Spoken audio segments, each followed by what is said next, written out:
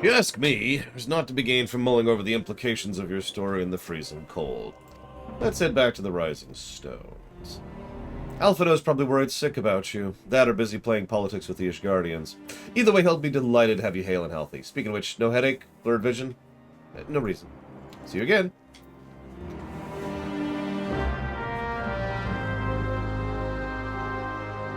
Gosh darn it.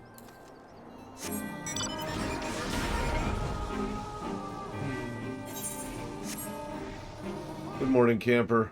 Good morning, Doom Rider. Good morning, loader. Good morning, Babadrix. You know, Babadrix is like, it's like 3 at night. Okay, whatever. It's morning technically, damn it. It counts. Doesn't it?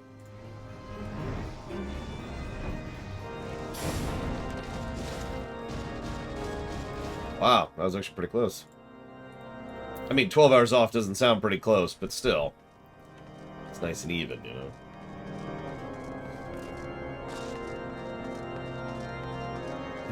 Okay. Who's ready for cutscenes? No, we're not there yet. We've got a bevy of quests. We're actually going to get to a new dungeon soon. Those who wish to join us for that. Was there any doubt the Warrior of Light would succeed? No. I can speak for all of us when I say you'd like nothing more than hear a tale of your victory, if you'd be so kind. Yeah, sure, sure. We were too late to prevent the summoning, but not too late to prevent further loss of life. An outcome worthy of celebration, and one for which we have lore to thank. Yes, you're right. Of course, Aramric. We should be content with what we have accomplished. I, for one, could not have wished for a better outcome. Shiva is no longer a threat. The heretics have been routed. There's the matter of Iceheart's escape, but she cannot run forever. Whether it takes days, or weeks, moons, or years, my knights will find her. In the meantime, Drillmond, is the caravan ready? Supplies your men recovered have been prepared to transport in accordance with your wishes. Rest assured, my knights will see them safely to Revenant's Toll. This is the 3rd one now. Less. But yes, these are the same supplies. This is actually funny. These are the supplies that we sent to Revenant's Toll, that the heretics stole, and then we have re-stolen and are now sending to Revenant's Toll again.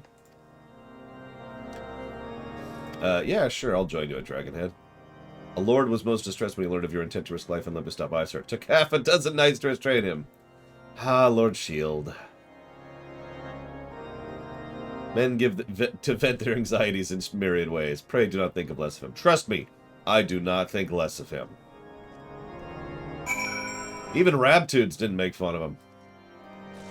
That's saying something right there. Nothing is sacred to Rabtudes. They are true monsters. Hi, Mike Romano. Hi, Giga Pudding. You lie, Giga Pudding! I will hear no such slander against Lord Shield. One of these days I'm going to say it out loud, and I'm going to try to start saying his name again. In the interim, he's just going to be Shield. Frickin' French.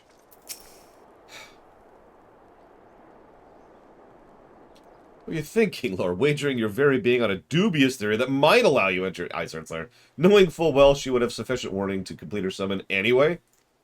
And then engaging the abomination of Mortal Kombat. Good Lord, by the Fury lore. 'Tis the stuff of ballads, a battle for the ages. Ah, would that I had been there to fight by your side. No, no. And here was I forced to wait, condemned to wonder at the fate of a dear friend for a veritable eternity. I would not wish such torture on my most hated enemy. You know, I just realized, I think he's my height, too. You could say he and I see eye to eye. So Emmerich wished to have words with you and Master Alvino. He waits us in the intercessory. Okay, okay.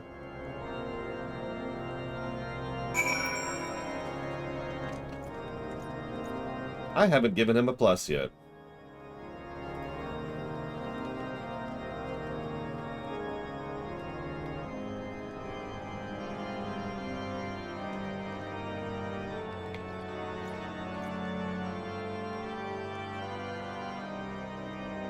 Thank you, Daniel Dort. As always. If you do happen to know where you'd like that to go, please let me know. Otherwise, I don't know what. I'm not big on threats, so just you know, let me know. Wait, I've got it. If you don't tell me, whoop, wrong door. I'll force you to play through ARR again as a new character. The most evil thing I could think of. Actually, Guild Wars 2 vanilla would be worse. Honestly, WoW vanilla would be worse too. I hate this song. On behalf of the Holy See of Ishgard, allow me to express my deepest thanks. Never before have we been required to contend with a primal. Indeed, there were fears in some quarters that our knights might not be equal to the task.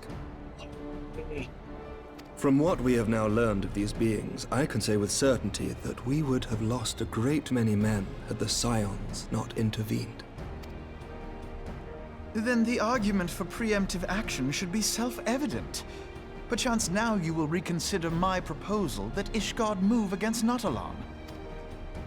Ere we first met, a similar proposal was tabled, but the Holy See decreed that we were to observe, and that military action should be taken only in self-defense.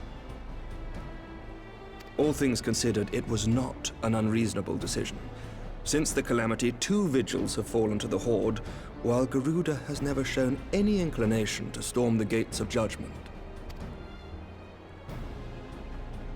Which is why this unprecedented crisis and its resolution may prompt a change in policy. You know what I love most about this? This is someone who's skilled in politics and a good person, and someone who's an amateur at politics and a good person. And it's interesting to see them bounce off of each other. Hi, Takoida. Hello, Blade Traval. And I put that towards Batman the Animated Series. Thank you. Yeah. You who have faced these primals know well the threat they pose. Ishgard did not. Not until now. And there is naught like a brush with death to change a man's outlook. At the very least, this should silence any lingering objections to our arrangement with Revenant's Toll. The Holy See may even feel moved to grant us its formal endorsement. So far as it is possible, the Scions shall be compensated for their service. We should be grateful for any aid you can provide. As a gesture of good faith, I shall withdraw my previous request. Your people are doubtless needed elsewhere. That will not be necessary. We too have a vested interest in watching Dravania's movements. I see. Once more, I must thank you.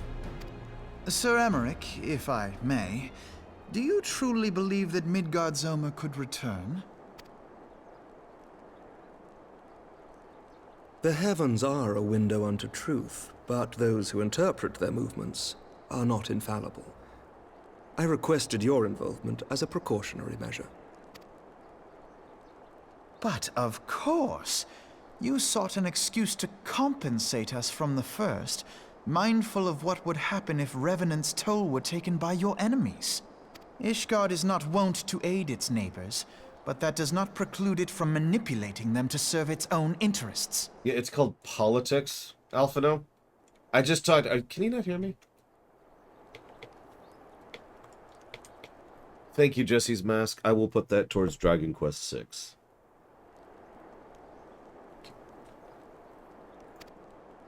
Choose your next words carefully.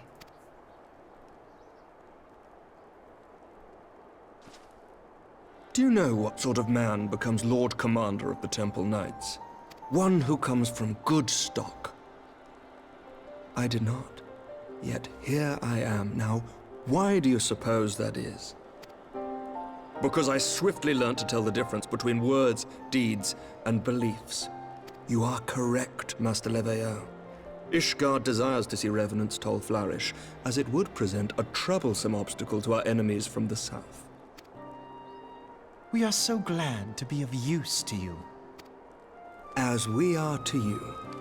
Ours is a mutually beneficial arrangement, lest we forget, one born of necessity. The dragons grow more restless by the day, and the heretics harry us nigh without cease. We have contended with such troubles for centuries, but there are limits to even our endurance. And a fresh reminder, Ishgard is at a net negative right now. I forget the proper term. They are draining, they are bleeding out. in terms of personnel and in terms of resources. Yet as a pauper is loath to part with his meager possessions, the leaders of Ishgard are not wont to render up their trust to outsiders. But with perseverance on our part, they may yet be made to see the light. Nevertheless, one must take care when walking the road less traveled. Wise words, Sir Emmerich. I shall make a point to remember them. And to his credit, small spoilers, Alphino does remember that. I must apologize for my earlier outburst. I hope it will not sour our good relations. Not at all. You but spoke from the heart. I trust you understand that at times my duties may prevent me from meeting with you. On such occasions, my second-in-command will speak for me. She still hasn't been named. Lucia, at your service. There it is. I just point that out because she's been in cutscenes for a while. And this is the first time we finally get her name. Pray excuse our reticence. We are but wary of speaking too freely, lest our sentiments be made known to our enemies. Know that the Lord Commander and I are of one mind. For the sake of Ishgard, and of Eorzea at large, I pray our peoples can put aside their differences.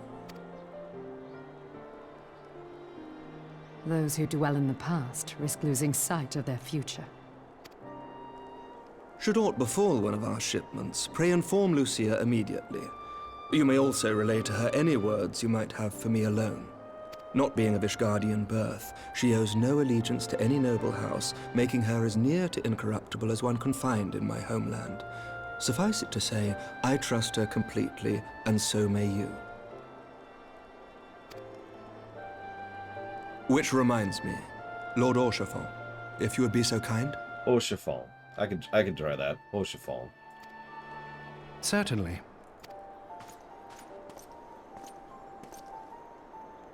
In times such as these, trust is ever in short supply.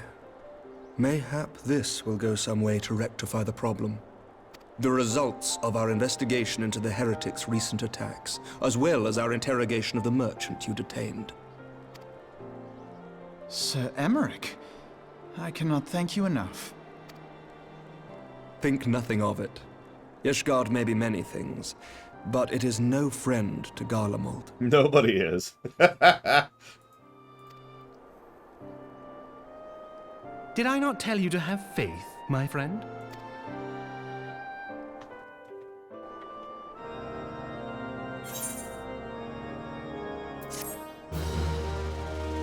For a bit of an update, we are, we are 6 quests from Keeper of the Lake. For those of you who'd like to join us for that, just kind of heads up for the range there. I know Rax has very much been wanting to be that, so we'll see if he wakes up in time to be a part of that. We've got a little bit, though. We got a little bit. So, Iceheart's method of summoning Shiva defies all precedent.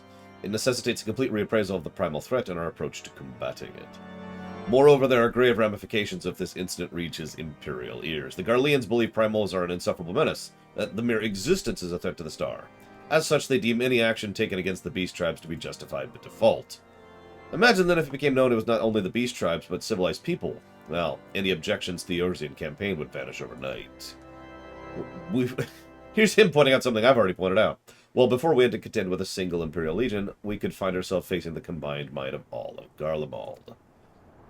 But yes, let's continue talking about this in Mordona.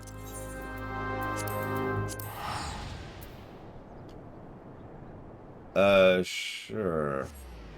I don't see a prompt, though. You're lying to me, Disco. And you know what happens to people who lie to me.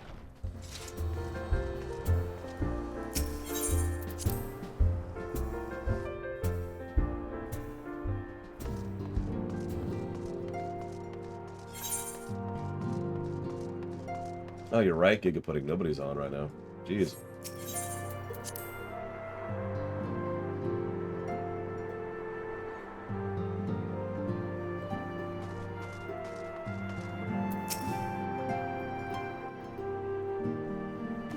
Words cannot well express how glad I am to see you return to us hale and whole. You know what percentage of her dialogue is just, I'm so glad you're safe? I don't mean to once again throw shade at a terrible, terrible character I've already given multiple negatives to, but she says that a lot. Thank you, Seraphim. As always, I will put that towards Assassin's Creed Valhalla. Another very long game. Needless to say, I am most eager to hear your account of that which occurred in Kurthis, assuming you're ready to speak of it. Yeah, we need Rayon J, though, for this one. Excellent. I shall summon the others at once. And Moonbrita.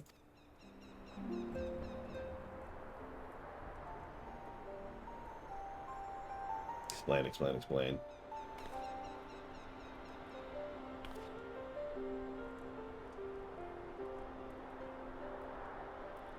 Iceheart used her own body as a vessel for a primal soul?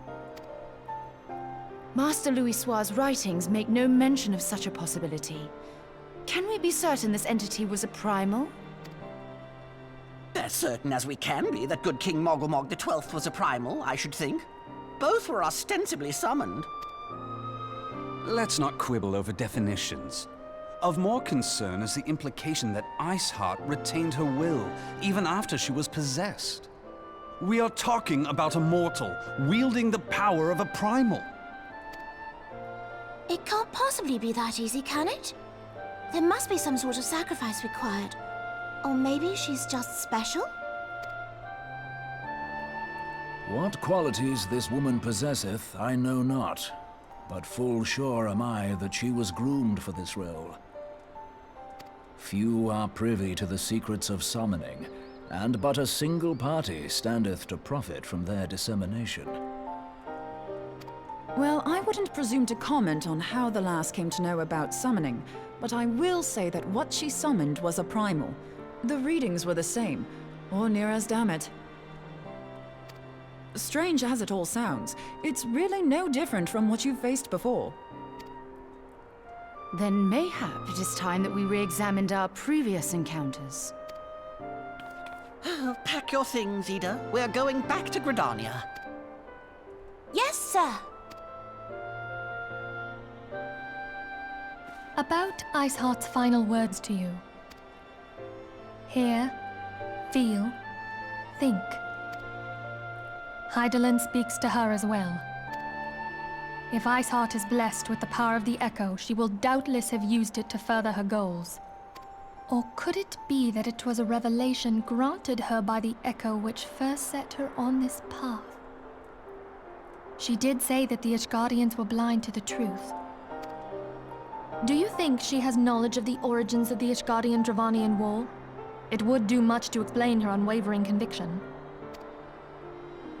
Did not the Lady Iceheart implore thee to seek the Keeper of the Lake? And did she not imply that in so doing thou wouldst come to see with eyes unclouded? Midgard-Zoma was a king amongst kings who reigned for centuries on end. But he is dead and his wisdom lost to the ages. Unless the Ishgardians' fears are well-founded, it would seem we have yet another reason to stand watch over the Keeper of the Lake. For a mercy, we are well positioned to do so. Iceheart, Shiva, Ascians, and Midgard-Zoma. I shudder to think how they're all connected.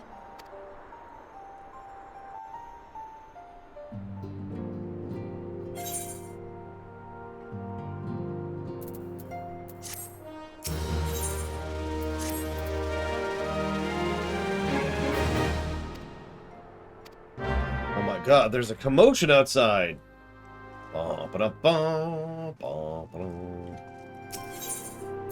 the way, I would help you, Giga, if I wasn't, busy and honestly kind of in a hurry. But yeah, that's her nom de guerre. A nom de usage, if you prefer.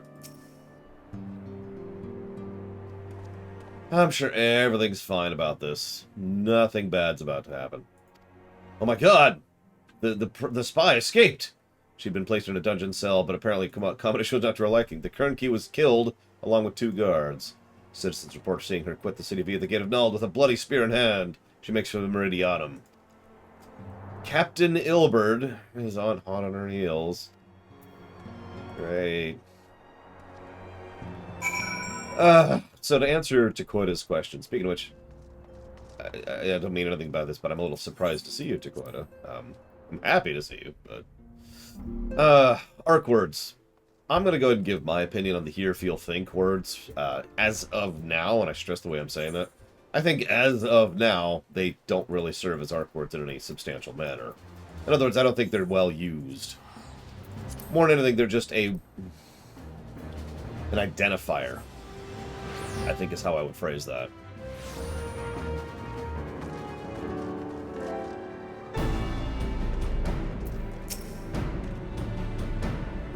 Hey, Ilberd, the greatest person ever.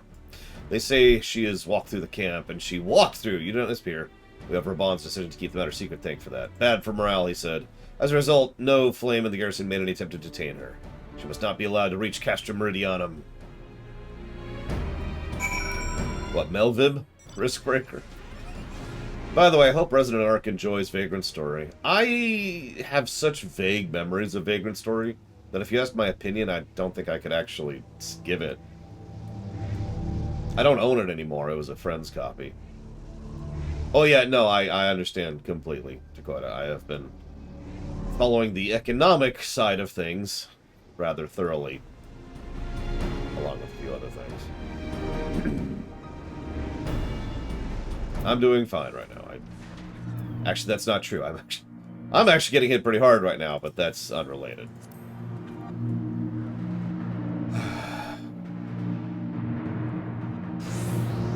Yeah, we'll see how they say Merlwyb when they change voice teams.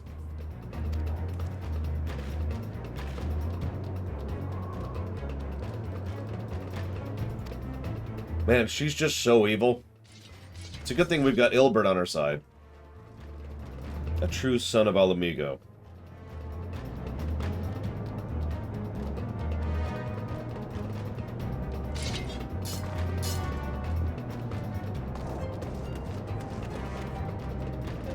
Hi, you're inside of a thermonuclear warhead. That's me, by the way. You didn't catch that. There you are.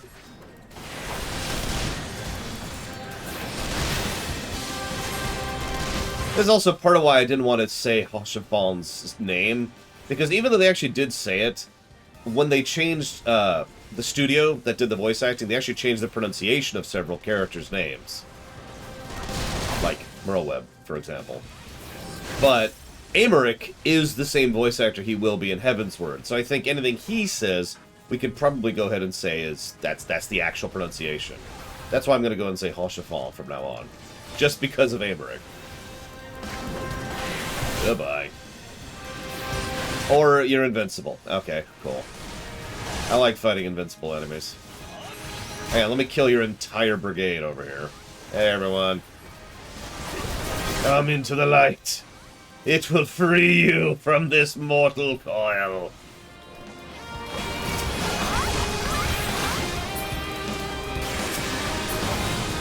Yeah, I imagine, and I don't mean this as an unkindness, but I imagine if I reviewed Vagrant Story, it wouldn't review particularly well.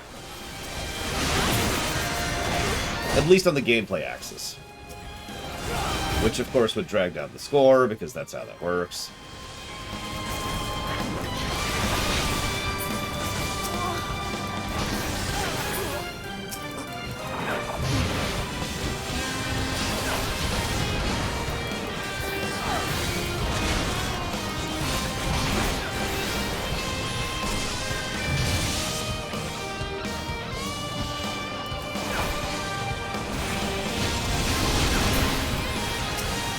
That is a good question, Disco.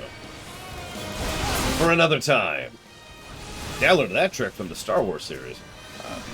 So, this is a really boring battle, just occurred to me, so I guess I could go ahead and some questions. What do we got here? Where's my QA bot? Imperial Star Destroyer isn't here, so I'll save that question. Omega Legion says, when you look at Garlemald, well, as I feel like I just said, don't worry about it, DVD Dimitri. Nevertheless, I do appreciate the sub very much. Especially right now. Thank you very, very much, as always. Oh, god dang it. No questions! Yeah, no, that would be why. If you know what you want to put that towards Stevie Dimitri, do please let me know. Bind her. Do it tight! Can we just kill her? No? Okay. Good work, men. Hi, Alpha, no.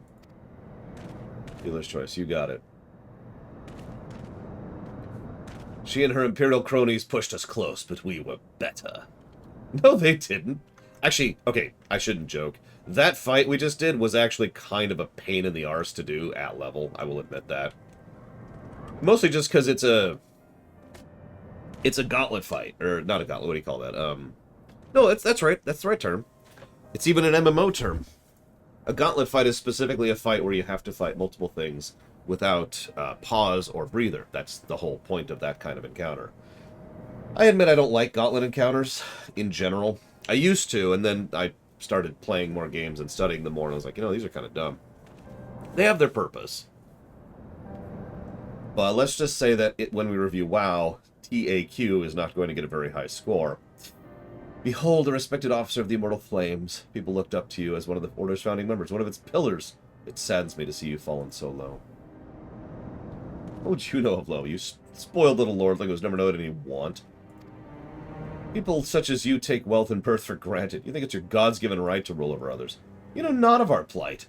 The injustice that low-born Ishgardians must endure. Toward lords and ladies, we're not people, but resources to be consumed. I did what I had to survive. Killing, stealing, whoring myself. It's no fault of mine if fools imagine me a paragon when I joined the Flames. To hear you tell it, you would think you're the only person who ever suffered. In case you've forgotten, Raban himself was born into poverty, as was I. We lived hand to mouth, with little more than shirts on our backs. Hunger was a constant companion. We did not bemoan our lot in life, doing it to begrudge others their fortunes. We accepted the hand we'd been dealt and played it to the best of our ability. Life is a battle, but no matter what fate threw at us, we took it on the chin and came back for more. Everything we have, we fought for. Interesting coming from Ilberd. Are we any different, then? 'Tis true we are both mercenaries of low birth, and 'tis true we both had our fair share of struggles. Whereas I sold my sword, you sold your comrades. If I want to stress, you know what, I'm going to take a screenshot of this. Because this one line justifies that negative story by itself. If life has taught me one thing, says Ilberd, is that you never betray your own. I would sooner cut off my own arm than raise a hand against a friend. What the frell? But enough talk. You will return to Ul'dah to face justice and the people whose trust you have dragged through the gutter.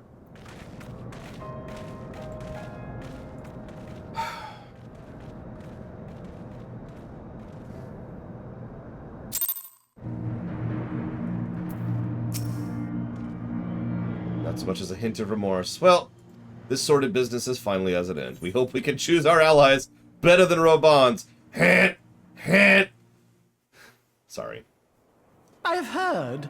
Truly bothersome business. Hi, Teleji. No, I do not foresee a problem on that front. The main concern is Roban. There is no telling what the brute might do. Have the Blades watch him in the flames day and night. You may leave the Sultana to me. I shall personally attend her grace. Idiot.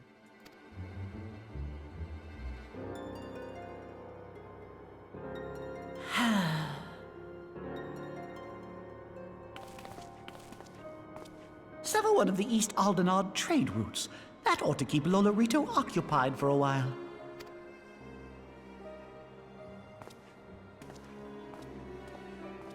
Nanamo Ul'namo. For my sake, pray be a good little Sultana to the last. Yeah, it's a great idea. Let's plot against the most popularly... Okay. I know the rich and the powerful have, you know, money and power, but even in Ul'dah, there are a few checks and balances, and the Sultana is actually one of them, believe it or not. No, really. Because the Sultana, for those of you who haven't caught this, is actually extraordinarily popular. An enormous number of people like her and follow her, either in terms of actual loyalty or in terms of just because she's cool, or because of tradition, or because of oaths, or whatever, right? Obviously, that's not true for everyone, but there is a fairly large group of people who would be rather upset if someone were to assassinate the Sultana, for example. Talaji! And I'm only pointing this out because he is just that stupid that he thinks he could get away with something like that. To use a parallel, I know this is only applicable for people in the United States, but imagine, if you will, someone was like, I'm just going to kill George Washington, and then I will take the crown. And that's how stupid Talaji is. Captain Ilbert and I have a few questions for the Flame Marshal. Okay. I'll go tell Minfilia everything, while you go talk to Roban. Sure.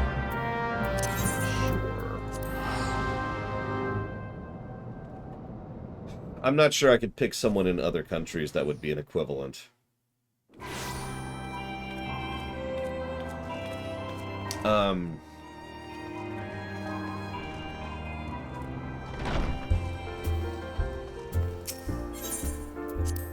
If... What, Loner? I don't get your question.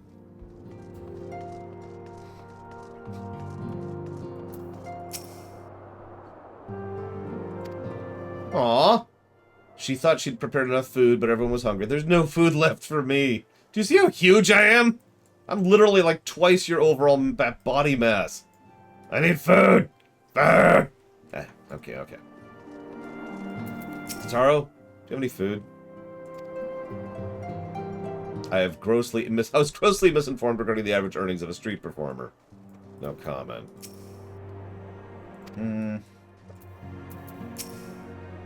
I do not fault Sir Himmick for being less forthcoming with his beliefs. Not even the Highborn are beyond the reach of the Inquisition.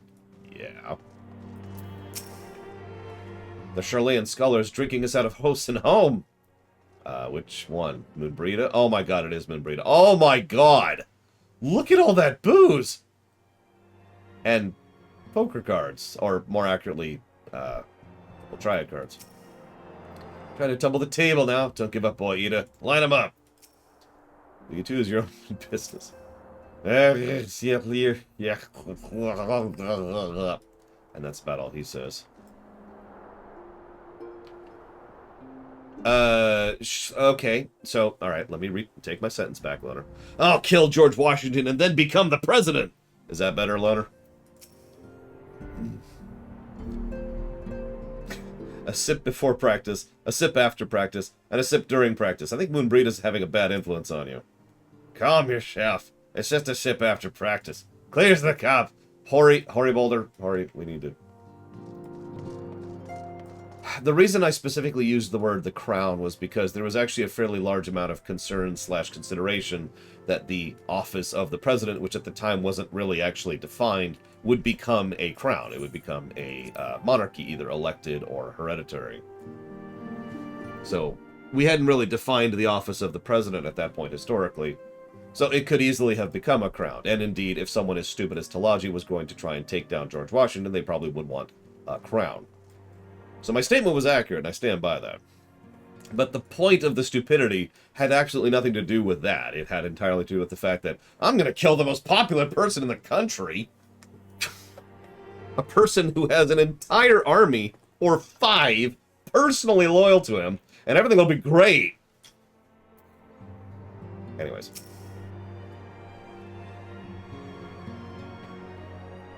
Welcome back, my friend. I have already received word from Alfino. To think that Flame Marshal Huayu was the Garlean agent. I know not what to say. She sucks anyways. Together with Robon, Eileen lent us much-needed aid at the time of our order's founding. She was particularly passionate about the need to tackle the primal threat. When we discussed the subject, her eyes fairly shone with determination. Whatever else she may have been, I choose to believe that it was her true self with whom I spoke then. I mean, she could have been a traitor, but that doesn't mean she wouldn't be anti-primal. I mean, we've actually already talked about this as far back as the 1.0 stuff. The moment Bahamut showed up at Cartano, the Garlemalds and the Order Alliance and the Scions who were present all sort of rather abruptly shifted to the same side. in StarCraft terms, they were all suddenly blue units.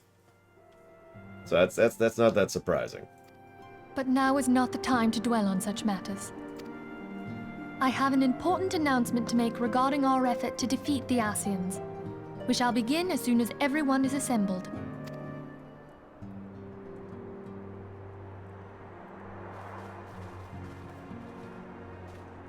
My thanks for coming, friends.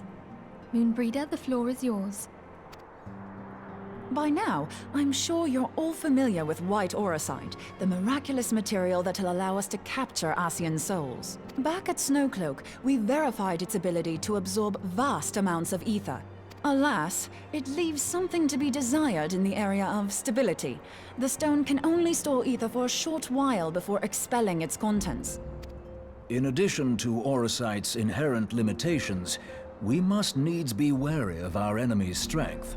Our foe draweth upon an infinite wellspring of power. Even should we succeed in entrapping him, the stone will not long contain his wrath. Meaning that, if we want to kill the swine, we'll have to be quick about it. 'Tis our belief that an Ascian soul may be permanently undone, if smitten by a sufficiently concentrated burst of pure ether. The only trouble is, we can't say for sure how concentrated the burst needs to be. Without knowing how much ether an Ascian soul is composed of, we're basically guessing. Our sole clue lieth in thy struggle with La Hebrea. During that encounter, Hydaelyn bid you forge what she called a Blade of Light, a weapon which took the form of a luminous stream of energy. Based on your description, we believe the blade with which you vanquished your foe was composed of ether. Admittedly, your victory proved ephemeral, as La Hebrea was able to use a crystal of darkness to flee into the space that lies between our world and the void. The fact remains, however, that Hydaelyn placed the means to destroy the Ascians in your hands. Be that as it may, it would be unwise to assume that she will do the same when we next encounter such a foe. Quite so, my lady. We must needs find the means to forge our own blade of ether, one to equal that which Hydaelyn did benevolently bestow upon her champion. That is all well and good, but it seems to me that producing such a blade will require a prodigious quantity of ether. Whence will it come, pray tell? I've got it. Let's summon a primal. Oh, what if we had two pieces of white auracite? One to trap the Ascian, and the other to store the ether for the blade. Oh, nice try. But it's as I said, the stone won't hold ether for any length of time. We'd still need to collect the stuff there and then, sorry to say. And therein lies the rub. Finding a way to create the blade whenever and wherever we choose. 'Twould seem more research is in order. Alright, I'll increase the research budget. God, you could have just asked in the first place. I'm going to linger a while, perform a few more tests on the auracite. And I could do with some help. Urianger, why don't you lend me a hand? Mine apologies, but I am required at the Waking Sands. Oh, go have sex with her. Jesus Christ, dude. Lady Minfilia hath given me sole charge of the premises. 'Twould be unseemly to leave them unattended. Sole charge, you say? So you're basically alone there, then? Well, that settles it. I'll just have to come to you. That's true. They'd have the whole area to themselves.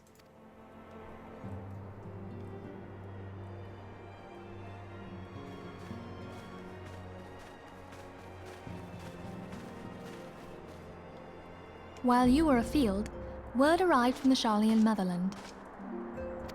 You will recall that a survey party was dispatched to investigate the incident at the Isle of Vow. What they discovered was troubling, to say the least. According to the report, the Isle has been erased from existence. 'Twas as if a hole had been torn in the very fabric of reality. Aye, yet the mystery endeth not with the Isle's disappearance. It hath come to light that a number of scholars in various other locales were reported missing at a similar juncture.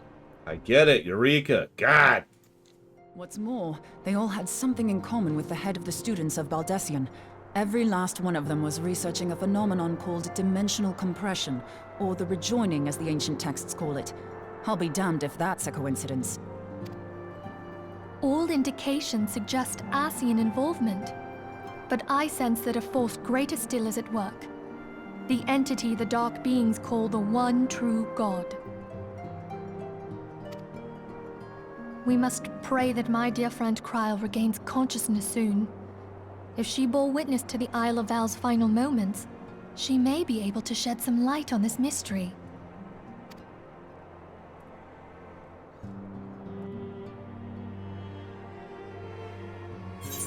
Oh wow, there wasn't a meanwhile elsewhere this time. Good morning, Maverick. Good morning, Kata. God, meanwhile elsewhere.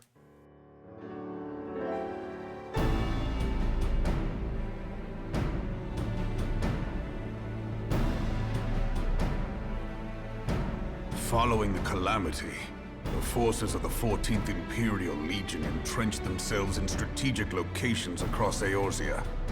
So swiftly did they accomplish this, it was suspected that they had received help. To think that it came from Huayu, my right hand. There is more. We have reason to believe that Huayu didn't deal exclusively with the 14th. She also answered to a higher authority in Garlemald. But this higher authority could not have been the Emperor. By consenting to the Media Project, Solus Zos Galvus showed himself to be more concerned about preventing the spread of primal influence than claiming Eorzea for the Empire. He would happily have seen the lot reduced to ash. We believe a number of high-ranking figures within the royal household were against the decision, but that they knew better than to oppose the Emperor openly. Of course, this didn't prevent them from making clandestine provisions, in which Huayu played a part. Alas, these provisions did not prevent Dalamud from falling, and the ensuing chaos changed the face of the realm forever. Yet Eorzea survived. To all intents and purposes, the Meteor Project had failed, and the Empire was left to rue its lack of a decisive means to eliminate the primals. Until, that is, it stumbled upon the Ultima weapon. Even before the accursed thing was dug up, it seemed to me the 14th had the might to overwhelm our weakened armies. Yet they chose to hide behind their walls. Why? The Black Wolf was wary of making the denizens of Eorzea desperate, lest more primals emerge to bleed the land. The discovery of the Ultima weapon, however, emboldened him to resume his war of conquest in earnest. But there was one in Garlemald who believed that Van Belsar's actions were premature. One who stood higher in the Imperial Army's chain of command. He ordered the Legatus to halt his advance, only to find that the Black Wolf had slipped its leash, and that the 14th now acted alone. In a bid to bring Van Belsar to heel, he used the agent he had planted in Ul'dah prior to the calamity to undermine the Legion's efforts. A man who outranks Van Belsar, yet opposed the late Emperor's decision to annihilate Eorzea. This could only be the former High Legatus of the Garlean army, now known as Emperor Voris Zos Galvus. So he was Huayu's true master. But one of several in actual fact. We've learned that even as Huayu served the Empire's interests, she sold Imperial secrets to a certain faction in Eorzea. In so doing, she helped to maintain the status quo, thus prolonging the conflict. Considering who stands to profit from war, it isn't hard to imagine who her other masters were. Seven hells! You mean to say that she was a double agent? Triple, if you consider her services to Van Belsar and the new Emperor as separate. As neatly as these pieces seem to fit, one aspect of the puzzle remains unclear to me. By whose will was the Marshal feeding intelligence to the heretics? And try as I might, I fail to see how aiding their cause would profit either her Imperial or monetarist masters. Could it be that another hand is at work here? If so, Huayu must be made to reveal whose it is.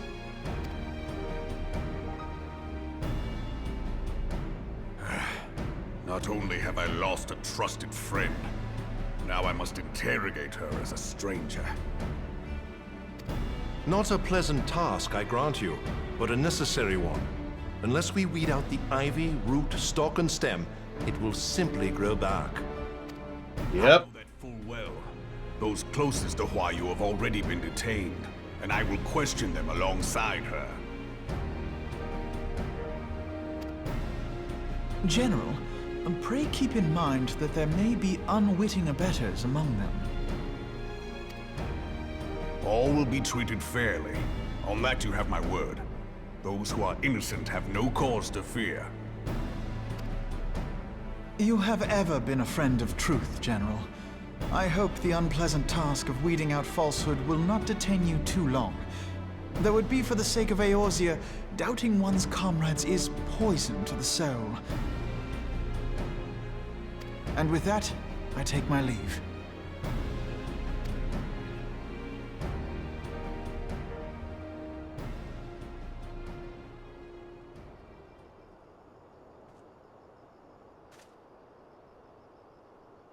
All these years, I've been made to dance to their tune.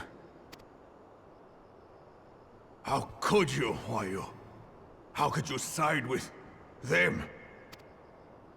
Those cankers who take from this land and give naught in return, who use their power to disempower and grow fat while the people starve. I know you can hear me, monitorous scum! Your crimes will not go unpunished! Damn, purge this land of your sickness! Before the eyes of the 12, I swear it!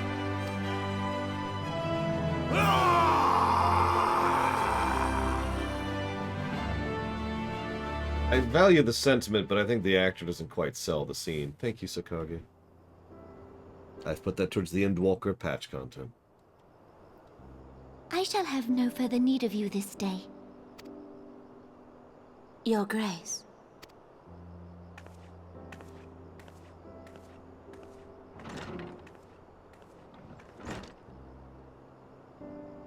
I fear that not even mine own chambers shall remain private for long. Has the situation grown so grim? Ever since he proposed the Cartiner Reclamation Bill, Teleji Adeleji has risen to greater prominence upon the backs of impoverished refugees. The monetarists were ever united in their pursuit of profit, but the man's actions have torn a rift in their ranks. They snap at each other as rabid dogs. Yet now is not the time to be bickering among ourselves. If this bickering is a threat to law and order, might you not have grounds to dissolve the Syndicate? Would that the solution were so simple, Admiral. Alas, my moving to dissolve the Syndicate is certain to spark outrage among the influential merchant class, whom the Cabal represents.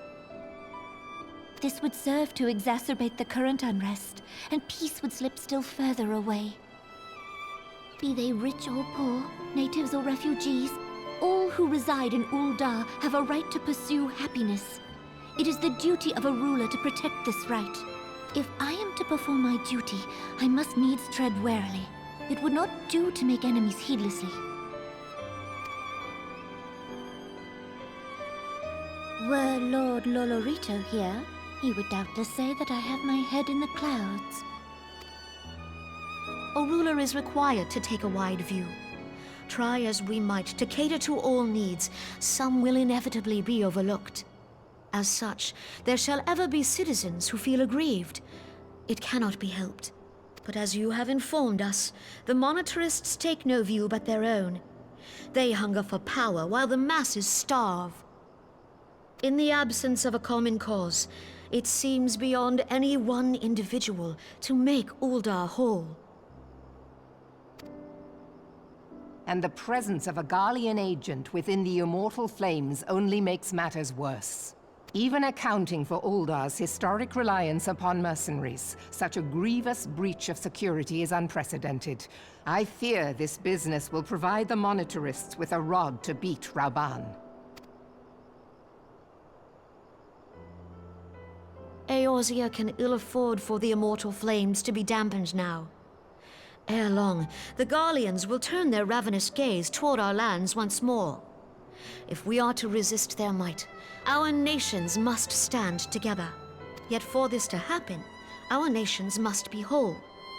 Cannot be done to improve the situation in Ul'dah. The true wealth of Ul'dah lies in the health, happiness, and hopes of her citizens. Alas, the citizens shall never know these things, so long as their lives are ruled by the ambitions of the few. The monitorists claim to represent the best interests of the people, but in sooth they desire only to manipulate them for their own selfish ends. For the government to serve the people, it must be formed of the people. For Ul'dah to move forward, it is not only the Syndicate that must be dissolved. Nay, you jest.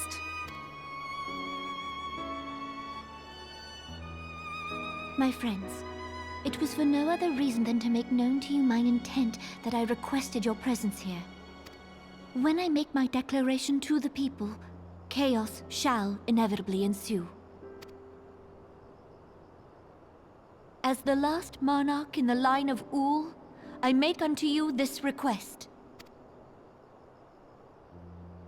Help Rauban to preserve order and protect the people. Forsake them, and you forsake yourselves. For a strong Eorzea will ever have need of a strong Ul'dah.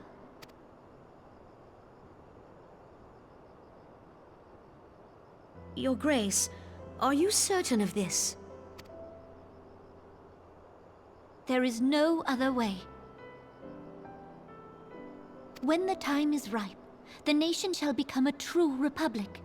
Both royalists and monitorists shall cease to be. Ul'dah will no longer belong to kings or queens or merchant princes, but to her people.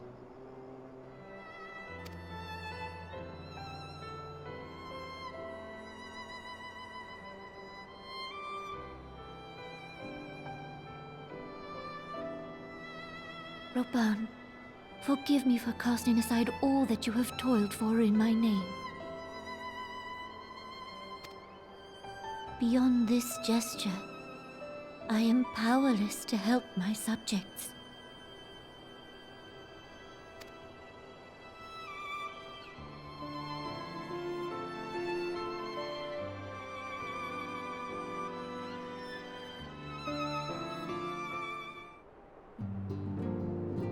No. Sorry, I'm... Nice long cutscene, get used to that, by the way. But,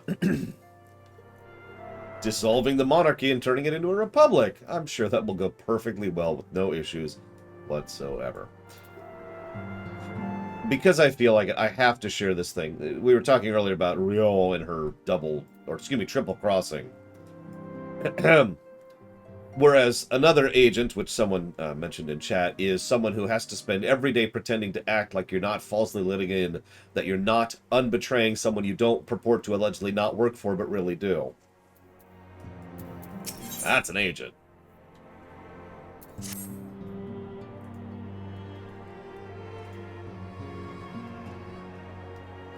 So, we must not neglect other concerns. We must do other stuff. So, lest you forget, the Scion should not hold this alone. The Crystal Braves are here at your disposal. We got your back. Just trust in the Crystal Braves.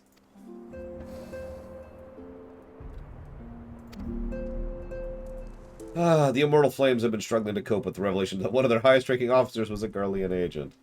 Alaji are doing their thing, as you do. Rauban needs help. The Crystal Braves have totes got his back. Alphino, even you remember that the Crystal Braves are funded by Talaji, right? Like, you remember that? So she tells me, I'm not familiar with the details. Uriel J is poring over his tomes, and the others are contributing in their own ways. Alas, the key problem, to form an ethereal blade, is unsolved. Oh, by the way, if you're wondering why they're doing this little follow-through, we just skipped patches, so we've moved forward another patch. It's been 3 months. Let's give a quick recap. Recap.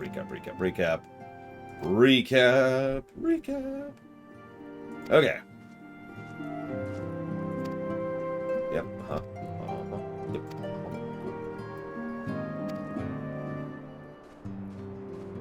Recap.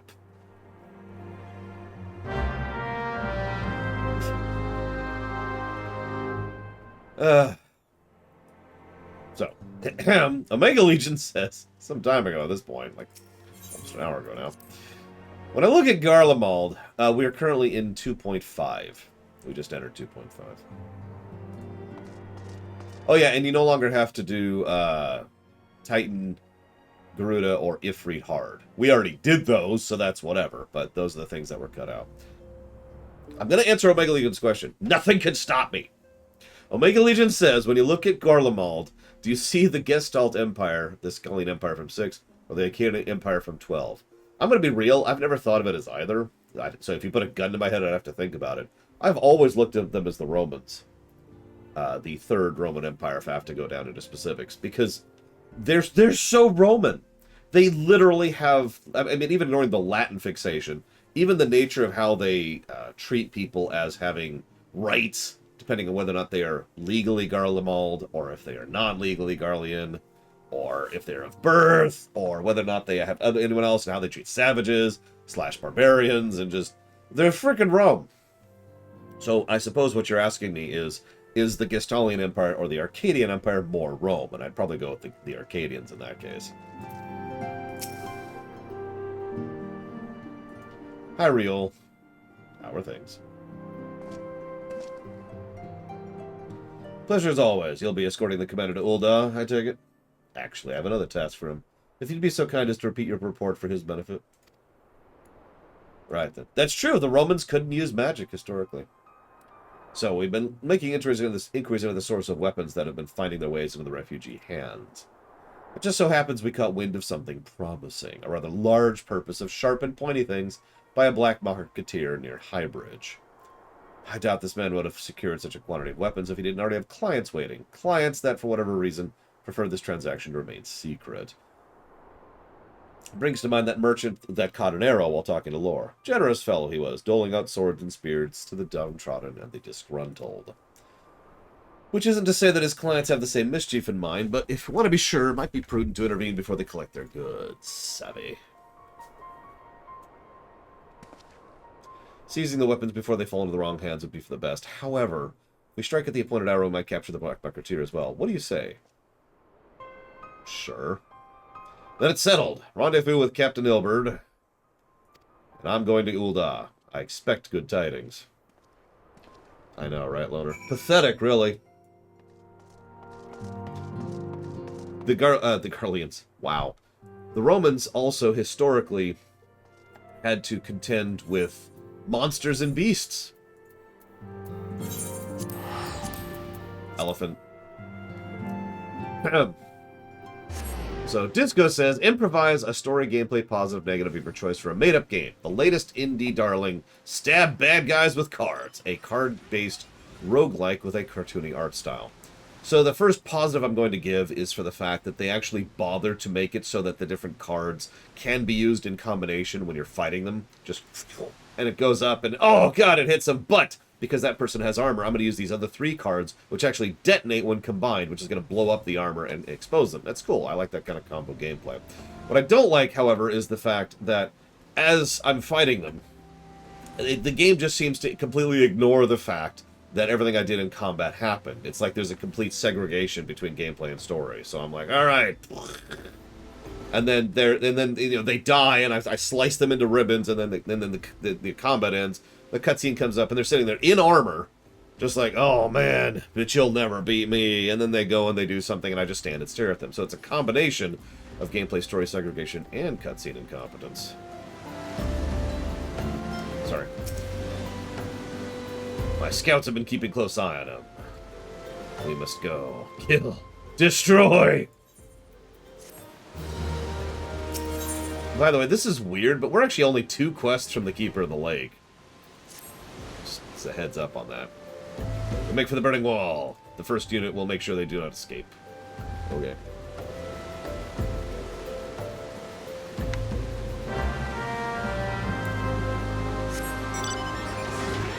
Listen, there's a lot of curse kill destroying going on here. How are there still people in Castra Meridianum? You know, honestly, I don't know. I mean, frankly, that place should be a crater. So I'm not sure what to make of that one. Blade Terval asks a lengthy question, so I'm going to come back to that one in a minute. I spy one man, but there are sure to be others. I have a plan. While you approach the sentry and create a distraction, my men and I will slip past and catch him unawares. Once you've disposed of the thug, we'll be off. Good luck, friend.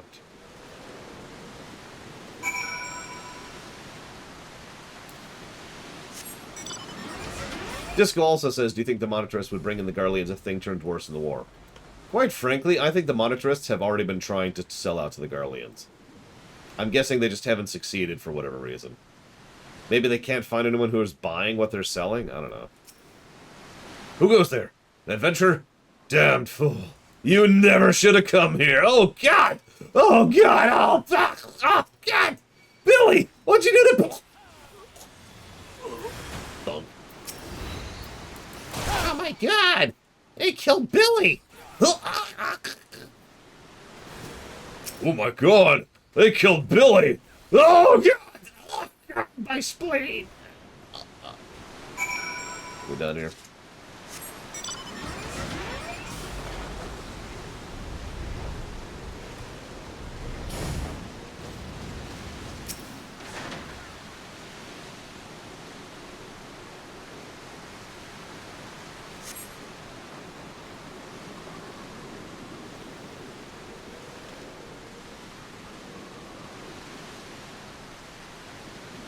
And I thought nobody would get that reference, Dakota.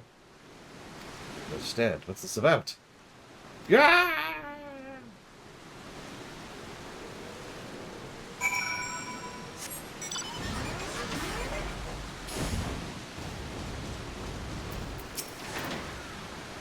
Oh no, he's dead.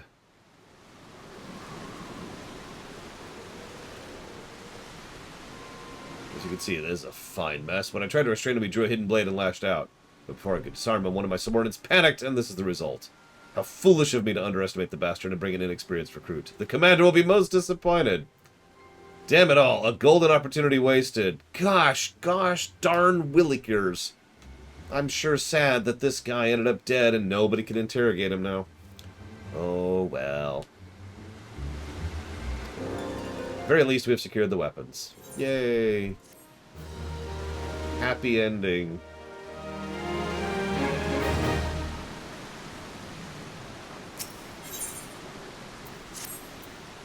I'll join the first and look for the dusk-white sellswords. In the meantime, you go to Ul'dah. Give the weapons to this person. You just want me to carry... Okay. Yeah, I can interrogate him. Let me just... There we go. Arise! God. I've thought many times... So, it's easier to do that kind of thing in D&D. But I've thought many times about how exactly to get a gameplay mechanic of being a necromancer from a narrative perspective. Like, there's plenty of stuff you can do gameplay-wise with being a necro, right? But imagine, like, it's a story point. It's like, oh no, we've killed someone. Like, maybe you can only get so many dialogue choices before their mind officially rots or their soul dissipates to the point where you can't get any more information. So you have to be very careful about which questions you ask, or... I don't know, maybe there's like a... I don't know, I'm trying to think. There's probably something we can do with that. Ah, the Warrior of Light. Ever reliable friend to the Crystal Braves.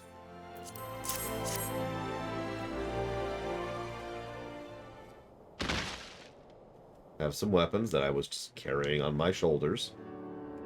Courtesy of Captain Ilberd. This can't be everything, can it? Yeah, no, that's the lot of it. Real stated with confidence, there'd be a greater quantity of weapons. I don't know what you want from me here. A blatant falsehood. Clearly, Riol is unfamiliar with the ways of Ul'dah merchants, who ever strive to present themselves as greater than they are. We should be thankful that his information was not completely erroneous and we managed to achieve anything of worth at all. You son of a...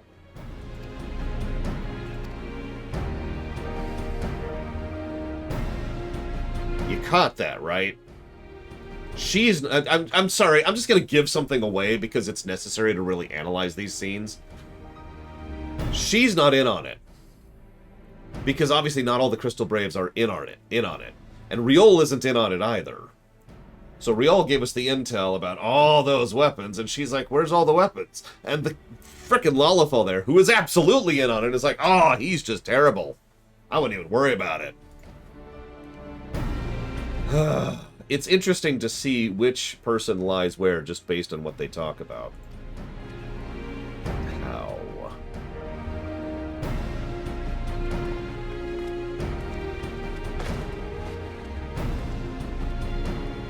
Excellent work as always. Rest assured the Immortal Flames will hear of your contribution. Till we meet again.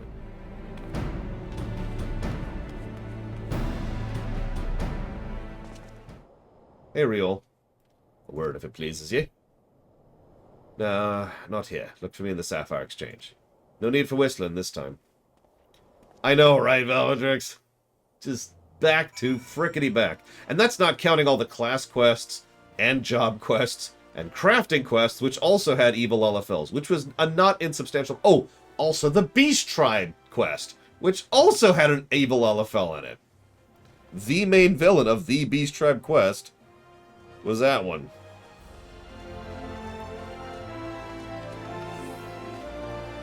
One moment, I need to do something here.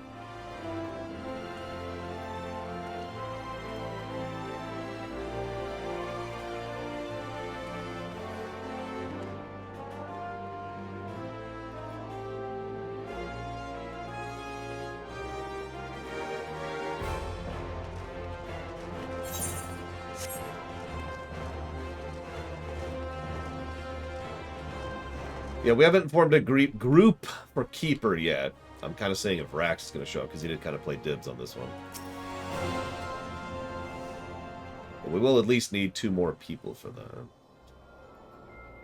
No, I legitimately think it's complete coincidence, Tara. I think the problem is that this is Ul'dah, a place which is full to the brim of obviously evil people, because this is the merchant city. So it just makes sense percentage-wise, statistically-wise, that we would see a large amount of evil Lalafellans, because they're from Ul'dah. That's just math at that point. Few places better than a market for privacy, I find. All the hustle and bustle of commerce means most conversations go unnoticed. I'll get to the point. At the Burning Wall, when you and the captain interrupted the exchange, what happened? Explain, explain, explain.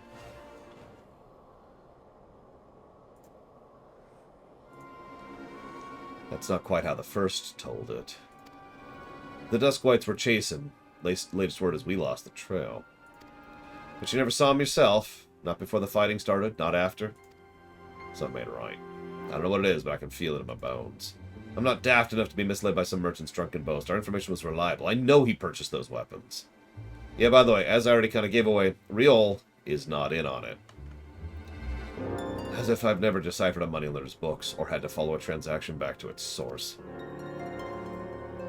I have to admit, this is a classic, typical form of narrative irony, but I like the fact that the Riol, who is just a, who's a rogue, who is a bandit, layabout, thief, is one of the most reliable members of the Crystal Braves. But again, that actually makes a bit of narrative sense, doesn't it? Even ignoring the obvious irony of the situation. We gave this guy a chance to be a part of something better and to put his task to good use. Of course he's loyal. Of course he's legit. Why wouldn't he be? Of course, these days the money flows like water. The first and third are getting the shiniest new toys. Forgive me, I've got a lot on my minds. I appreciate lending me an ear. Well, let's best let you get back to it.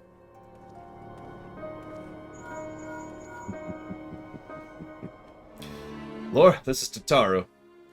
Your presence is urgently requested at the Rising Stones. Please come and see me as soon as you're able. Yeah, exactly, Disco. We'll probably have a surplus of people for Keeper of the Lake, which, by the way, is very soon, admittedly. I can be whatever, as usual. Where am I going? Rising Stones. I think we actually go to the Rising Stones more than we go to the Waking Sands. But, of course, nobody minds that because we can warp right there! I mean, okay, how many of you had this as your Hearthstone, your recall point for a huge chunk of the game?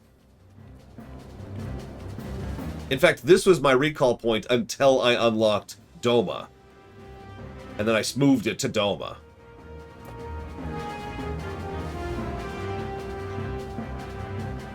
There's so many vendors and quests and things that go through here. And it's kind of a central location to warp from, for those of you not aware what I mean by that. It's literally right there in the middle, Mordona. So you can warp to Kurthus, Lanicia, Thanalin, or the Black Shroud at equidistance. And for those of you not aware, distance increases the price of warping.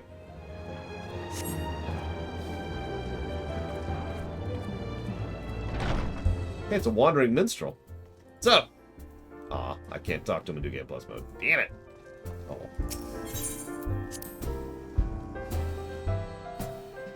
Well, you are truly mad, Disco. Playing this game without warping honestly sounds like hell to me, but it is an option that you can do. Ever since Moonbrita arrived, the Rising Stone is buzzing with excited energy. And booze, apparently.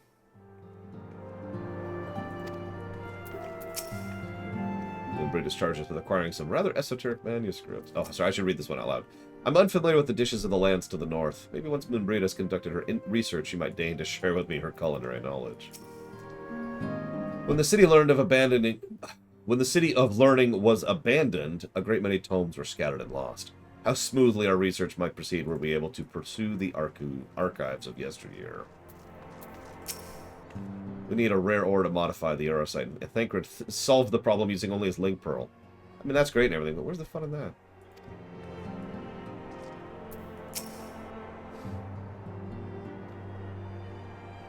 Kinda, yeah, Terra. But there's other...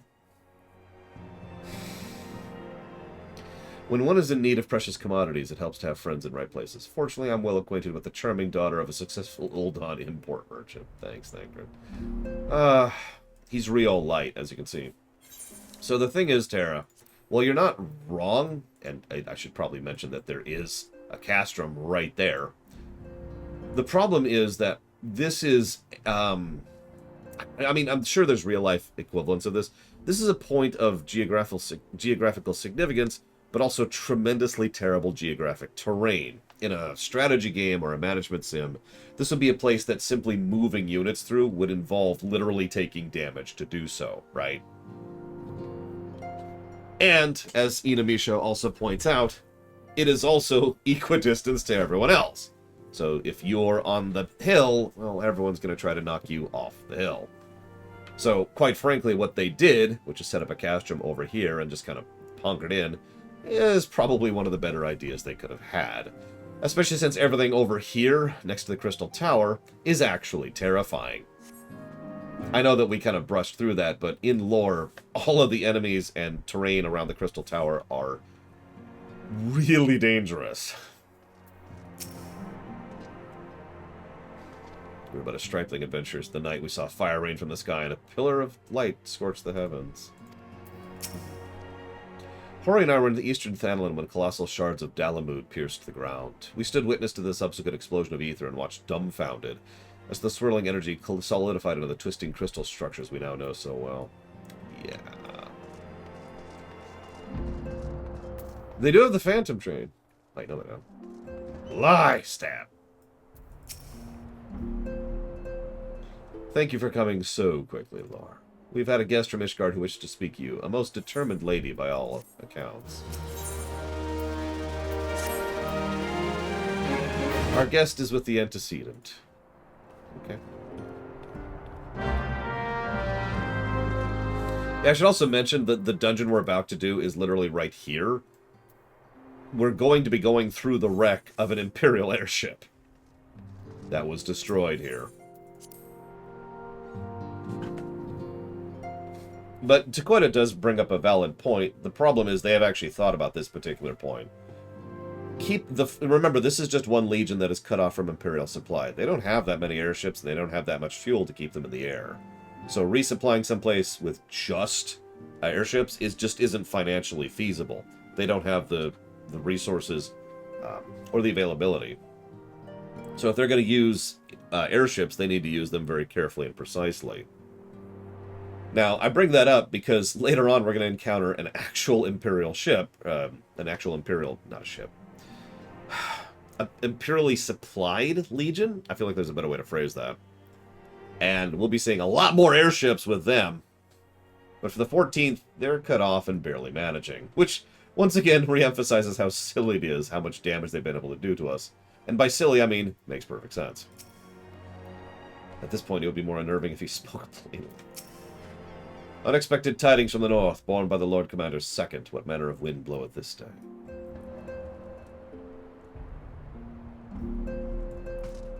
I know, right, Umbral Magnus? It's kind of crazy. As I've mentioned before, it is my analytical opinion. I don't have total truth of this, but it is my opinion based on analysis that the moment we hit 2.1 is when they actually sat down and they actually mapped out the skeleton of the story, so they were able to do foreshadowing. I point to the fact that there's actually a fairly large amount of storytelling in 2.0, which is either abandoned or retconned, whereas most of the stuff from 2.1 onwards is not, as my evidence there too. And yes, Gaius went against orders, directly against orders, and was actually declared a rogue legion. The reason Gaius maintained forces despite the fact that his emperor declared him rogue, or rather his superiors declared him rogue, was because Gaius just had that much loyalty. This is kind of the Roban situation. There it is. I knew it was up here somewhere. Anyways. What's up, Lucia?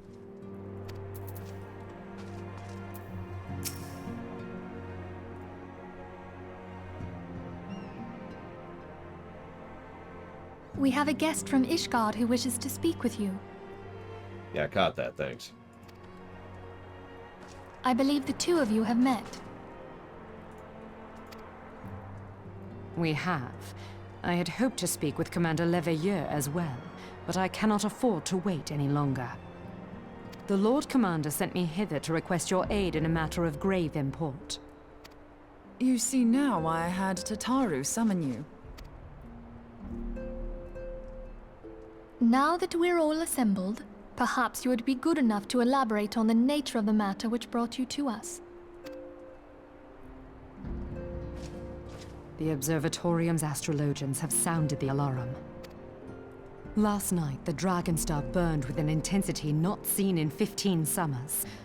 Not since the Dravanians engaged the Empire in the Battle of Silvertear Skies. The northern sky doth burn full bright upon the Wormlord's call. The red behemoth beckoneth, and flame consumeth all.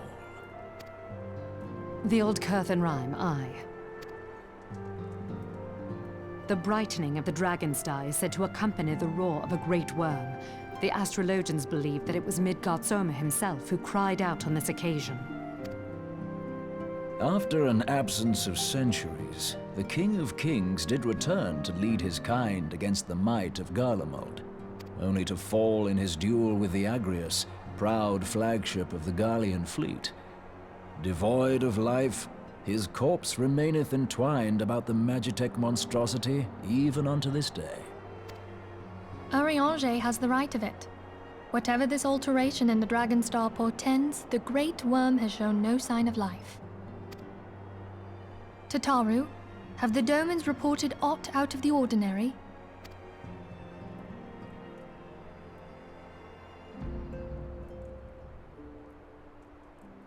Correct me if I'm wrong, but if Midgard Soma had roared, wouldn't we have heard it here in Revenant's Toll?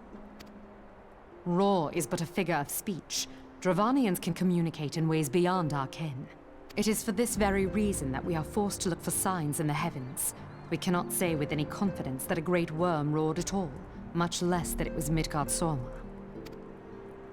Only by directly examining the Keeper of the Lake can we be certain. However, It will take too long to gain the Holy See's approval to dispatch the Temple Knights. Therefore, Sir Emric would entrust this task to you. Do you accept? We knew you would not disappoint us. Now, if you would excuse me, I must return and assist the Lord Commander. We have precious little time to prepare. Don't you want to hang out and see the results of my expedition? I'm not going to be long. To prepare for what, pray tell? When a great worm roars, his brethren cannot choose but answer. We prepare for battle. What is this, MLP?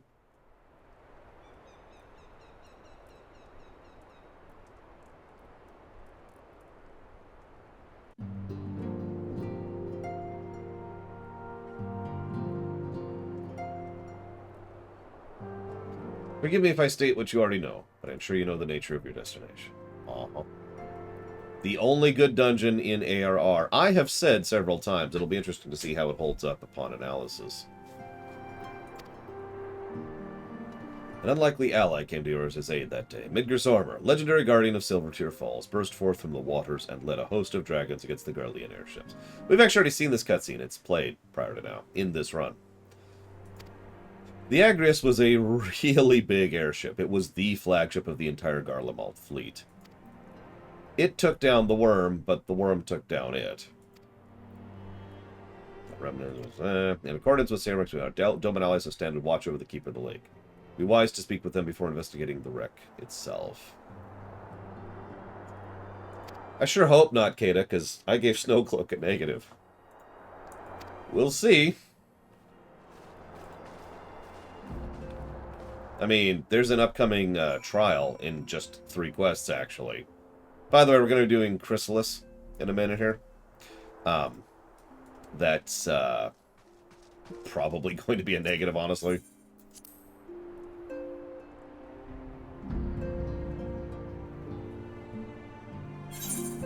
Alright, we do have a few people on now. Anybody wants to be here for Keeper, pick a number between 1 and 100.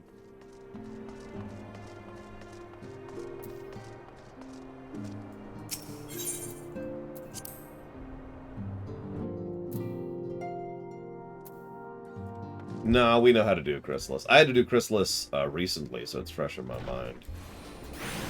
That's the wrong button.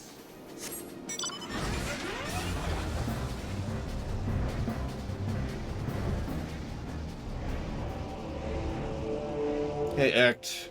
We're about to hit the Keeper of the Lake, which, of course, there's fog up right now. Freaking weather. But it's that. I've actually pointed it out before. That's the dungeon we're about to do. It's that giant wreck of a ship over there.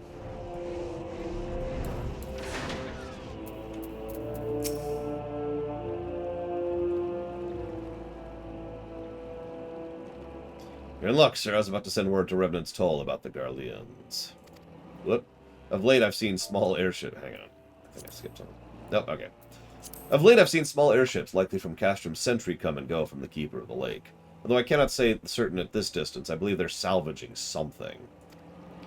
The Castrom's supply lines have been cut for some time, and I'd wager they're in desperate need of spare parts and other equipment. Hey, we were just talking about that. So I guess they literally don't have supply lines, and they're resorting to scavenging at this point. Which makes sense. They're probably starving out by this point. So it's true then. The Ishgardians honestly fear the worm might rise again. Well, from here it seems unlikely, but if it's assured, say what?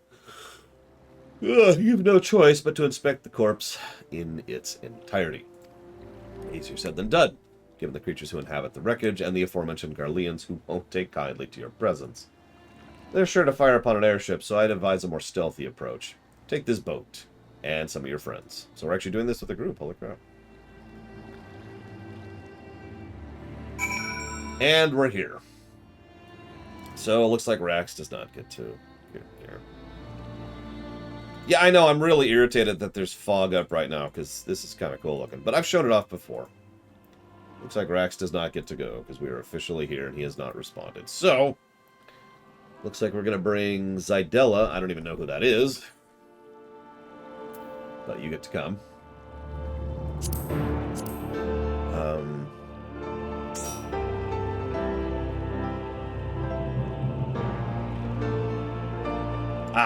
Gotcha. So we're bringing Andre. Lilith and Lily. I don't know who Lilith is either. So many names I don't recognize. Why don't you just always name all the things the same way? God. I'll go ahead and heal. Aha! Right here, which we are. This should be interesting.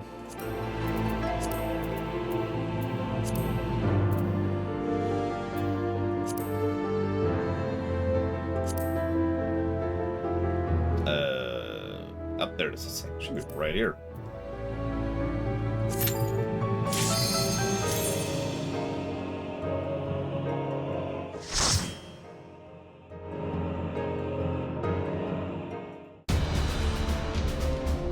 A little better of a shot, even though it's still got this fog.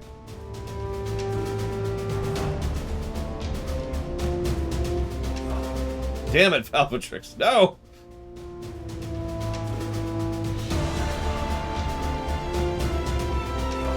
So, allow me to explain one of the reasons, up to you, Andre.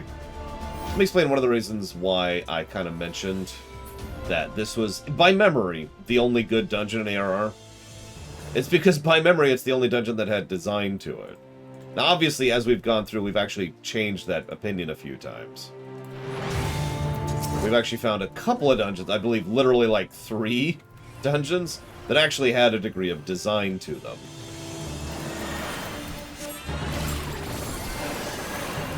So it'll be interesting to see how this one lines up. It certainly gets the visuals right, and that's a good thing. We start off with just rock and crystal, but there's going to be a lot of different biomes we'll be seeing throughout this dungeon.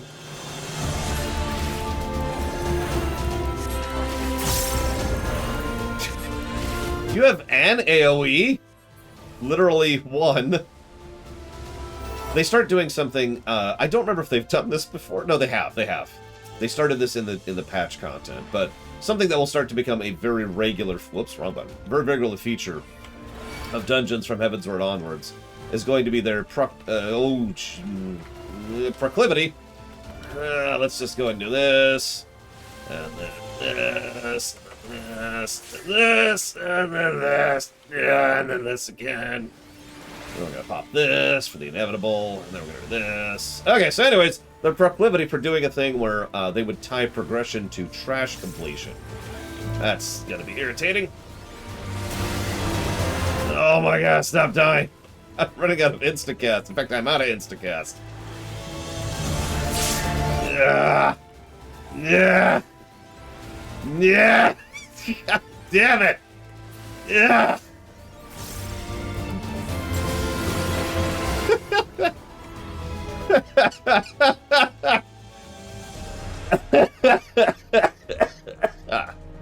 Oh, God.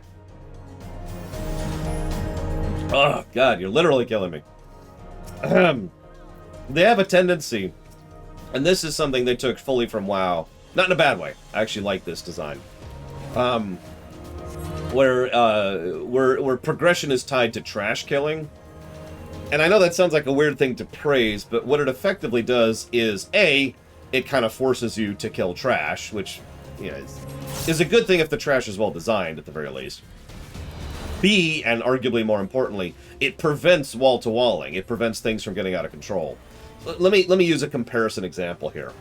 In the worst raid that exists in WoW, which is Molten Core, there's nothing preventing you from pulling the entire raid other than just the practicality of doing so, right?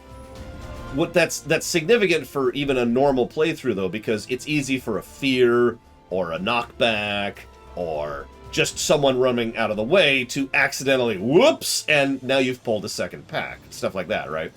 By tying trash to progression, putting a literal wall there that flops down, like you saw earlier, that prevents you from extra pulling, it not only forces you to fight the trash, but makes it so that you're much less likely to just be, oops, your way into a bad situation. In short, well, it's not, I don't want to overpraise this, it is design. Thought has been put into actually designing the trash to not just be smattering enemies across the area. And this is one of the reasons why I remember this dungeon fondly, is because they actually bothered to put some design into it. So we should talk about this fight really quick. So that's actually a bunch of other birds there, and we're fighting this one bird, and he's dropping these cerulean tanks periodically. Whoop, whoop, whoop. So we need to knock these tanks away from us. I believe I can do that with my AoE. I'm not actually sure. I don't think I've done this dungeon as a sage before. There we go. There's also a really big cerulean tank, which, don't worry about that. Everything's fine. Everything's fine. Also true, US Corp. It's a good way to gear test and to competency test. If you pull everything within a specific area, you know that the game has been designed around the idea that you can do that. So then we're going to do this. We need to knock everything away, which we did. Because we're on it. God, I'm not worried about any wipes here. And that's why, because a few seconds after they're all yanked in, they all go... And those hurt like hell, especially with high-level sync like we currently are. Then there's the big tanks, which we're staying the hell away from, because we have a brain. Also, I don't know if you've noticed, but each time it's been popping away, it's actually been changing which weapon it's carrying, which changes its attacks. This is, in short, a fairly simple boss, but once again is a better designed boss than most of the bosses we've seen in the game so far. Non-raid bosses, so better designed dungeon bosses. That hurt. Oh, yep, I'm dead. You got this! Nope, that's a wipe. Wow, okay, never mind. I'm just gonna release. You might have this. I'm gonna release anyways. Just back up. Yeah, that's a common complaint I tend to hear in all games ever, Casual. That good design tends to necessitate something being a more guided experience. Which I stand by the way. 100%. Well, don't mistake me. I get why some people prefer to just be able to go and be wild and crazy and silly and sandboxy. But I will, generally speaking, take the guided experience, aka the design, 10 times out of 10. To go back to my earlier example, I will never say that Molten Core is better than the Vault of Magushan, just because the Molten Core lets you do whatever more. You know what I mean?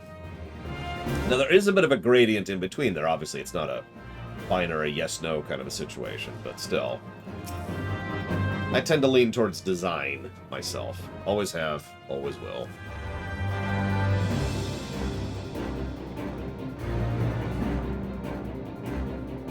I like the Vault, too. It's actually a good raid. It'll get more than a few positives when we get there. Like, seriously, that place might get quite a few positives when we get there. I agree with that, USN Corp. I should probably mention that guided does not mean railroading. Railroading is the extreme version of guided, and I usually think of that as a bad thing. Guided means inclination. Guided means there's something over here, but you don't have to go there, kind of a thing. It's something that comes up a lot when it comes to judging Metroidvanias, for example. A Metroidvania that forces you on a rail isn't a Metroidvania, it's just a platformer. But a Metroidvania that gives you no hints about where anything is whatsoever is just a mess, and Mummy Demastered. Piece of crap game. I'm still pissed about that, by the way. It's been like 3 weeks. I'm still pissed about that stupid game. I was looking forward to that game, too. I should have known something was up when it was featured on the frickin' Awful block. I'm gonna get up here.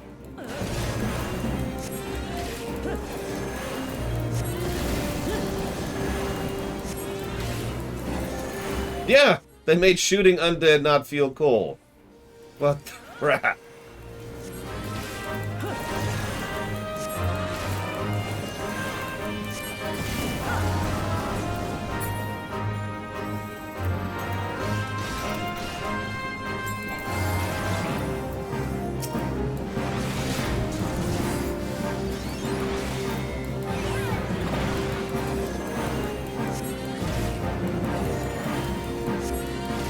Don't want to hear it, S-Diesel, but I'm glad you enjoyed it.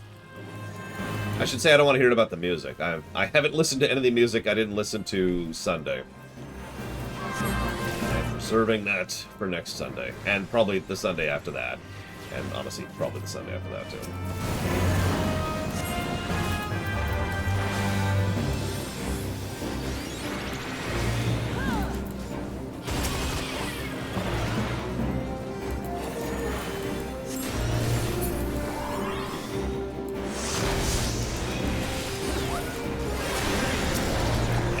literally like a second too late on that. Whatever. Okay. I was a little too close to that, apparently. Wow. Ugh. I really hate the Narsh theme. Like, it's the only song I actively dislike of the Pixel remaster so far.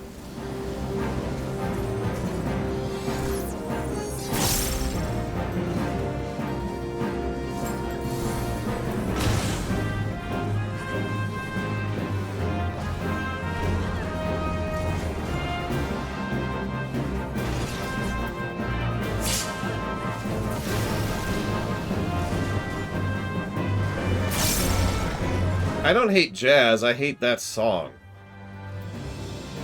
I mean, I'm not a fan of jazz, but there's several Persona 5 songs, for example, that I actually rather enjoy.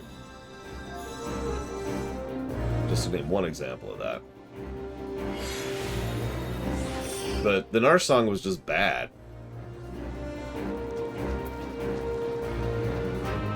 Like, I'm not budging on that one, that was terrible. The Awakening theme was not good. The rest were good, to some extent or another. Yeah, exactly as it is.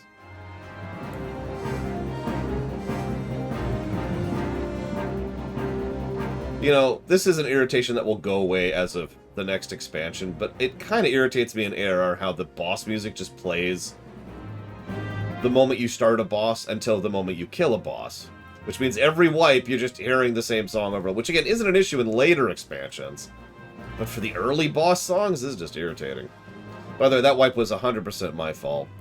So if you're wondering what actually happened there, each of those tanks, when they're glowing red or pink or whatever color that is, they're about to explode.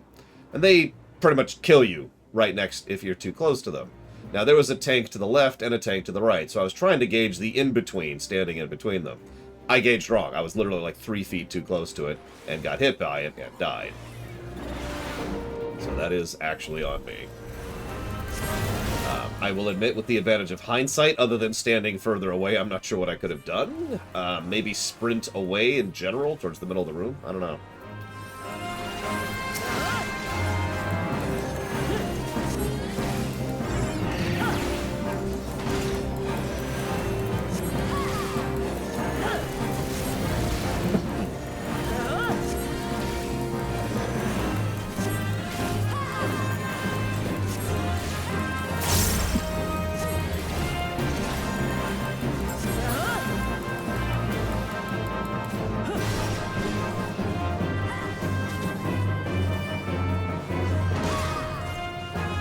Yes, I'm well aware, Giga.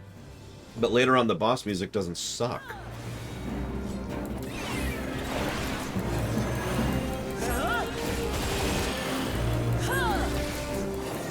So, it'll be less of a problem in later expansions, because the boss music won't be garbage. Sorry. I'm being slightly exaggerative, but honestly, there's a reason ARR has gotten a grand total of 1 music positive. A reason I stand behind.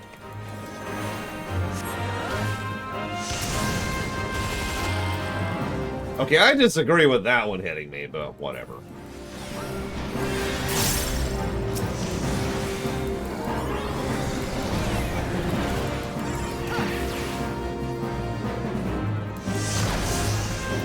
Yeah, Stormblood has a pretty cool one, for example. What? Okay.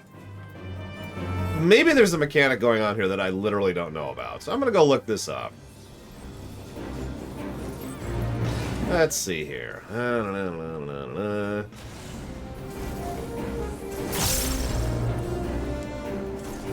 Oh, no, that's all it was. No, I'm aware of that mechanic. I just died, that's all. Cool! That's cool.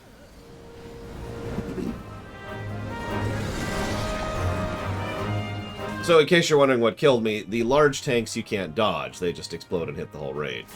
That is the unavoidable damage of which I have spoken oft about. I'll just release that.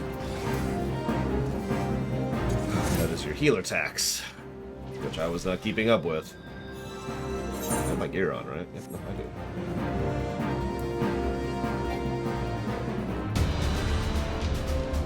Oh, thank God. You cannot hold any more Login Tomestones of Poetics. Yep. That tracks. That's just my life. That's funny, because the next boss has a lot more irritating damage. I just looked it up, Fife. Little tanks, you hit a circle. The big tanks hit the area. That's the mechanic. That's why there's only a few big tanks and they only go off so often. Now, I should probably mention that apparently the wiki, which I've been using, has apparently been wrong. Since they were wrong on Shiva, so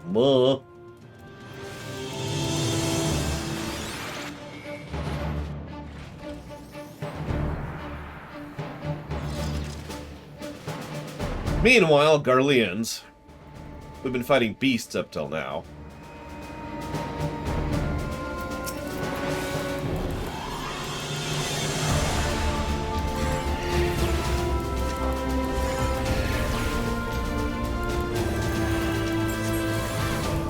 Notice, by the way, we've once again got the same kind of approach here. I hate Gamerscape's format and layout and everything, so I avoid it unless I absolutely have to look up something on it. It's like WoWWiki versus WoWpedia. WoWpedia is just better in terms of presentation, visual design, etc., etc. Oh yeah, that's another thing. Gamerscape also lags like crazy. I have that same problem. I'll open up a page on Gamerscape and then wait 10 to 15 seconds for it to load.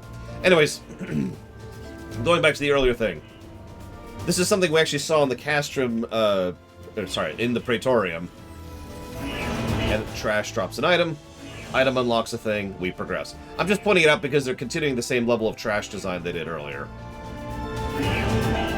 And I was actually just about to mention what Omega Legion talked about. One of the other interesting and cool things about this is this airship that we're in the middle of is a 15-year-old airship that they're salvaging because it is still worthwhile to this very day in lore. Now, you could argue that part of that is a bit of desperation because they're literally out of supplies and have no supply line.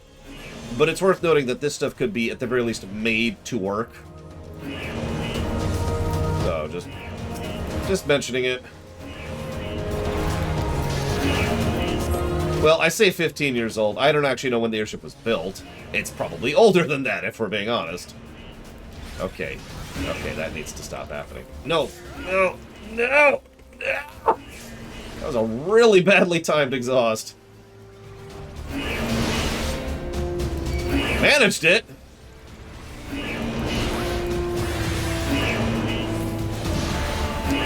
But yes, it should be mentioned that US Incorp is correct.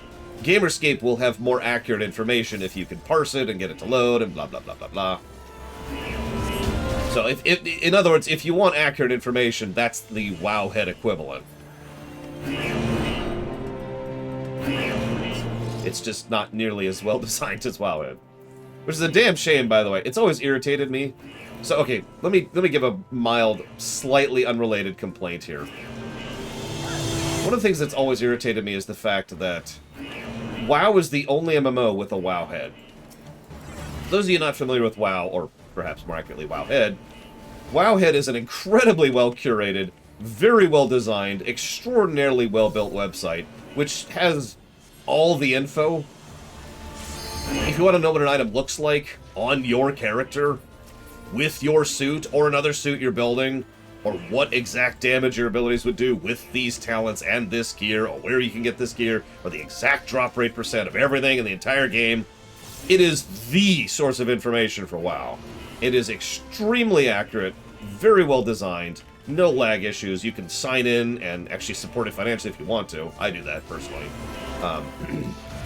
But I don't even know I mentioned that. Sorry, you can sign in and just save stuff too. Like, you get my point, right? It is an extraordinarily well-built site. No other MMO has a Wowhead, and no other MMO ever has. Oh yeah, they also have videos and coordinates and images of quests and items and enemies There's strategies for just everything under the head.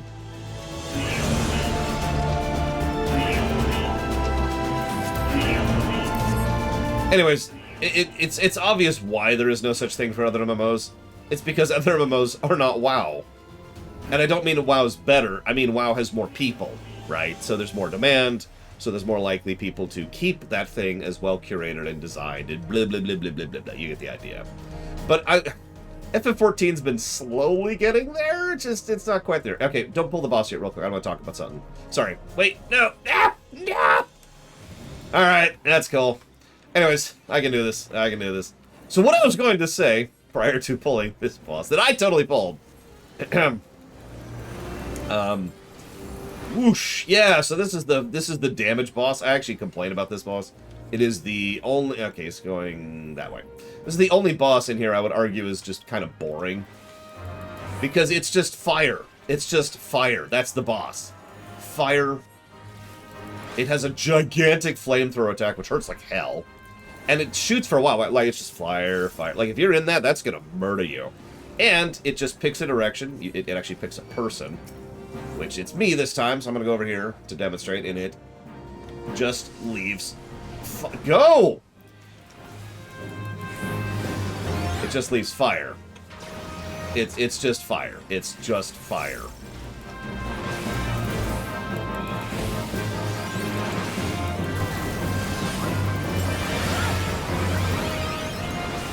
And that's it. That's the boss fight. Anyways, what I wanted to talk about is going back to the whole well-designed dungeon thing. How much trash did we have prior to this encounter? I'm just going to go ahead and give it away to you. The amount of trash we had was 2 packs. That's it. Sorry, no, that's not true. There's technically 3. 3 packs of trash. The reason I'm bringing this up is many, many, many MMOs, including all the ones we've discussed, all have the same problem, especially early on in their careers. They think that trash design means pepper the arena with lots and lots of trash to pad out the encounter. But that's the problem. The very way I say that gives away the problem. Trash is more often than not, especially in early MMO design, just there for padding. No. Trash should actually be designed just like everything else is. So you notice how we had 3 encounters and then we're on to next boss. So they've started to learn that lesson, and spoilers, future dungeons in this game will also have that same approach, where there will be a smattering of trash, specifically designed trash, and then we'll move on to actually getting onto the bosses. And yeah, Coils kind of started this, I would say. That is, of course, presumption on my part. I'm not sure exactly if that's true. Fire! There's just fire everywhere! I'm dead. Yeah, no, that's just... That's the end of that. But that's okay. I don't mind dying. No, yeah, you're absolutely right, U.S. Corp. But yeah, no, this is going to start being a regular thing in dungeon design from this dungeon onwards, which is, once again, one of the reasons why I say this is actually a decently designed dungeon. Oh yeah, Tor is just, oh... Tor, especially a lot of Tor's earlier dungeons, are just the worst. Huge...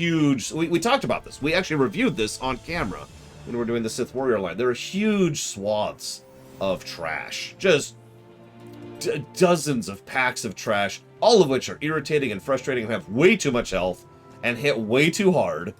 And that's a thing. And almost all of them are skippable, too. Tor's trash design is so bad that people have designed over the years, even back when I was playing Tor, people have designed extensive and complex strategies, which are kind of hard to pull off, just to avoid trash, because it is preferable to do this ridiculous strategy than to fight all that nonsense.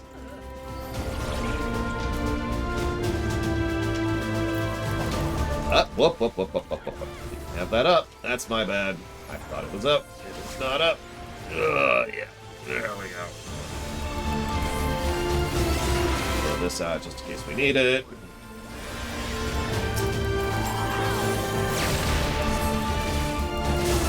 Yeah, exactly, Giga Pudding. Like, it's just,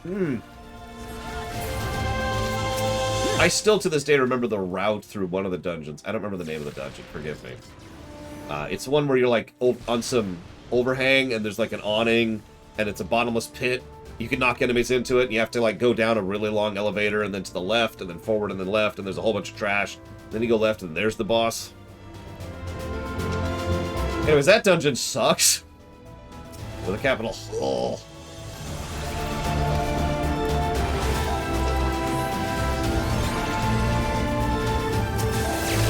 I mean, I wouldn't even call those proto-stormtroopers. I'd call those badly designed enemies. God. But yes, Saktef is the answer to your question. So anyways, if you're paying attention, we have currently fought 2 packs of trash. We're about to fight another 2. In fact, we're currently fighting one of them, and there's the other one up there. And then, spoilers, we'll be at the boss. And you see my point. I think I'm leaning towards a positive for this dungeon. I do think it's well designed, for the most part. Even the middle boss is mostly just inoffensive, and the first boss actually has some neat features. But the third boss...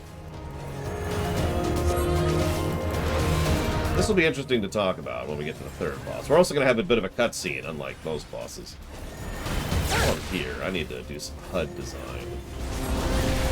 So I'm going to do this, and make sure that's dead.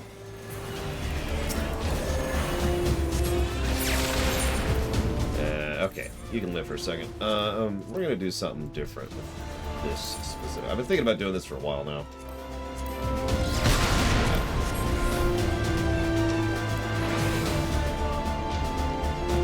So, 2 dragons is the final boss.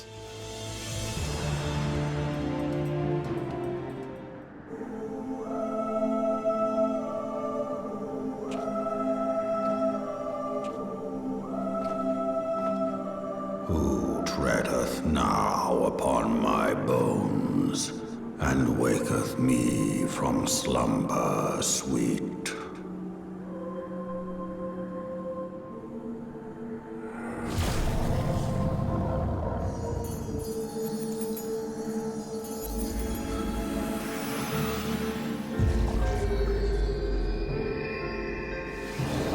Thou hast forgotten the face of thy Lord. Remember, mortal, and fear me.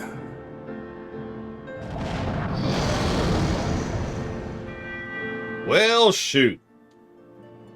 Okay. That's bad. It's okay. He's mostly dead. You can still see his corpse over there. So the way this fight's going to work is we're not actually going to fight him because he would absolutely destroy us. But we're going to kind of fight him. You can pull whenever you're ready. I'm ready to go. I just want to show this one off as we go. Who is not rolled?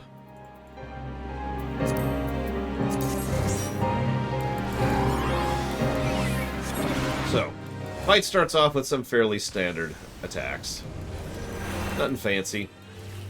Avoid some stuff on the ground. Avoid some other stuff on the ground. What the? There's this other thing up. Oh my god! It's a mirage dragon. So we need to not be in front of that guy. Yep. There'll be a lot of damage stuff going out now. That's okay. We got this. We got this. Uh-oh. So we're going to have that attack. That's just death. If you stand in that, I'm just going to give that away.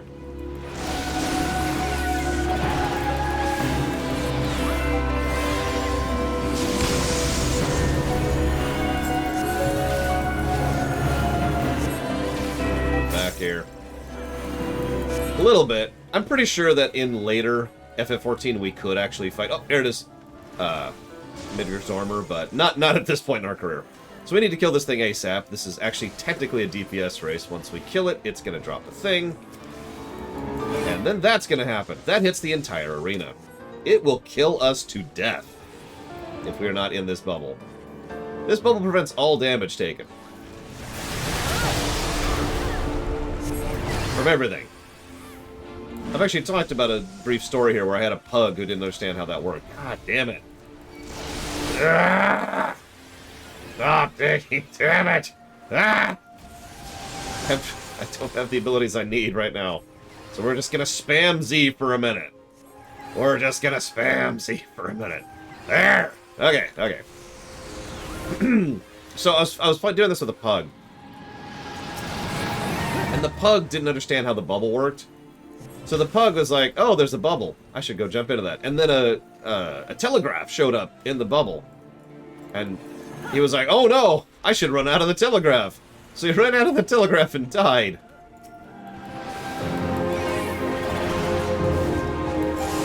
Instantly, because it just murders you. What's actually doubly funny is, yeah, okay, so I was going to say, we're going to start to see another attack here. This is something we'll start to see more of later on. This is the layered telegraph. Later on, I think, actually, we've already seen in some fight a layered telegraph. Where it does wave, and then another wave, and then another wave. I could be misremembering, because I think I got that for a roulette last night. I don't remember when they start doing that, but I know they start doing it more commonly after this point.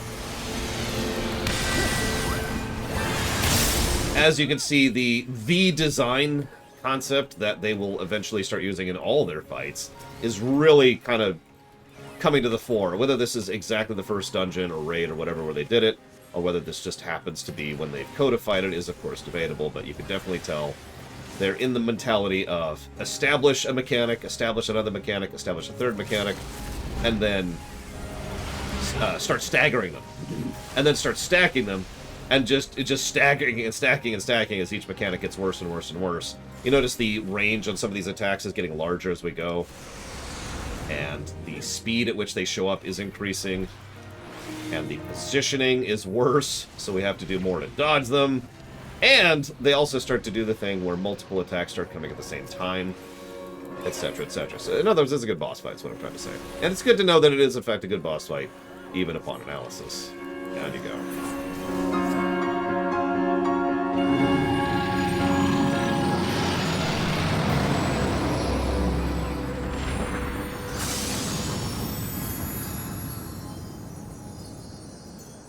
Cast your lot.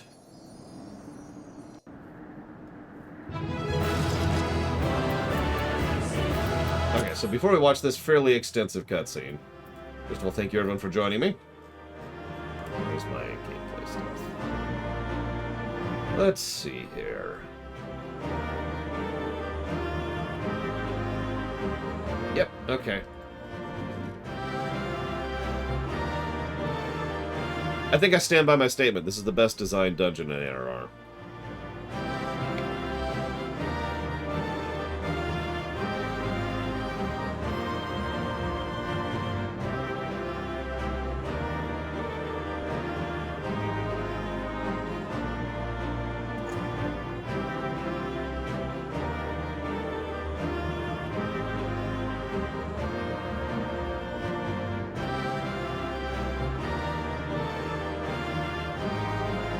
Good morning, Ross. Oops. Whoa! There. Okay. Alright, who's ready for a lot of storytelling?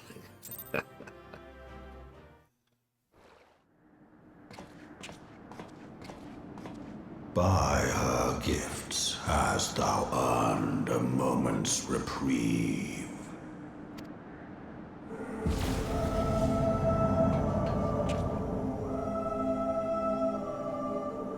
Speak, mortal, and I shall listen. We want to know what's going on with the... Guided by a star. My people have heard the song. Ishgard shall burn.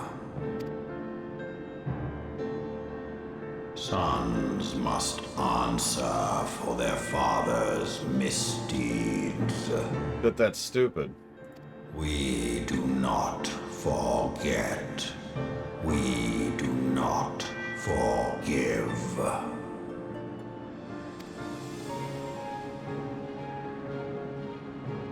Seven children did I sire. One now singeth of retribution. I rise to join in the chorus. Thou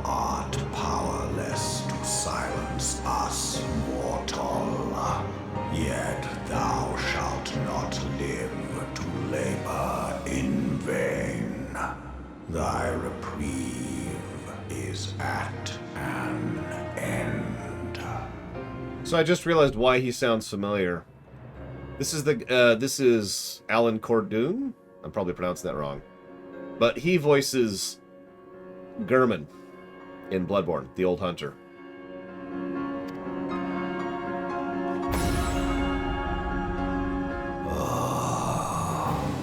Trickery is thy shield. This frail, noble creature is not gifted, but chosen.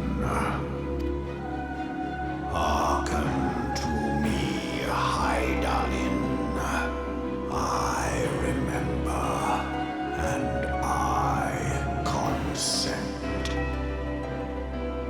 He does voice one other character in FF14. I don't know who it is because it's an Endwalker character. Quintus von Sina. Please don't tell me who that is. I don't want to know. But he voices whoever that is. Fear not, mortal. I shall not harm thee.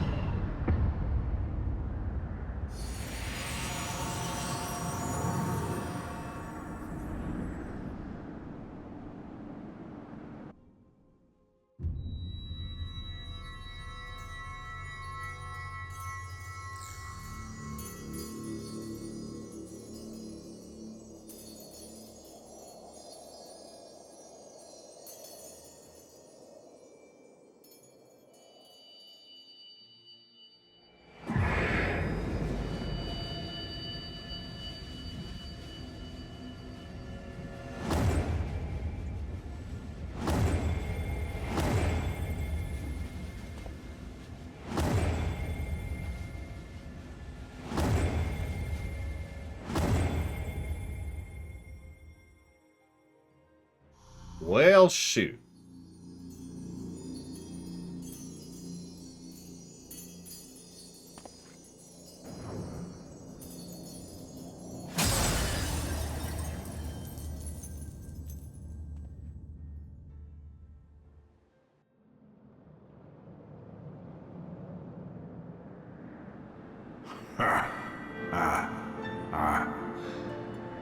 Mayhap thou thinkest me an oath breaker. Thou art mistaken. If thou comest to harm, it shall be by another's hand, not mine.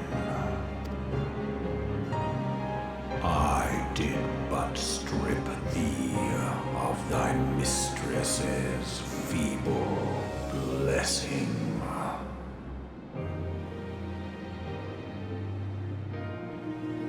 Thou didst profit much by her grace, but no more.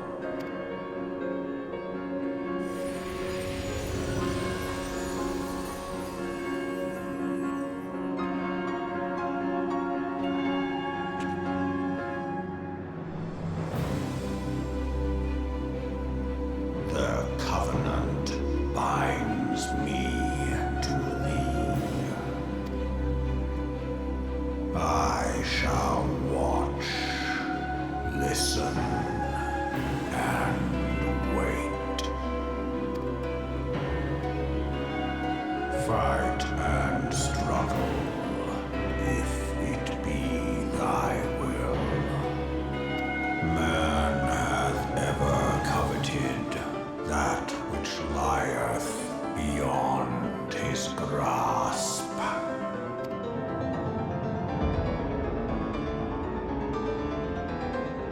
I drink of her body, and fenced of mine own find new life. When it hath grown whole, the loyal and penitent shall rejoice. The dragon song heraldeth our beginning.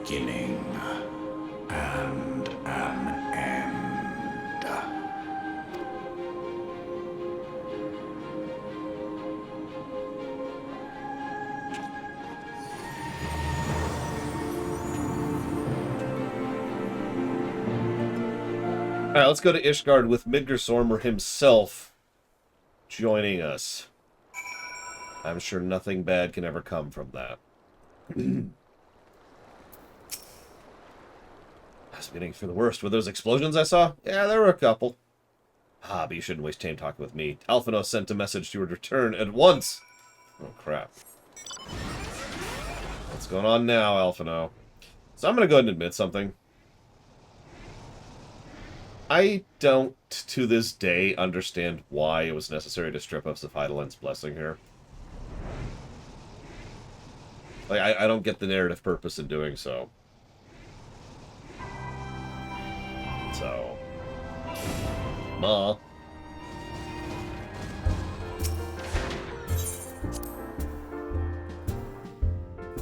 Yeah, that's always been my presumption, Doom Rider, but they don't really do anything with it, you know?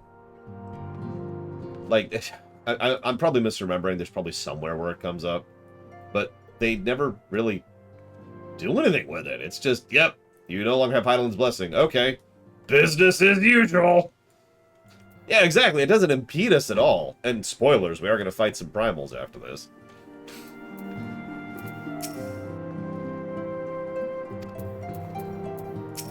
Yes, please continue your research into killing Ascians. Because, as a reminder, we've got the Chrysalis fight in 2 quests.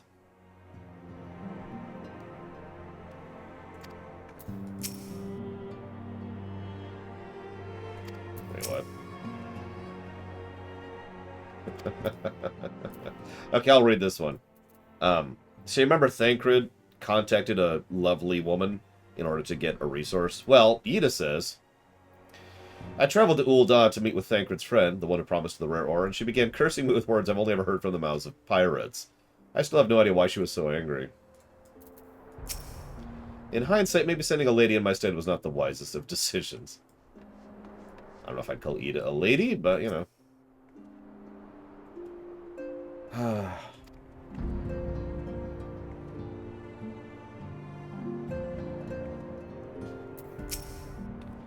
We were able to locate those elusive manuscripts. Yay. Now we're poring over tomes. How's the food supply going? No. Okay. The Lady Knight from Ishgard cuts a gallant figure, doesn't she? I will have her! Sorry. Have you spoken with Commander Levieux yet? He's pacing again. 12 saved me. Is it coming? What should we do? Oh, he's not. It's okay, Tatara. Ida's... I'm insulting Ida. Whatever words you want to use there, Fife, it doesn't matter. Replace them with the word insult and the meaning does not change. So, insult! Truth interpreted as truth transformed. Today's heroes may yet become tomorrow's gods. Welcome home. Alphino was worried sick about you. Why don't you go set his mind at ease? Yeah, Ida sucks. There we go. Boom. Insult. I suppose that is probably the most valid argument, and I suppose it is also mine. One of the things we've actually talked about before, excuse me, is the idea that I should probably be in a different outfit so you can see my friggin' head. There we go. Is the idea that we were a chosen one, and now we're not. We are no longer a chosen one. The chosen status has been revoked. It doesn't change anything. It doesn't mean anything. Nothing is altered. And I suppose that is the point. I stand by my statement that I think this could be better presented, that they could do a better job of getting across that idea, assuming that was the idea. But I could get behind that idea, you know. Well, alright, you're no longer the chosen one, now what? No change. Well. Okay. Praise the 12, you are hale and whole. I came as soon as Minfilia informed me of Sir Amric's request. You have completed your investigation of the Keeper of the Lake, I take it. I would hear your report.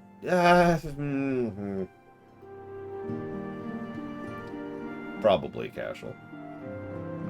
I mean, that has more to do with, I think, Midgardsormr just hanging out with us for the next however long, but...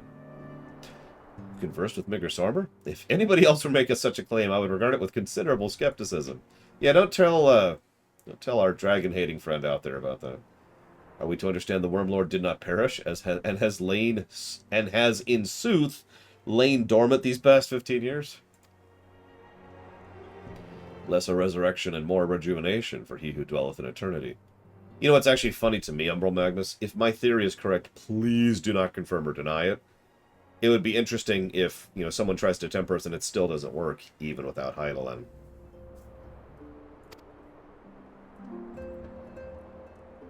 Though his words were ambiguous at times, one statement left little room for interpretation. My people have heard the song, Ishgard shall burn. Clearly an attack is imminent. We must share this information with Sir Emmerich immediately. However, we dare not divulge your conversation with Migris Armor. But to even acknowledge that you heard the voice of a Dravanian is a grave but necessary risk. Oh, we are actually telling him that. Lest we forget men have been executed as heretics for declaring as much. Yeah. Yeah, I talked with Migris Armor after beating the crap out of him.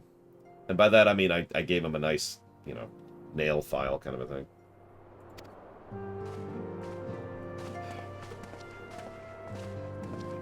By the way, I'd say the quintessential Necromancer game is probably Hom 5, Heroes of Might and Magic 5. Because there aren't really a lot of Necromancer games out there, which is weird. They seem different somehow. It's almost as if you're missing something. Something important. Nah! Fine. It will quite literally never matter. Migris Armor stripped you of the blessing of the light. Are you alright? How do you feel? The same. Which is my point, really. It beggars belief that any being could possess the power to deprive you of her blessing. He made mention of a covenant, did he not? One of the ancient myths regarding Silvertear Fall states that when the waters came into existence, so too did the Great Worm, which is a lie. Athik and Nemia, brother Time and sister Fate, decreed Migris Armor ever watch over the source from which all water and magic was said to flow. I wonder, what if this covenant of which he spoke was not with the gods, but with Heidelin herself? Well, if he's watching over you as he claimed, mayhap you'll give an opportunity to ask. Let us keep this matter to ourselves. I do not wish to burden our friends needlessly. Sure.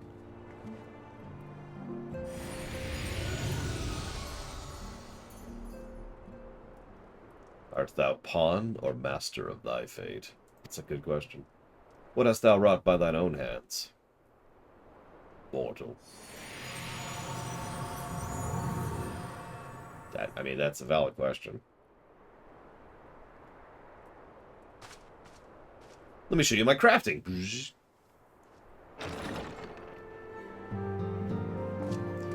Oh, thank you, Savacom.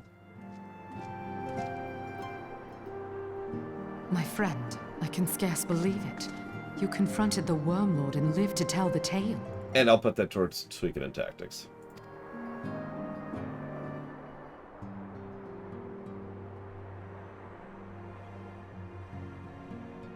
I give thanks to Helone for your preservation. It is our sole cause for gladness. Your encounter with the Keeper of the Lake served to confirm our fears. A great worm has roared, and it makes little difference if it was one of the two in Eorzea or any other. The Dravanians are coming. I am told that Ishgard has magical defenses against Dravanian attack, though I am not privy to their exact nature. Will they be enough to repel a massive force? Ishgard has weathered countless assaults over centuries. This will be no different.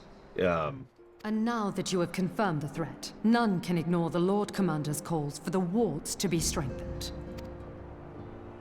I dare not presume to speak for him, but I expect the Lord Commander would sing your praises. I must away, but we shall meet again soon. Hey, Lucia, can you give Emmerich something for me? And I just, give her a bro fist. Thanks, Lucia.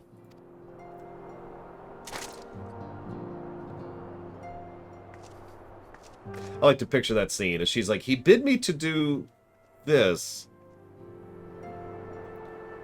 I'm not sure I understand the significance of this. No, Al Shafan is my one true love, Cashel. And this will be no different? Why am I not convinced?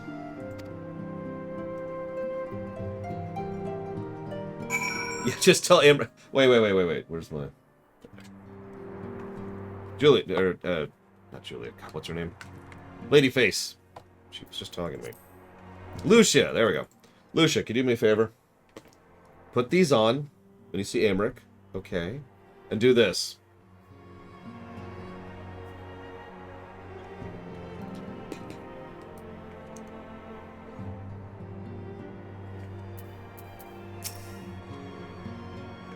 The Ishgardians have warred with the Trevanians for centuries, nay, nearly 1,000 years.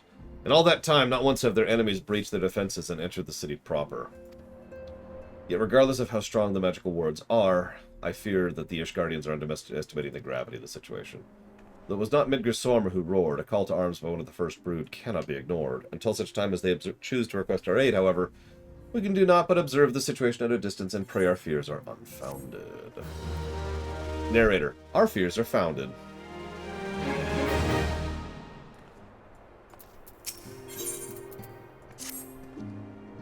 Meanwhile, Moonbrita has a thing, so let's go talk to her here, shall we? Where's she? There she is.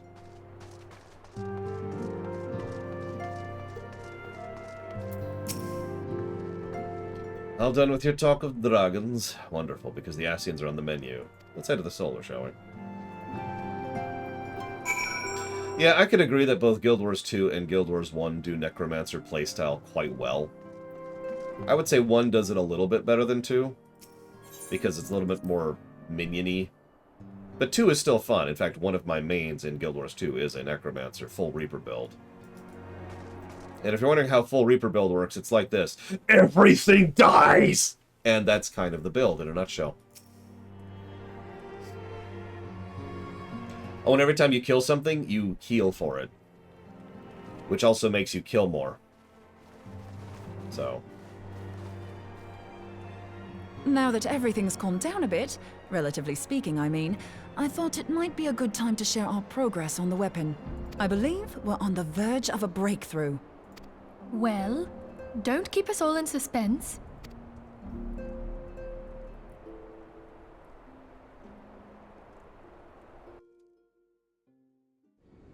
Just in case anyone's forgotten, let's start by reviewing what we already There's a PowerPoint presentation.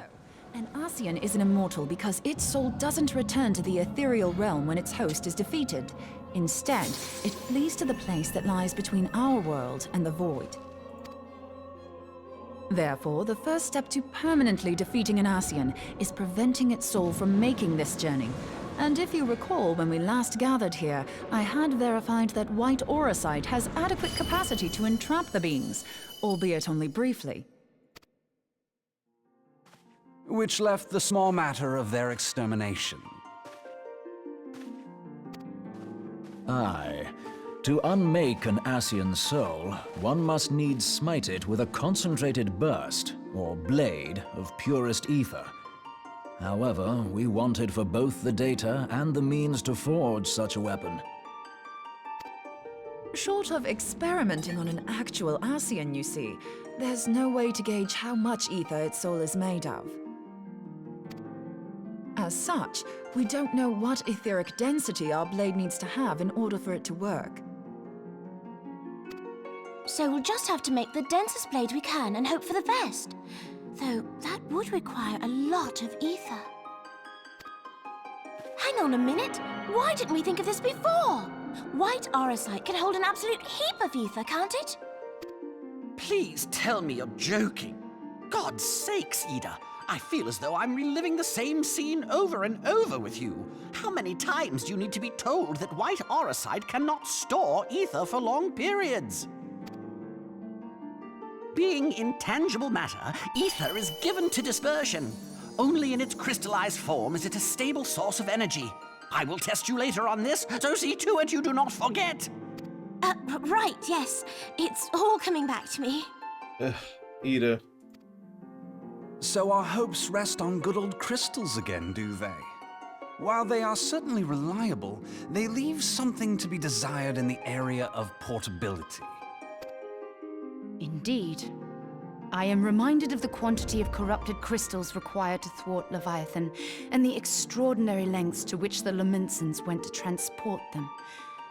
What if it should prove that a similar quantity was needed to destroy an Ascian soul? Or still more?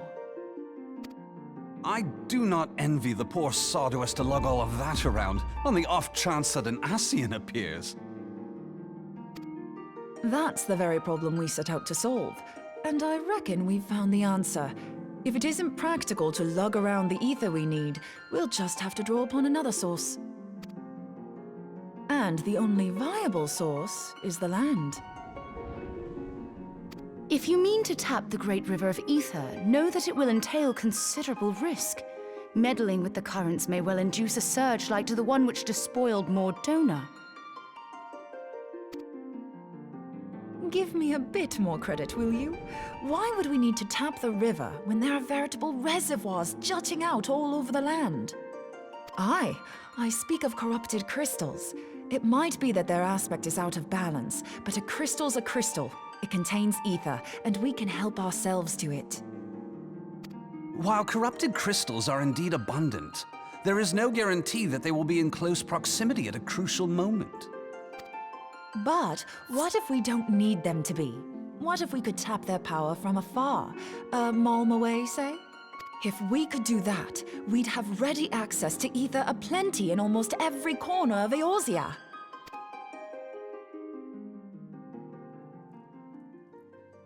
I've yet to put my theories to the proof, but I've got a good feeling about this. If no one has any objections, I'd like to see where this avenue leads. If you think it worth your while, you have my blessing. But tell us, what are your theories? I, for one, am most eager to understand the process, however vaguely. I thought you might say that, but no one wants to listen to boring old theories all day, do they? I know I don't. So with your permission, I'd like to try something a bit more hands-on. I've already built an etheric siphon especially for this purpose, and I've been meaning to try it out. Thing is, the profusion of corrupted crystals in Mordona makes it something of a high-risk testing ground. If anything goes awry with the siphon, it would be better if it didn't happen within spitting distance of quite so much ether. Ideally, I need an isolated specimen. Does anyone know where I can find one? Rose Lighthouse. May I suggest northern Thanalan? There you will find corrupted crystals of middling size, standing a reasonable distance apart. Ideal for your needs, I should have thought. Oh, and if you do elect to visit the place, I should be much obliged if you would assist me in another matter while you are in the area. Good luck, Pretzel. Good fortune. Good boot cycle. Because that's the hard part right there, isn't it? I like to think that Alphino just sits with his ear to the door, waiting. Because I'm not even joking about this. He is totally the kind of person who would value that kind of dramatic entry. And so he's just waiting like, okay. Aha! Shakong, I have an idea! Has something happened? Movement has been observed at Castrum Meridianum. During Operation Archon, the Alliance dealt the stronghold a heavy blow. Its facilities were extensively damaged, and its garrison reduced to a fraction of its former strength. Yeah, that'll happen when someone actually casts Ultima in the middle of a sit. Not long after our forces withdrew, however, their ranks were replenished by reinforcements from Castrum's Sentry. They now seek to rebuild, and to this end they have their sights set upon the ceruleum processing plant. Having lost the Empire's support, the 14th Legion lacks the resources to sustain itself. To them, this is a bid for survival, and they will doubtless fight like desperate men. Though I have dispatched the Crystal Braves, I fear their strength alone may not suffice to stay the Imperial assault. I would request the Scion's aid in the defensive effort. If I didn't know better, I'd say you were trying to inveigle us into fighting your battle with the promise of shiny crystals. Well then, consider me inveigled. I won't lie, the crystals you speak of sound perfect, so the Garleans have to go. Besides, We can't afford to beat about the bush. There's no telling when the Ascians will next appear. Thine eagerness to hurl thyself into the jaws of danger cometh as little surprise. Exercise due caution, I prithee. Though you have become a crystal brave, you are yet a scion, Alphino. We could hardly refuse you. Pray, join the Crystal Braves and lend them your support. Thancred and Papalymo shall accompany you.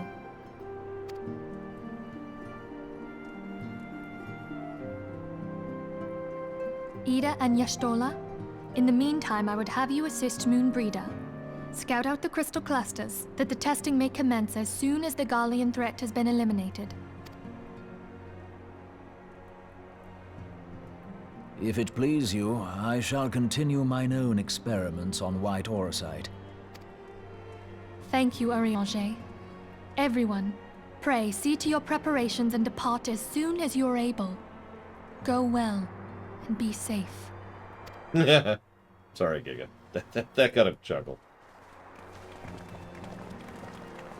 I'm pretty sure that because of how development cycles work, at this point in time, they've already hired the people who would be doing the expansion content. Like, because that's how that works, right? You don't... The voice actors don't do their work right before the expansion. They probably did their work months before this. So I imagine a decent chunk of Heavensward's voice acting was already recorded when these patches were coming out.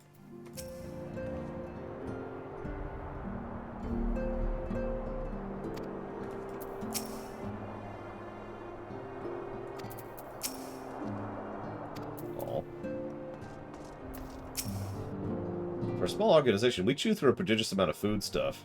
Maybe we should put a lock on the larder door. I mean... might not be a bad idea. The 4th have already been deployed to the area. We must rendezvous with Captain Ilberd, who is the best guy ever.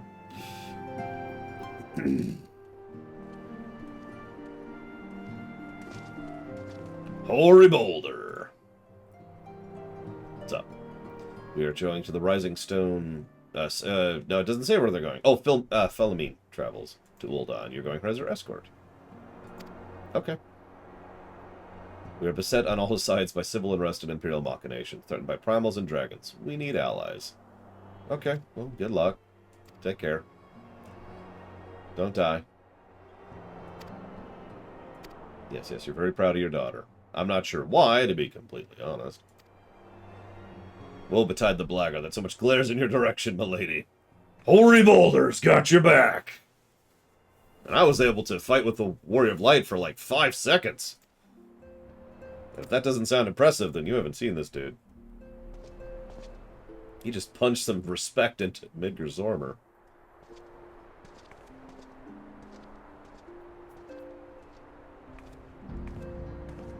That would make sense, Giga Pudding. She put her together. Because she's a robot. Laterval asks, do you think that Thancred's womanizing tends to stop at playful flirtation, or does it go all the way? I have no idea, and honestly, that's him. So, that's on him. No judgment. But I don't know, is the truthful answer. I've never thought about it. I'm also contractually obligated to make fun of Savicom for liking the new Narsh song in the Pixel Remaster. I already answered 5's question. Zactef says, are the crossovers in this game good?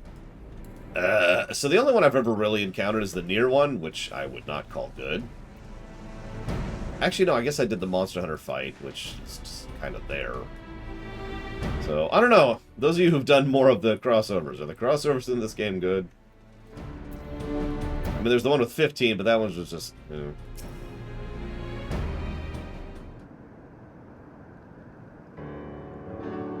Commander Liviari. Commander French sent word that you're becoming a veteran of your talents is most welcome. Not that I don't think we can handle the situation. I've learned a trick or two since the disaster with the Amaja. But returning to the task at hand. The Flames reconnaissance report Imperial soldiers at Robot's push. That's what you called it. That's funny. The Garleans can march us at any time. Go talk to the lieutenant. Okay, sure thing, Wilred.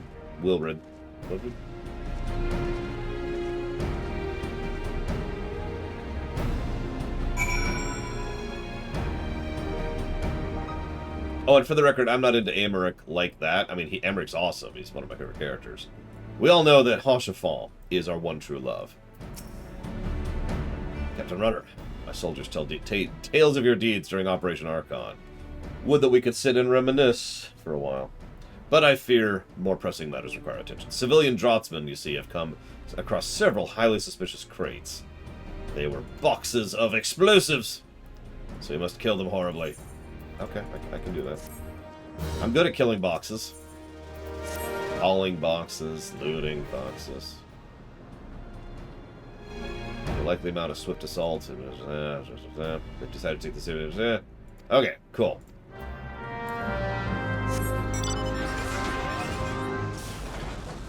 I don't know who that is, Gigapudding.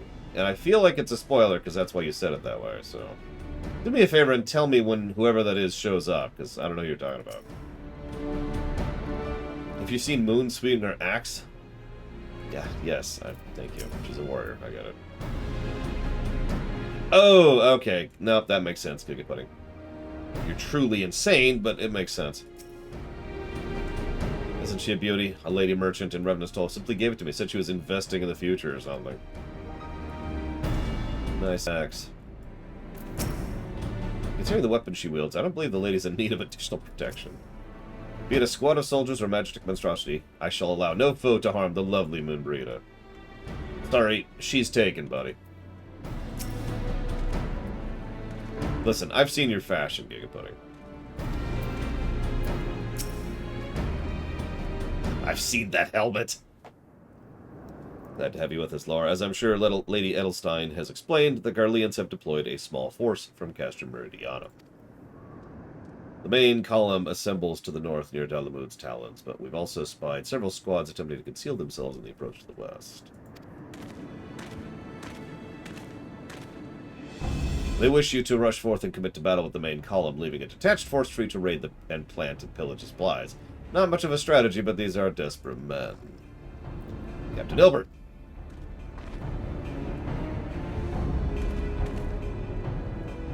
Greetings, Scion. I understand the commander bids you and your fellows come lend a hand to the Braves. With such mighty heroes at its disposal, the Fourth should have little trouble contending with aught the Garleans throw at them. But even you cannot be everyone else. The Third is getting restless holed up in Ul'dah, so I marched them out here. Right, so we're going to take the fight to the Garleans. If there are no objections, the Scions shall join the Fourth.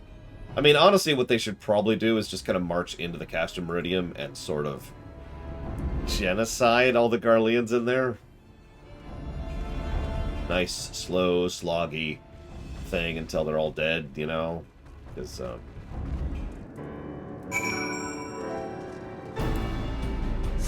I'm not evil. I'm just saying. It's good tactics.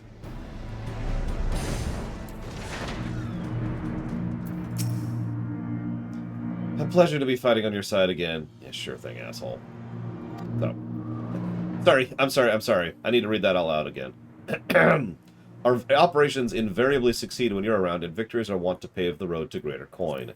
That is the second time that Yu Hase has flat out stated that the only reason he fights is for money. Now, this detached force we've been sent to... Oh, I accidentally killed him! Oh, God, I'm so sorry! Oh, my sword just...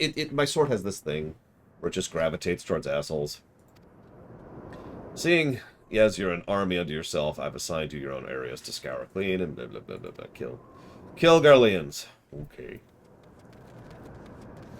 Yeah, I can actually picture that, Omega Legion. Just walking in and being like, alright, hey, everyone. Everyone, hey. Go home. Just go home. Put down your weapons, put down your armor, and leave. This is quite literally for your own good. What happens if we don't leave? Then I will kill you. Oh.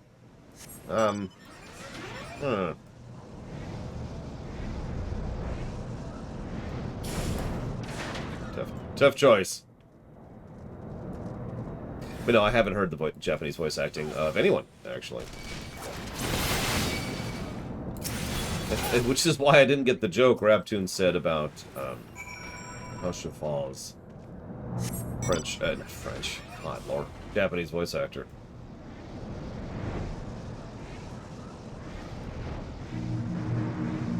Yeah. I'll listen to it later. You seem grim, Scion. I'll take it to mean that between us, no more than a few Garleans won't be making it back. These Imperials, though, they certainly made us earn our pay. I'd be a happy man if I never had to tussle with none of those Magitech horrors. It's time we bid this war-torn land farewell. I'll contact the 4th. I would appreciate if you do the same and report to the Lieutenant.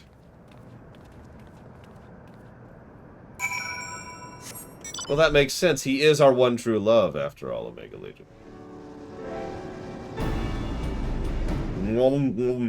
Anyways.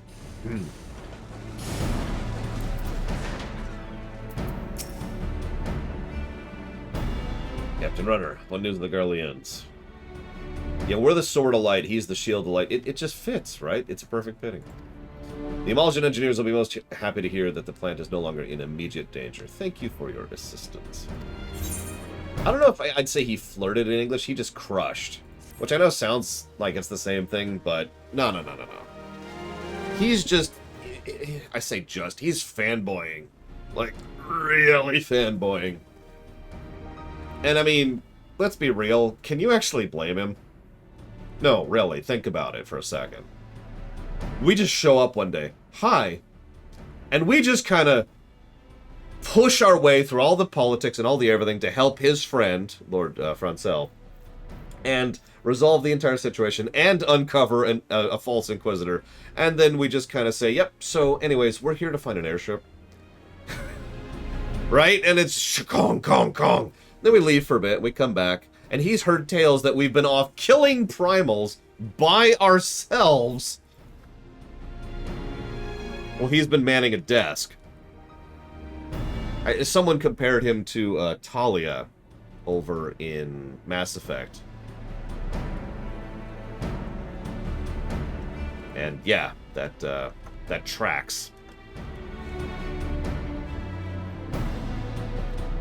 Anyways, thank you, Vigilant. I do hope your niece... I do hope she does well, or perhaps better would be better, but either way, I do hope things incline upwards. Let me put it that way.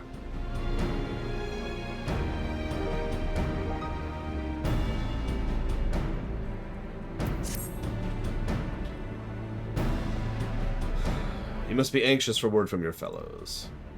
There's one lady who has chosen to remain at the side of the battle. I don't know what it is that keeps her, but you should go check on her. Okay.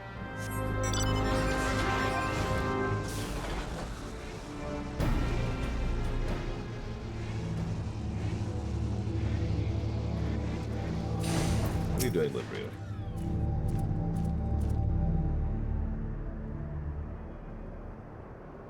Hold on, I won't be a second. The beast seemed peckish, so I gave it a taste of my axe. I know. As Urianger never tires of reminding me, an axe ill becometh the hand of a scholar. What can I say? I like axes. To hear my mother tell it, I came into this world holding one. And it's not as if it stopped me picking up a quill, is it? I often think of the man who introduced me to the joys of learning. He's one of the reasons I decided to come to Eorzea. Him and my excruciatingly stiff childhood friend. Considering how unalike we are, it's a wonder we ever got on. The world's a strange old place, isn't it? Aye, that ought to do it.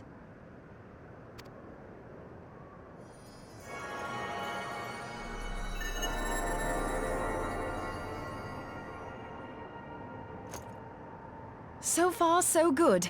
At these concentrations, it shouldn't matter too much if something goes awry.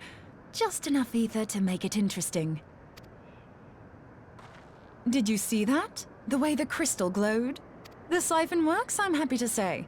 With a few refinements, it should satisfy our appetite for ether, which just leaves the small matter of forging our blade. I'm not sure how to go about it just yet, but I swear to find a way. I'll put a blade in your hands if it's the last thing I do.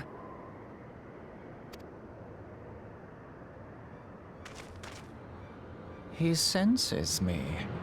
A useful talent.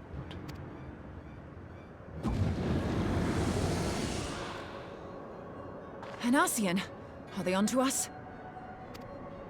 By your brand, I see you are an Archon of Sharlayan. Keeper of knowledge. Seeker of truth. Meddler. I don't know what the hell's you're saying, but I don't much like your tone. Your instincts serve you well. But come, be not unsettled on my account. That lovely brow was not made for frowns. But I waste my breath. Let me direct my words to one who understands them. We meet at last, warrior of light. I am Nabriales. And you have long been a thorn in my side. I suffered the overweening presence of La Habrea that men might host the power of gods, only for you to undo my hard work.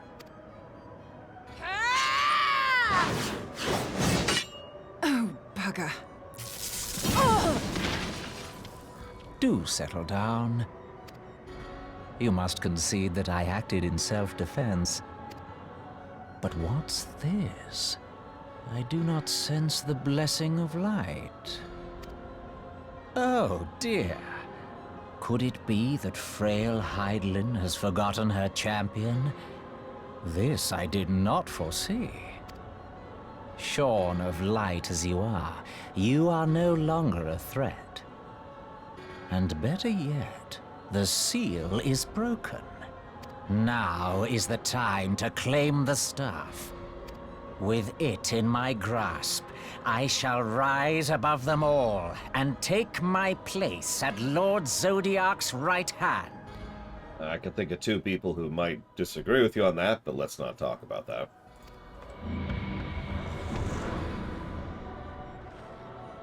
What did that bastard want with us?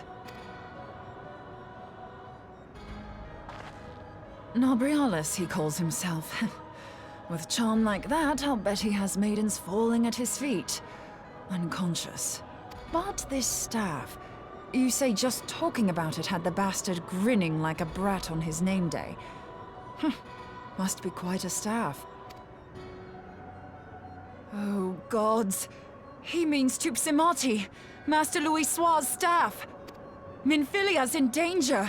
We have to get back to the Rising Stones.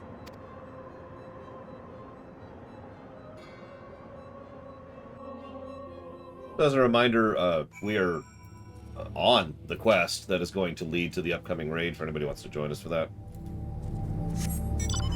I imagine most people don't. It's not a great raid. But, I would like it if we could get 8 people, please.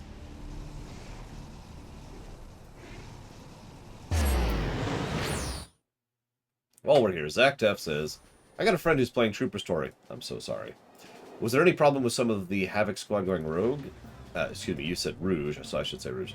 I don't think there's really an issue with them going red, but to answer your actual question, I'm going to be 100% honest, I don't remember. I don't have a really strong memory of Trooper because, you know, my opinion of Trooper. How did you get here before? Never mind. 3 at this point, I think, Dakota. Depending on how you count it. Oh no, the staff. You too.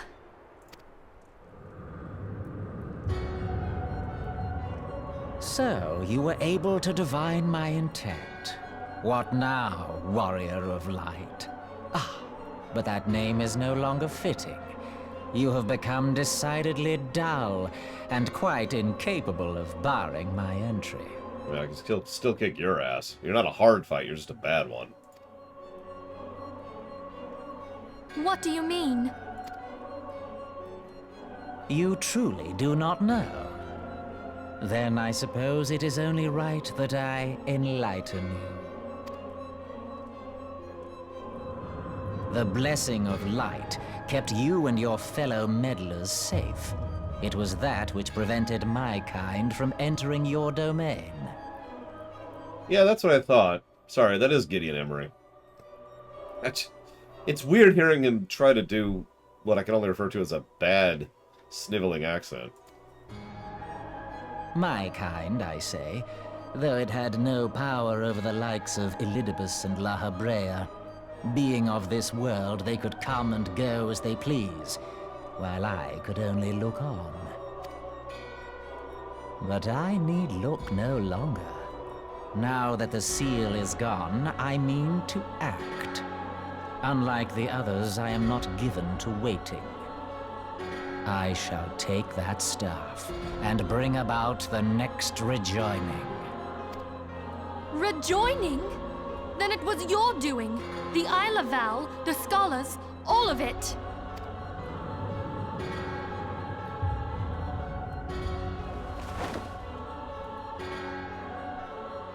You will not harm her!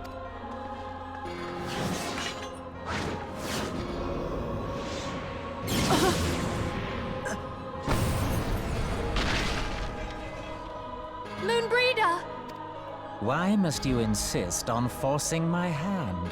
Did you learn nothing from our last meeting? Ah, but I forget.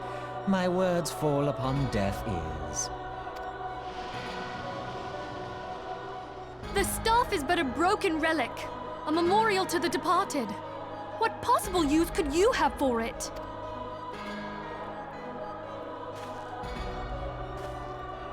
What use? You mean to say that all this time you kept the key, never knowing what it was you possessed? The staff Tupsimati, or rather the stone tablet it bears, is host to a great power. Together with the horn, it can be used to draw vast quantities of ether from its bearer's surroundings. How else do you think Louis Soir was able to invoke the power of the 12 without making them an offering of crystals? Summoning requires not only prayer, but a profusion of ether. Even a child knows that. If I did not know before, you may be certain I do now.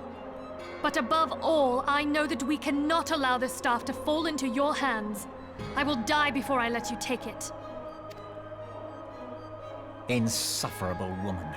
I would happily end your miserable life here and now. Alas, Elidibus would never let me hear the end of it. Very well. If you will not part with the staff, I will take you too.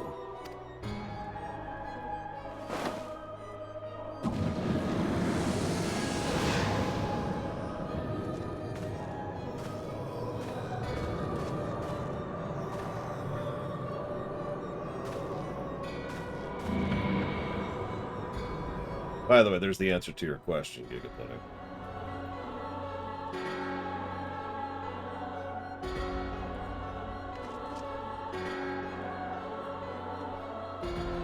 After them! Quickly! Before the rift closes! I mean, in fairness, I forgot too. I gotta be real, a lot of this exact plot point is kind of forgettable and not great. Cutscene incompetence and helping, you know, to save and... Oh yeah, I actually need my group now, so let's see. Gigapudding said she can come. Hi, Pika. Funny, I haven't. Although I've also heard it's literally the best game ever made in the history of the ever. So that's whatever. Maverick's here. So we need 3 more people. If anybody would be willing to assist. Although we lost... Actually, no, we need 4 more people. My bad. Because they're working on their motherboard. I hear Zira exists, but I'm not sure I believe them.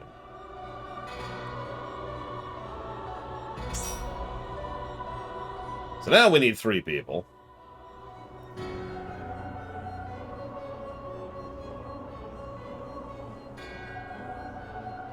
If Andre makes it, we will need 2 people still. We do not have 2 people. Let's see who's on Discord. The idea for these is always to do them not unsynced, sorry. Synced and with minimum eye level. In other words, doing it at level.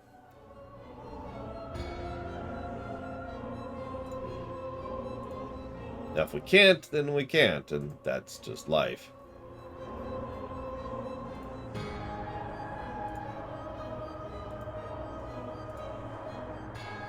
I was about to type that, Maverick. Whatever. Stretch. So this fight is so stupid. He's gonna be like, I'm dumb. And then we're gonna attack him. He's gonna summon these orbs.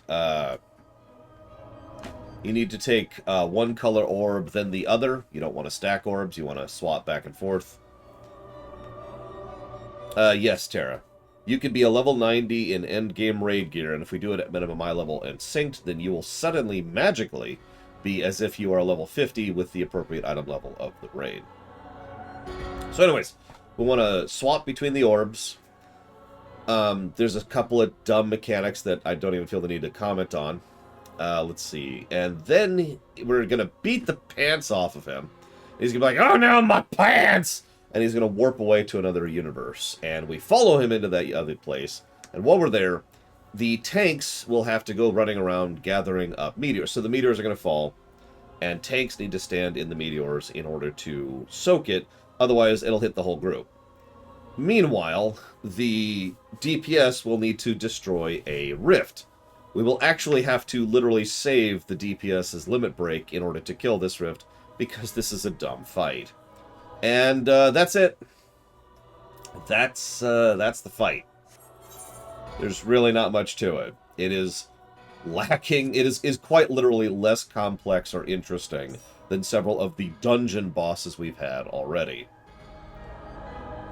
It's just whatever.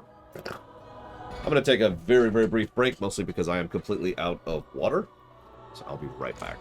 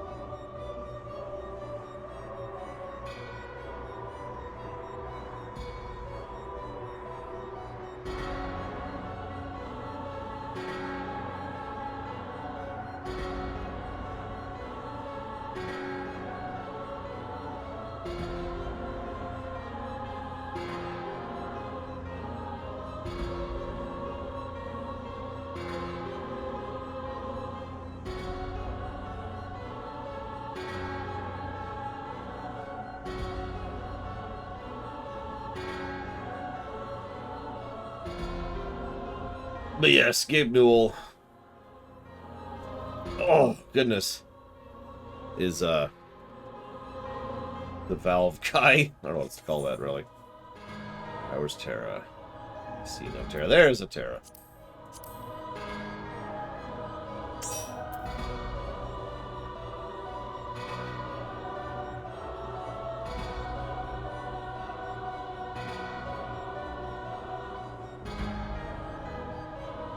I feel like I'm missing someone who already volunteered. But I'm wrong, because we've got everyone. Because that's Andre. Thank. Zydala. Thank. And that's Terra. And that's Maverick. And that's Giga. And I don't know who that is. And that's Zero.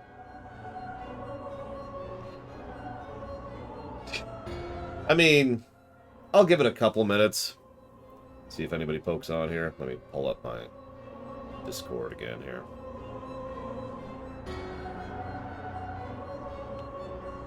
Because, I mean, it's not a good fight. I've literally already told you the exact, the fight. Yeah, I see you commenting here on Discord.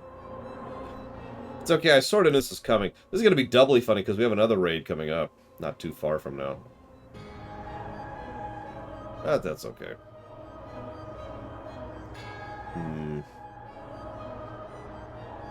Let's check our YouTube comments here. Let's see what wonderful comments we have today. Dear Lore, you are dumb and stupid.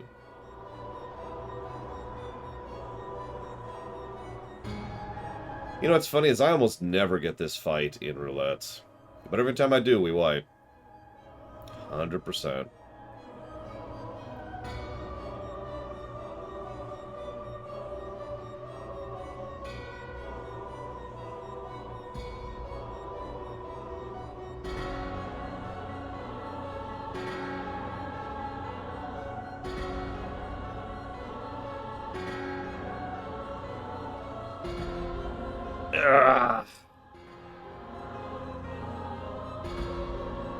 I spit upon Trivia Trot.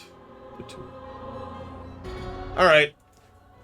Well, anyways, let's just give this fight a negative, because it's getting a negative.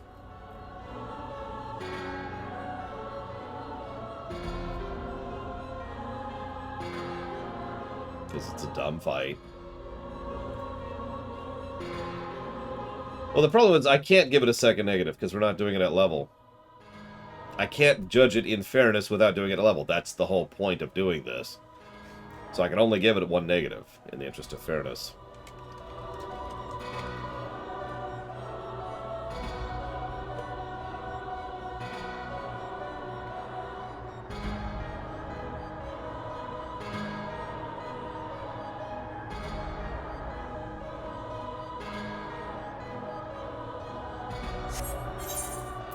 Alright.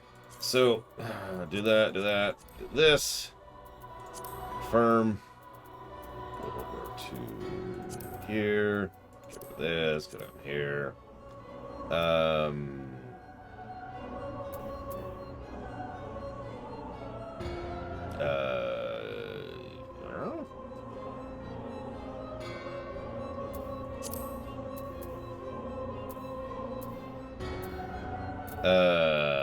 Is it under raids? No. Where is this dungeon? Is it under dungeon? I was looking in trials.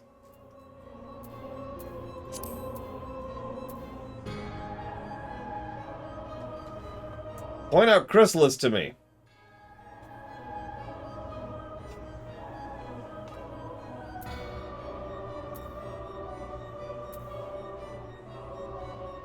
Why is it way down here? Why is Chrysalis way down here?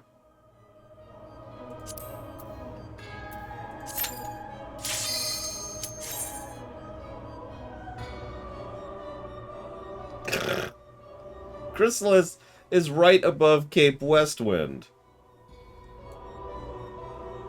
Okay. Sure.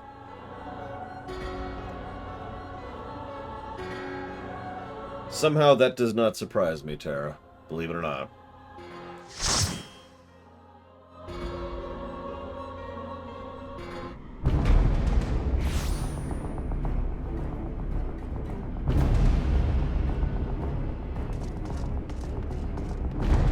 What a waste of a crystal biome, too.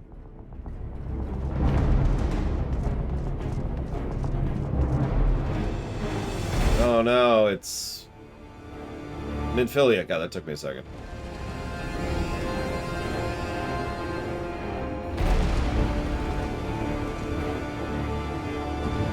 Whatever her stupid name is.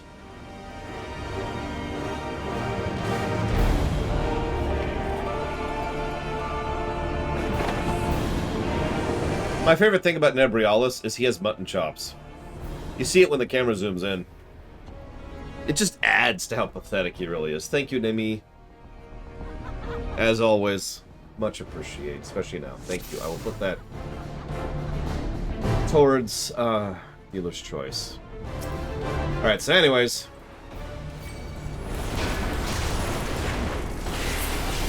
Alright, so phase 2. So, orbs. We honestly don't want them to reach him, so go ahead and do the orbs mechanic. Remember, you alternate. It also hits an AoE. So don't be next to someone else when they're hitting another orb. Just kind of, yeah, we're already doing quite well here. Just kind of stake out an area. Just kind of cover this particular area. Make sure to kill ads, which I shouldn't have to tell you.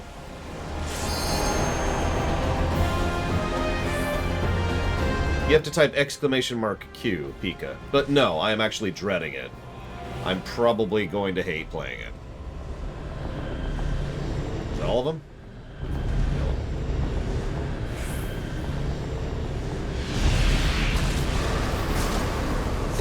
Valvedrix.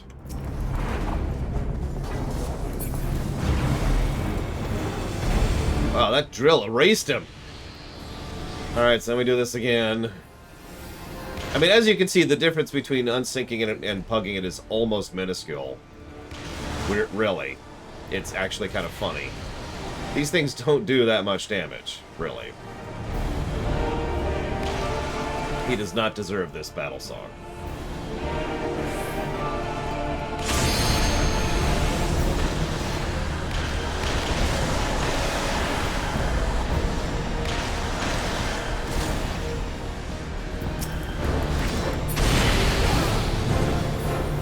Oh yeah, I've heard really bad things about Elden Ring on PC, which is of course how we'll be playing it.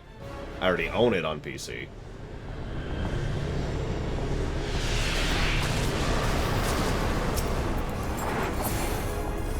Oh wow, we actually skipped his other phase. That's funny. Anyways, his other phase sucks. The end.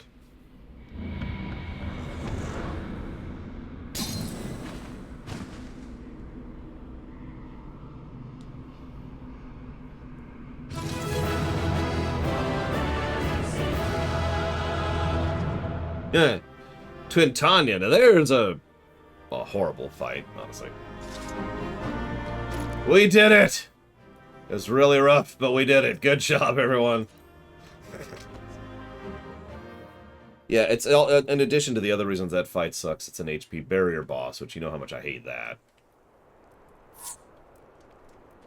You're safe. Thank the 12.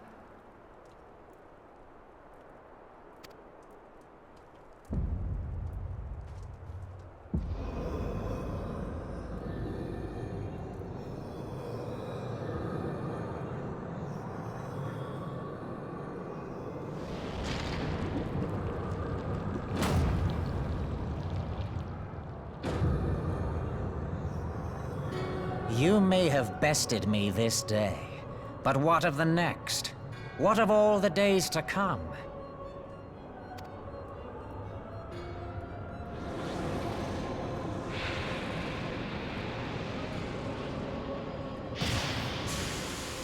Remember, light no longer holds sway here. I may return whensoever I wish, again and again and again. Eventually, you will falter, and the staff will be mine. Until next time, scions.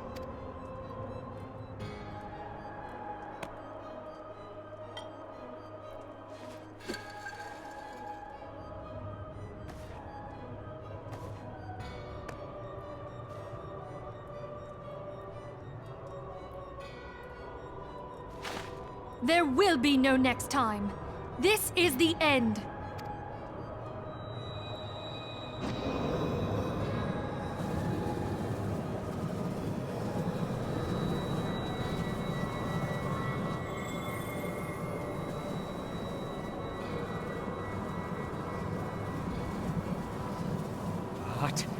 What trickery is this? Yeah, it's the first time Minfilia has ever done anything.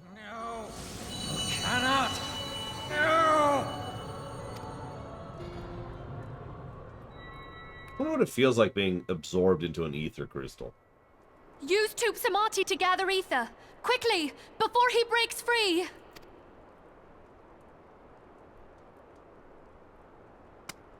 Yeah, mine hasn't even shipped yet either, Omega Legion. Concentrate! Call to mind the time you struck down La Habrea with the Blade of Light.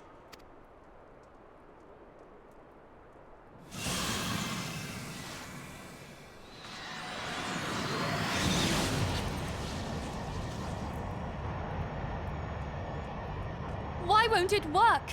Is it because we lack the blessing of light? Damn it. So much ether. And it still isn't enough. Fools! No mortal prison can contain me! I shall make you pay for your insolence!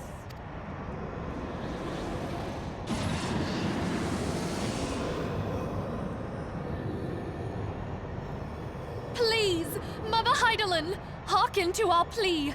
Lend us your divine light. Why can you not hear us? Do our words no longer reach you? If only we had a bit more ether.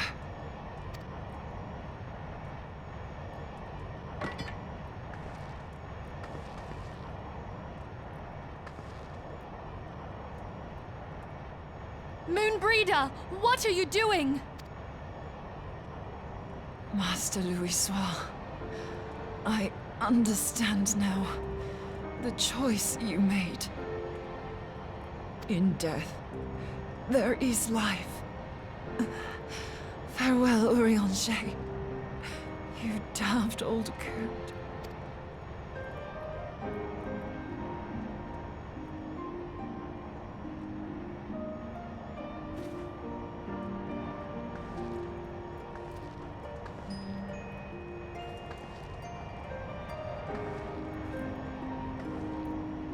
Moonbreeder, no! You mustn't!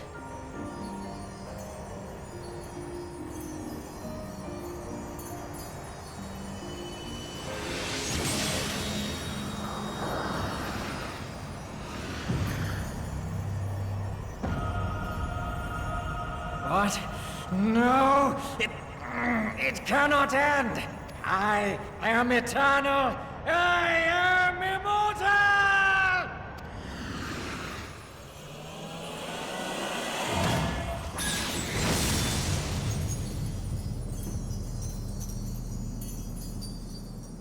So, we've just permanently killed our first Ascian.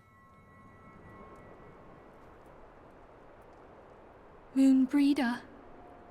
She's gone. So, I gave this entire sequence of events a negative on the story axis. Bad cutscene direction, bad cutscene incompetence, bad timing, bad tempo, etc. It irritates me even more because this is not only a very plot-critical moment, we just permanently killed our first Ascian, but also we lost Moonbreeder in the process. Can I go ahead and mention something as an aside? It's funny how Moonbreeder, who's literally been in the quests for 2 patches, has more character and is more interesting than the woman on the screen right now who has been with us since the beginning.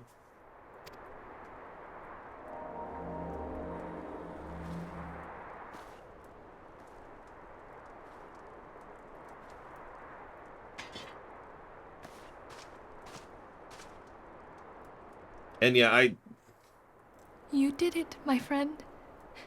The Ascian is dead. Like, it's unearned. This is what I call this kind of situation. It's unearned. Moonbreeder dying sucks, but they didn't do it properly. And so I'm just kind of like, ugh, okay. You know what I mean? It also sucks that she was removed from the game, since Moonbreeder had a lot of promise and was an interesting character with good dynamics with multiple other characters. But nope, gone.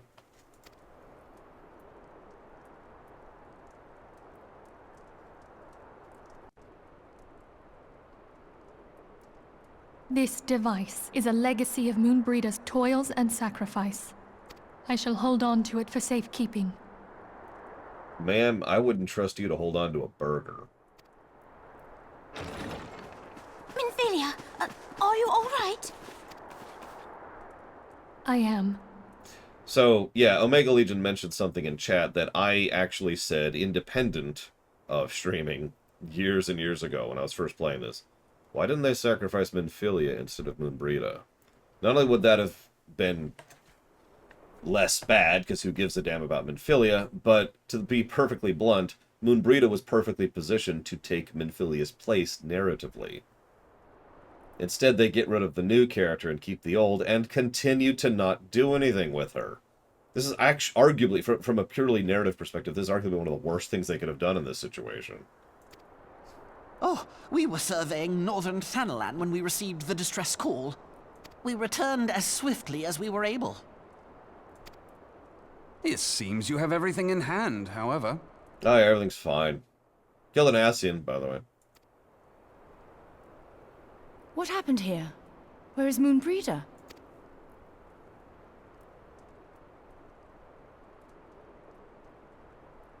Explain. She gave her life to temper the Blade of Light. I have no words. Rather than await the inevitable, she took her fate into her own hands. Does Urianger know? Yeah, exactly, Umbral Magnus. Like, I hate to keep bashing this, but spoilers, Minfilia will not get better after this. This could have been a turnaway point to make Minfilia a character. Both in terms of actually being a relevant part of the plot and actually adding characterization to her, right? They do not do either of these things. I love this game to death, but it still stumbles in its narrative. My friend, there is something I must tell you. I heard all, my lady. It's okay, I still have the sex doll. The moon sinketh, taking her leave of the heavens, yet her passing heraldeth the coming of a new day. Moonbreeda hath fulfilled her destiny, hath she not?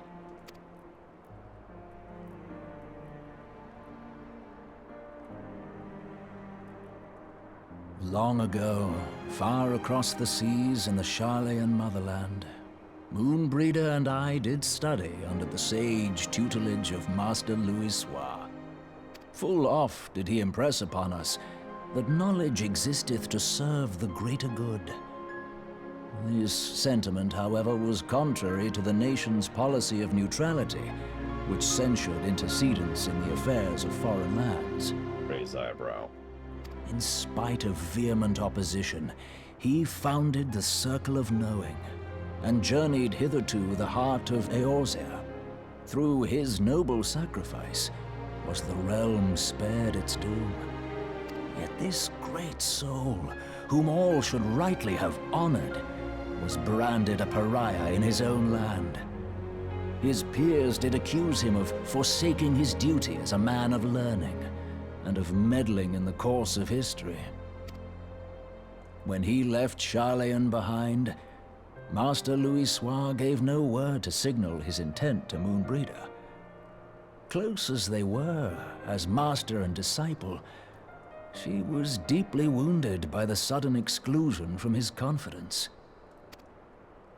Above all, however, she was confused. Try as she might, she could ill comprehend her master's motive. The slanders that were heaped upon him after his passing served only to inflame the turmoil within her. For years upon end, she knew not what to believe. Torn as she was twixt the man whom she revered and the man who forsook her and his duty both. The Louisoix I knew would never forsake his duty, much less one of his own. This I know full well, my lady. 'Twas not for want of love that Master Louisoix hid his intent. He but desired that Moonbreeda discover her own path, free of the shadow of his influence. Long did I contemplate revealing the truth to her, and long did I hold my peace. After all, was it not Master Louis Soir's wish that she come to the truth unaided? I told myself it was, and resolved to let her suffer. Knowingly did I deny my friend the comfort she craved. And now she hath gone to her rest, with doubt still in her heart.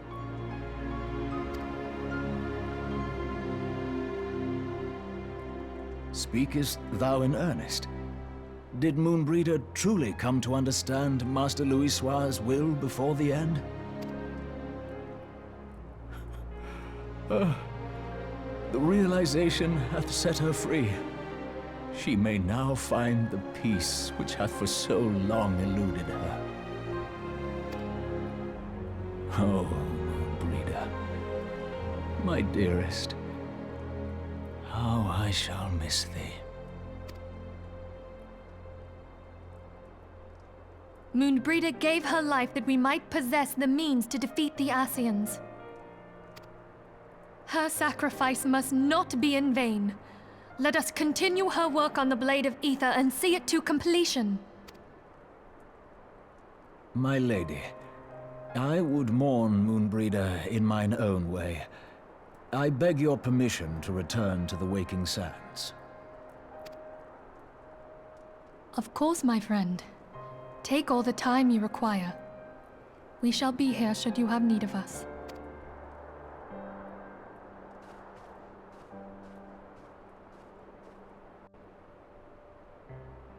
I was going to mention his own way of mourning here is something we'll talk about in a few. Would we have arrived a few moments sooner? I don't think it would have changed anything.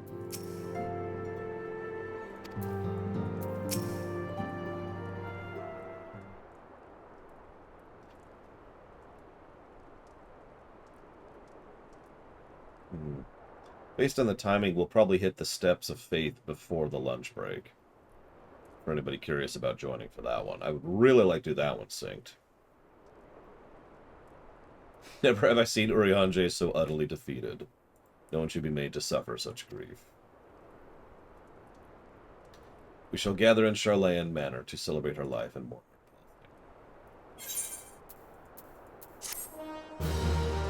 We did it! How many of you even remember how to use the cannons in that fight? As Moonbreeder was a native of Charlayan, I feel it's fitting we gather before the Mark of the Scholar. It is a monument at Rathfrost, dedicated to Thaliak. Okay. Cool. That's outside, apparently.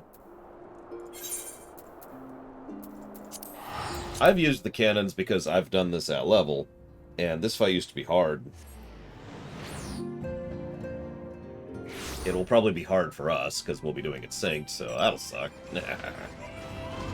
We'll see what we think of it.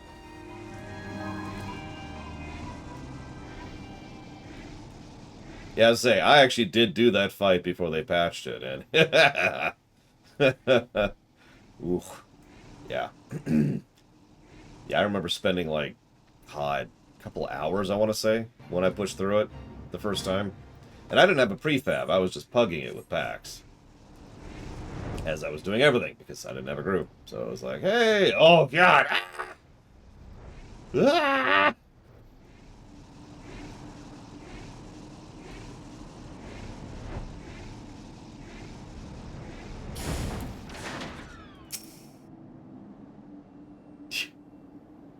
Oh, it's Steps of Faith.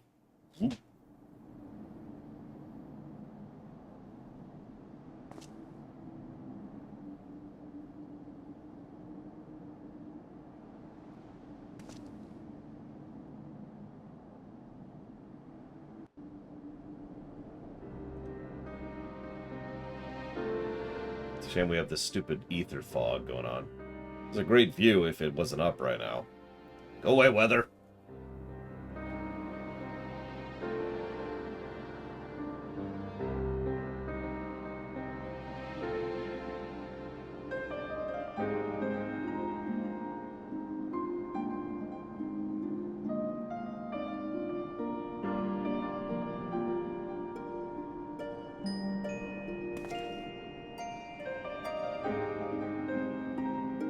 What's a mod, Andre? I would not know that.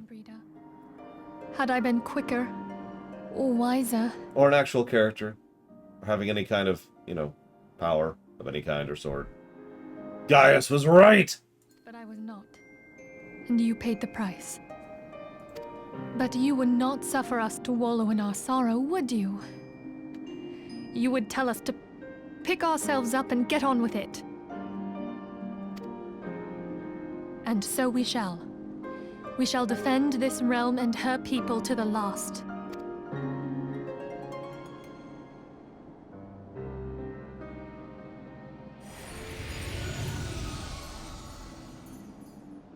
Life for death, a fair exchange. Other bargains will be struck.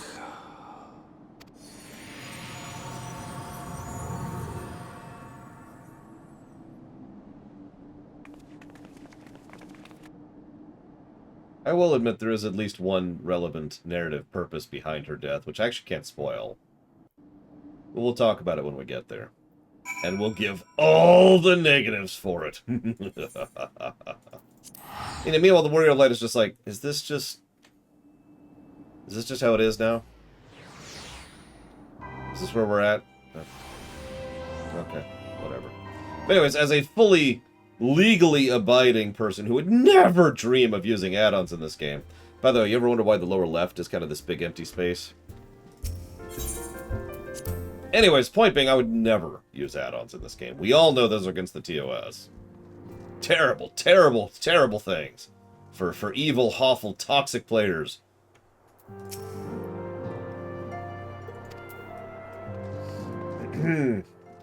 Please start supporting mods officially, FF14. Please. We actually had a debate if we were going to give this game a negative to gameplay, or 2, or 3, for mod hostility. We decided against it. But it was a close debate.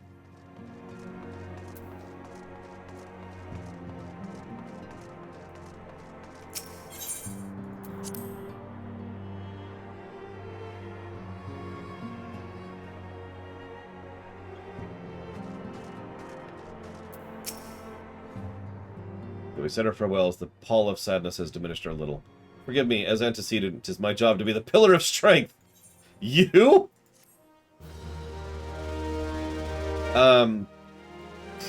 Pretty soon, One-Winged Angel. I'd say in about 1, 2, 3, 4, 5, 6, 7, 8, 9, 10, 11, 12, 14 or so quests from now, give or take. 'Tis as if a dagger has been thrust into my breast. Lady, you...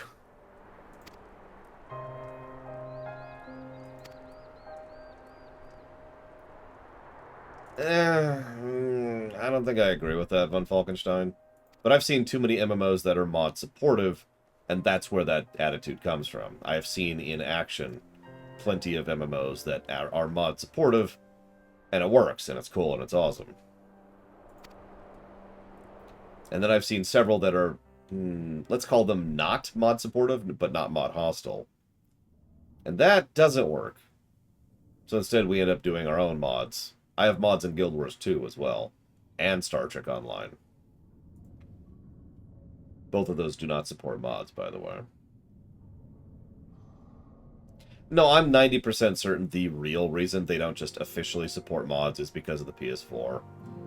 Which, God, that's just such a shackle, isn't it? I've actually talked before about how the PS4 support is literally holding the game back. This is another method by which it's holding the game back. I mean, don't mistake me. On the one hand, I'm happy that PS4 players can play this game. I really am. You know, inclusiveness and all that. On the other hand, God damn it! Have you a moment, Lore? I believe Ida wished a word with you. Yeah, sure. Yeah, I played this game when it had PS3 support. Enough said, honestly. I've actually literally shown off just the difference in zone construction and terrain design between zones that were made for the PS3 and zones that were made for the PS4. It's night and day. I mean, I'm the person who thinks Nintendo's first-party titles should come out on PC. And I mean that. Hi, Leander.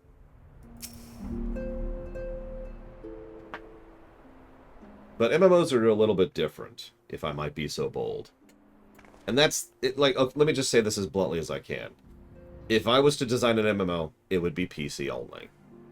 Because designing for multiple SKUs means what you're doing is you're always designing for the smallest common denominator. In other words, the weakest console you're putting out on. I'm generally in favor of other consoles getting ports and other consoles getting versions when feasible. But an MMO is kind of a different animal because an MMO has to keep updating and adding new stuff. And if you have, again, if you have this shackle just holding you back, it literally limits what you can do as a designer.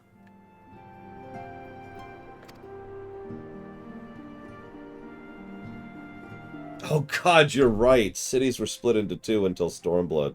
Even Heavensward, even Foundation is two chunks. Anyway, so we're getting a special flower. Okay, sure. You're right, though. I never noticed, or rather, to be more accurate, I never processed that Kugane was the first city that's one city. Because you're right, the Crystarium is one city, or one zone, excuse me, as well.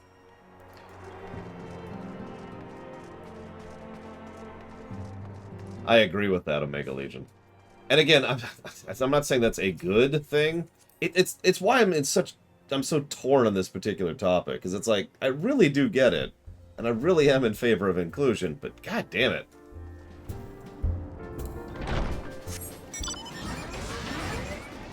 Well, that's an interesting question, One-Winged Angel. I obviously don't agree, but I also have no evidence or support whatsoever. So who friggin' knows, right? Hi, Rowena. I think this is the first time we've interacted with you. So here, have a flower payment. Those Scions really know how to make the most of your talents, don't they? Sending the Savor of Eorzea to the Bleeding Market. Fine use of your time, that is. Seriously, though, you need to learn how to say no, or they'll have you mucking out the Chocobo stables next.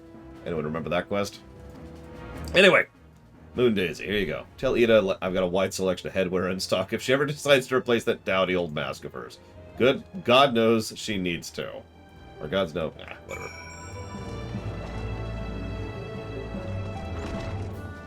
They actually don't do that anymore. They haven't for a long time, Kata. So, what Kata brings up is a valid point. If you have add-ons that give alerts and the whatnot, then you can design bosses around those add-ons. Now, this was true in Vanilla, BC, and kind of into Wrath. But from Cataclysm onwards, they stopped doing that because they had a different concept that moved into its place. You can still use add-ons to do boss callouts, and honestly, you probably should. But, some people forget that a lot of the in-game callouts, or I'm saying this wrong. Some of the major events that used to be add-on specific were actually baked into the game. So, like, let's say you're fighting the boss, you're like, plong, plong, plong. And then, he's about to do the, I'm going to kill the right half of the arena attack. Even if you were playing with 0 add-ons, there will be a little, da-da, there's a little pop-up that'll show up in a sound effect if you allow it. You can toggle it. It says he's about to do his right hand attack. And so you can be like, oh, okay, going over here. And then he says, larboard attack. And then you can go over here. You get the idea. So that they actually started baking that stuff in, and they also added the all-important dungeon journal, which we actually had a whole discussion about several days ago.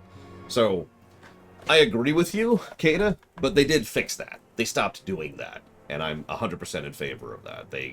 You should not...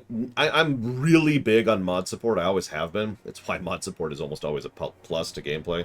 But if you design your game with mods and I'm saying this wrong. If you design your game as if the player has mods, if you make mods mandatory, we have problems. So I agree with you on that completely.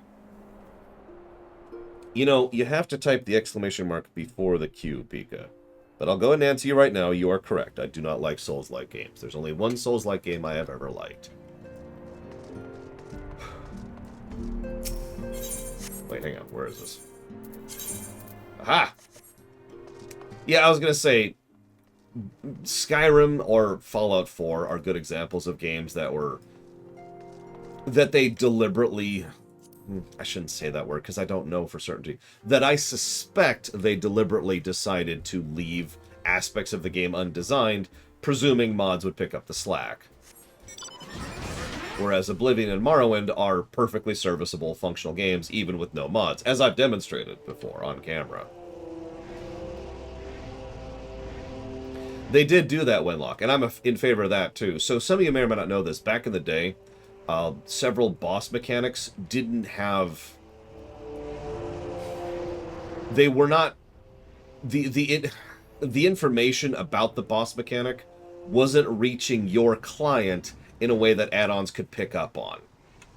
The Anubricon fight in Noxaramas is probably one of the most infamous examples of this I can think of. When they started becoming more mod supportive and less mod required, one of the things they did was they started making it so that those mechanics would start sending something, either an alert or a text thing or whatever, to your client, and add-ons could pick that up. And they did that on purpose. That was a deliberate shift so that add-ons could say, hey, the boss is about to do this, if you had an add-on on. So I'm just pointing that out because WoW's add-on support has actually been really legit, pretty much from Cataclysm onwards, and that's one of the reasons why when we review WoW, that game's going to get lots of positives from mod support.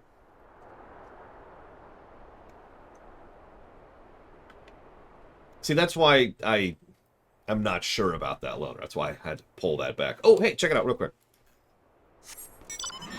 There you go. You can actually see the, let's go to first person. You can actually see the gigantic airship that we were fighting up. And you can see Migger Sormers. See, why did it look like this earlier? I definitely didn't use an add-on. No, I actually really don't have that add-on going. Even if I did, I wouldn't admit to it. This is just a random chance here.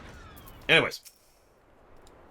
Rowena can be so annoying. She'll just not take no for an answer. Every time I visit, she insists I replace my visor with something more fashionable. I tell her I like it fine the way it is. How do you see in that, Ida? Real question. What I mean to say is I appreciate you doing this for me. So let's see it. There you go. It's a moon daisy. Where's the moon? No, I can't see the moon. Wouldn't be to love these things, you know. Up somewhere, somehow. By the way, we're in the final patch. We have officially hit the final patch. There's a lot of quests in the final patch and a 45-minute cutscene. But we are in the last ARR patch as of now.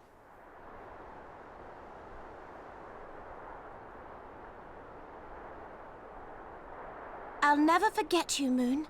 None of us will. I will forget your voice actress in a bit.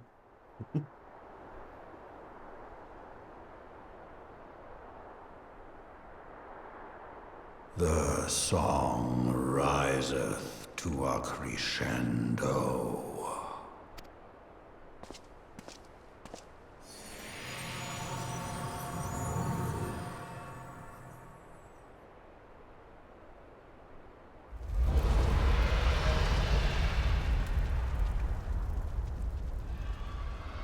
I legitimately don't think we're going to hit Heavensward today.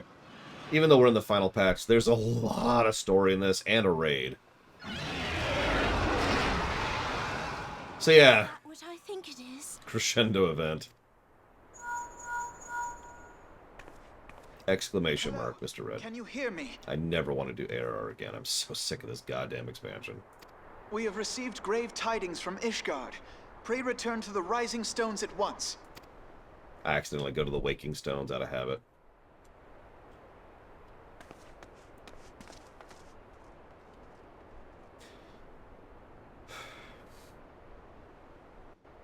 Yeah, there's a bunch of quests in 5.2, excuse me, 2.55, which is the quest bundle we are in right now.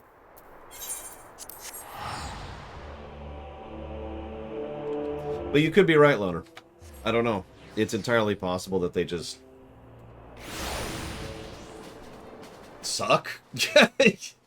Or, to be slightly more accurate, what I feel very firmly from the Bethesda development team, and I mean this, is that they are overly ambitious to a deleterious extent. Like, they keep trying and reaching for big, huge, new, amazing mechanics. It's going to be great. And they don't actually spend time or effort on working on any of them. So they just kind of shotgun out, you know, poorly realized or poorly polished everythings. Encounters, stories, bosses, quests, mechanics, the building thing, you know. Just, hey, it'll be great! And I feel that very strongly. Quite frankly, I do think Oblivion was the beginning of that. I mean, how much time and effort did they spend touting about how Oblivion was like, oh my gosh, there's going to be so much... Like, the people could talk to each other, and we've got this amazing physics engine, and blah, blah, blah, blah, blah. So as much as I love Oblivion, and I do, I think Oblivion was the beginning of that. And then they got to Skyrim, where they did it even more, and then they got to Fallout 4, where they did it way more. Then they got to Fallout 76, which is admittedly not made by the main Starfield Bethesda team, but that had the same problem in spades. And now they're making Starfield. In the interest of fairness, though, I have more hope for Starfield than I have in a long time, and for one very, very big reason. They've taken their time with Starfield. Unlike the previous ones, which they were pushing out, frankly, a little bit too soon, they have spent years upon years on Starfield. And I'd like to think, from a financial perspective, the Microsoft thing with ZeniMax is probably at least part of why they feel more comfortable not having to care about the quarterly return, you know? So it's like, alright, take our time, we'll re-release Skyrim again, and we'll keep working on Starfield. We'll see. I don't think Starfield's even on the list yet. My apologies for the interruption. I was deeply saddened to learn of Moonbreed passing. Her loss will be sorely felt. However, the envoy from Kurthus has arrived.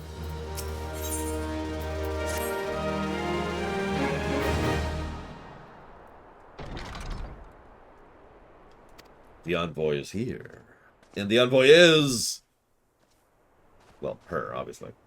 Lucia, thank you for receiving me. Time is of the essence. I will forego usual pleasantries if I may. The dragons have begun their attack in earnest. The first wave reached the Central Highlands a short while ago. Battle was joined thereafter. Sir Aymeric has sallied forth with a contingent of temple knights and several companies of the noble house's finest. Though the beast were ultimately forced to retreat, our victory, if it can be called that, came at the cost of our own. Too many. We will not withstand a second wave should the Dravanians renew their assault. Pentagram picture. Is it reinforcements you seek? We do. Though it pricks our pride, it is plain we cannot protect Ishgard with our ranks thus diminished by the Horde. Sir Aymeric would meet with you to discuss the possibility of enlisting your aid. Very well. I shall defeat for Corvus at once. I should warn you, however, the involvement of the Crystal Braves is by no means assured. Our commitment to quelling their interest in Ul'dah must take precedence. It is with such contingencies in mind I must make another request. The Scions are known for sharing ties with the three grand companies. Would you plead our case to their leaders? Okay, in case you missed that, Ishgard, which has historically told the Grand Alliance of Eorzea to piss off for years, has just requested help from the Alliance. We need say no more. Considering our past dealings with the Eorzean Alliance, I can imagine well how our plea will be received. But we must explore every avenue, no matter how unpromising. I will go help, but yeah, we'll go talk to the leaders. I agree, Cashel. Remember, as of this moment in time, Ishgard's doors are still closed, metaphorically and literally. This brings me to my final request. A personal appeal. The Lord Commander desires to speak to you, regardless of your fellow's involvement. You faced Midgar Stormer and survived. Anything you could share of your experience may yield the advantage. Sure, I can do that. Why not? You wear the mantle of a hero well.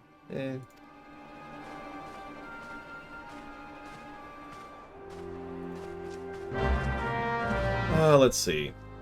Umbral Magma says, do we know the purposes of the crystals and what they did to us? Frankly, no. I would actually go so far as to say that, unless Endwalker covers it, the crystals and their purpose were an abandoned plotline.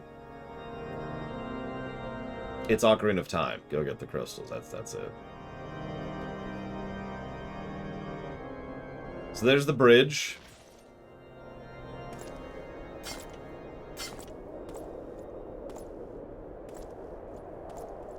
So, they mentioned this in brief earlier, but to be very clear, this bridge isn't just a typical bridge. The bridge itself is thoroughly constructed with magical wards, multiple magical wards, which actually put a force field around the entirety of the Ishgard city proper. Those wards literally prevent dragons and Dravanian blood from entering the city. must answer for their father's misdeeds. Only then will the cycle be broken. Why is everyone so insistent on killing people for things they didn't do? Sorry, I don't... Sins of the Father always pisses me off. Anyways, sorry, lore dump. So, barriers, you can actually see one on the right side of the screen there. You see that rune. These runic enchantments are extraordinarily powerful and require a lot of maintenance and upkeep. But they prevent... they prevent dragons from entering the city. It's the force field. It is the defense. If this goes down, Ishgard's gone. Because they're a city out on a plateau. They are so exposed from every direction. Especially considering their enemy can freaking fly.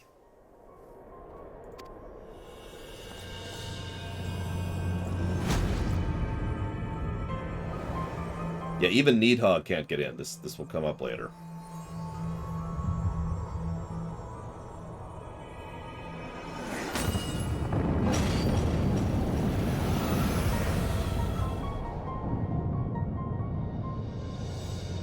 I mean, yeah, Wenlock. Brothers and sisters of the heavens, we raise our voices and join you in the chorus. The sinner's feeble magics are undone. Come, claim your retribution.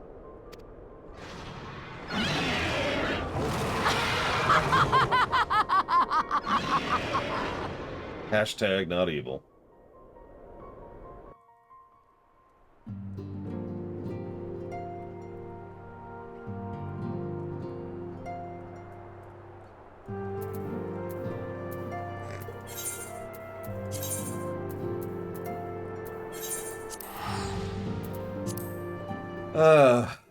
Pika asks... Oh, I already answered that. I'm not into Souls games. Pika asks, I heard mixed reviews about the Steam Deck. I have no idea if it's any good or bad. Obviously, mine hasn't shipped yet, and I have no idea if or when it will. Von Falkenstein says, why is Lore Reloaded so awesome? Well, I think it's partially because he's a really cool guy. But I could be wrong about that. There's probably other reasons. Like, unrelated reasons. Thank you, Mr. Reloaded. For 2 years.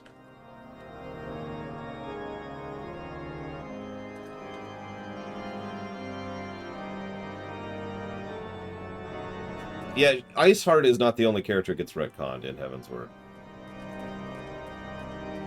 Nah, go ahead and unfilter it, Lore Reloaded. The cause is sufficient that I'm okay with it in this case, if that makes any sense. I don't know if you noticed, but as soon as you told me what it was for, I decided to go ahead and do it. Von Falkenstein says, if they do an FF14-2, or whatever they'll call it, should you be able to transfer characters from 14? No. And that's not just my opinion, that's speaking from experience. There have been several MMO sequels over the years that have dipped their toes into carrying characters forward or not carrying characters forward. And generally speaking, the consensus is, don't. You can carry forward concepts, ideas, bonuses, benefits. Guild Wars 2 is a good example of a game that if you connect your Guild Wars 2 account to your Guild Wars 1 account, there's like a little bonus, and you get some bonus gear and some bonus cosmetics and stuff like that, you know. Asheron's Call tried something like that. That didn't work out great. EverQuest did its own thing. That didn't work out. The bottom line is, if the way I would do it personally is if you want to roleplay as the same character in FF14-2, that's fine. But I wouldn't mandate it, if that makes any sense. Because if you allow for the porting forward of a character, then what you've done from a narrative perspective is you, as a writer, have now committed to the fact that that's the same character from FF14-1. And that's gonna cause some issues, right? Now, that being said, I should probably mention that I'm very much in favor of the main character being a character. I am 100% in favor of that. So, you know, that's its own thing. Jedi Fallen Order, Pika. Someone actually said it in chat earlier. Whoops, I don't want to delete all these. Just these ones. That's an interesting question, Kata. But as weird as it may sound, I am not in favor of my god, I can't think of his name. The old director of the old FFs, 1 through 6. I'm not in favor of Bob's mentality when it comes to sequels or storytelling. I have never been in favor of that. It is my opinion that... Sakaguchi, thank you. It is my opinion that if you have spent a fairly substantial amount of time and effort and thought and care and consideration of world building in a world, that you should do something with it, instead of just dropping it like a hot potato and moving on to the next world. They have spent so much time fleshing out FF14's world, and all of the mechanics and the economics, the magic, and the politics and the history and all that, that I frankly think it would actually be a shame if they were to not continue, even in a new MMO, in this world. So, frankly, I would rather have an FF14-2 than an FF17. That being said, if they want to name it FF17 because branding and marketing, whatever. As long as it's actually said here, you know? We start off in Garlemald.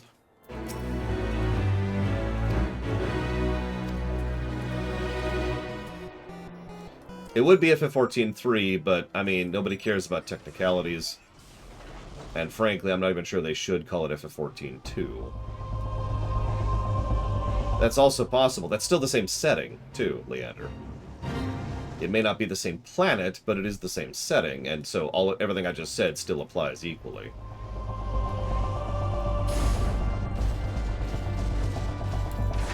So there's the gates. I'm so close to Heavensward.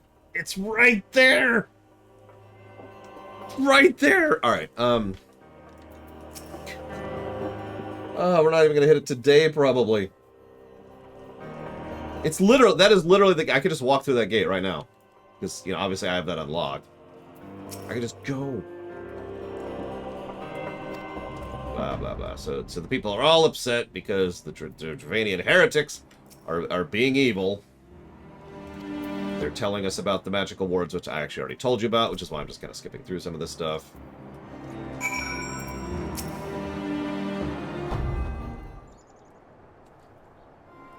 It would seem the heretic struck first, the most telling blow against Ishgard. Scions, we expected you at Camp Dragonhead. My apologies, we chanced to hear there had been trouble at the gates and thought it prudent to investigate. Then you have learned of the heretic's treachery! Lady Iceheart led a force of her followers against our defenders and came close to dispel the first of our wards, but back at camp. Okay. Thank you, Mr. Red.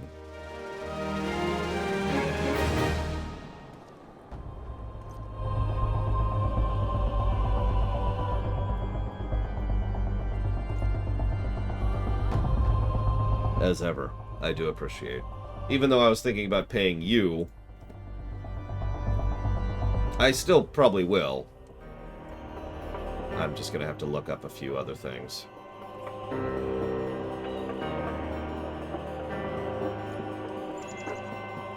So that's Futurama. Donkey Kong Country. Guild Wars 2. SpongeBob. Thingy. And Dealer's Choice. Done.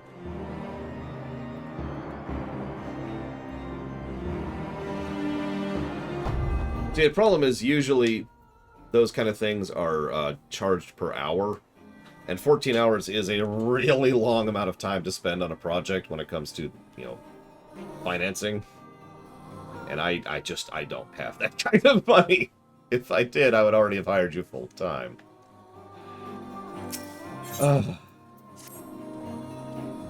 Lady Iceheart has grown bold indeed if she would risk direct action against the city. I mean, the call has been sung, so she's kind of making her game. In fact, I'm just going to go and give my opinion here. I think that if not for us, at the Steps of Faith, Ishgard would have fallen before Heavensward even started. My opinion. I don't think it would have been a quick and easy victory, but I do think the barrier would have gone down and they would have fled over the city. And bad things would have happened.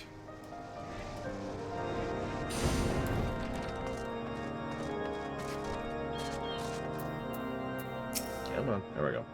Oh, chiffon! 'Tis reassuring indeed to behold the countenance of a friend when one's homeland teeters on the very brink of disaster. I don't know, Terra. We're, what quest are we on? We're on Worm's War. We 1, 2, 3. We are 3 quests from the steps. However long that's going to take. Though a single misstep could send us plunging into the abyss, your heroic presence stokes the flames of courage within my heart. Ah, but you do not come to Dragonheart to listen to my prattling. The Lord Commander's arrived. Yeah, I started calling him Paul Chiffon because they actually pronounced it with an actor that's going to be in future things. So I think that might actually be how it's pronounced.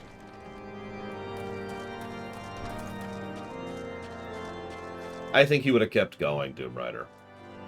Which is just terrible. I don't think anything was going to stop Needhog's rage by mere virtue of how he is.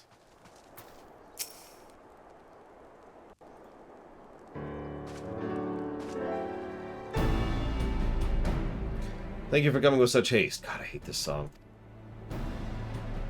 We are recently returned from the Gates of Judgment ourselves. Given the circumstances, we understand if you would prefer to postpone our appointed audience.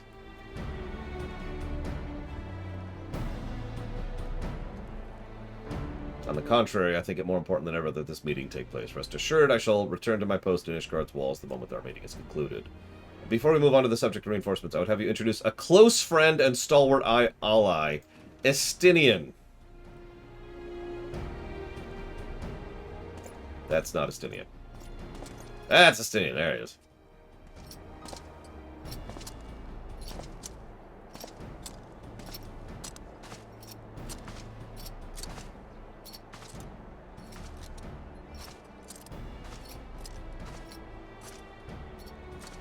May I present Ishgard's Azure Dragoon. An impressive title, though I confess I know precious little of the Order of Dragoons. They are formidable warriors all, yet even amongst the masters of the lance, Estinian is without equal. He, out of all the warriors of Ishgard, was chosen to wield the power of the dragons, and we kind of already know this. This is effectively the retcon point. There's several things in Heavensward they just kind of straight up retcon, and frankly, I think that was the right move. They just kind of shifted gears and said, screw it, this is what it is now, and this is one of them. We've already seen like a couple others, maybe 3. If ever I was out without equal, I am no longer. My fellow Azure Dragoon here will attest. Be at ease, Laura. Did not come to challenge you this day. Whatever you say, Omega Legion. I believe you. Well, now this was definitely all planned out from the beginning. Now that we have all been introduced, let's proceed to the matter at hand. I would share with you what we've learned of Iceheart's design, as confessed by the heretics taken captive after the assault on the gates. To it seemed the Lady Iceheart and the Dravanians share a common goal, the reclamation of Needhog's stolen eye. Needhog, one of the 7 great worms, his name featured prominently in our nation's history. Though once defeated by the... Yeah, I know all this crap. Yep. The eye is super duper powerful. Should it ever be returned to Needhog, the dread creature would be restored to the height of his strength, and no wall or ward would erect be stout enough to deny him.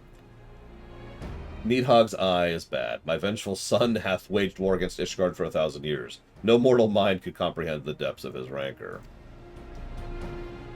The eye itself is secreted deep within the vault. It is kept under heavy guard, surrounded at all times by men and women who have proven their loyalty to the Holy See. But through stout walls and sharp blades may suffice to discourage the heretics. The dragons are another matter entirely. There are individuals within the Dravanian horde whom an entire company of knights would labor to repel, to say nothing of Needhog himself. Nor does the age rob them of their strength. Through the endless march of years, the dragons endure, patient, calculable, inexorable. You must understand, these creatures do not share our perception of time. And that is especially true of the great worms, who spend centuries in slumber only to awake and resume their campaign as if hours had passed.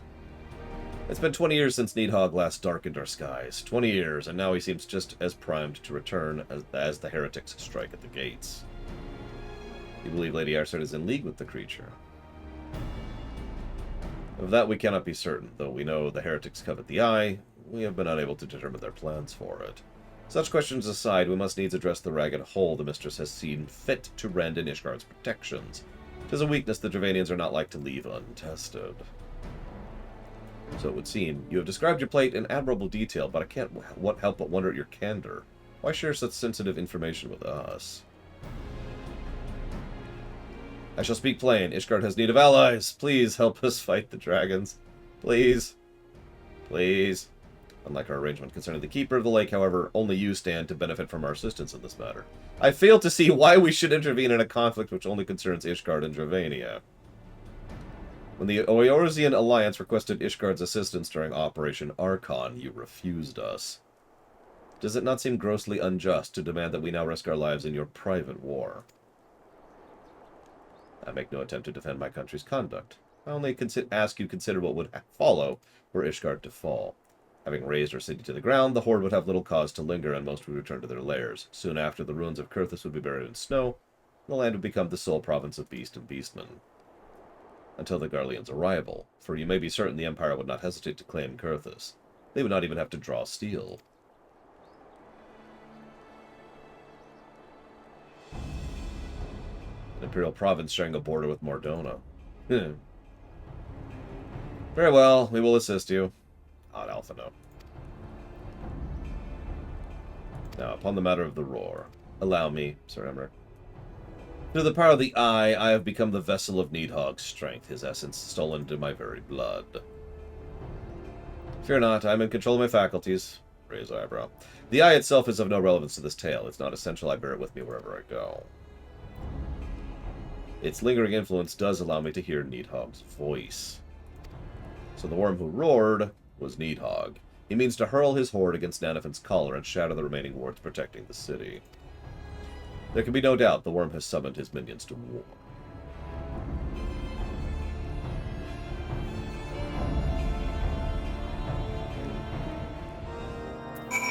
It is very Grey Warden-y, yeah, I would agree with that. Hang on, does Estinian say anything here? Nope.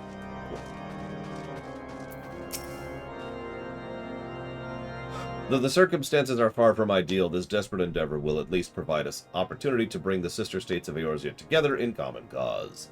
Sir Aymeric was more ruthless in his negotiations than I'd anticipated. I suppose one must give no quarter when one's home is at stake. Did you see the look on his face when he formally requested our assistance?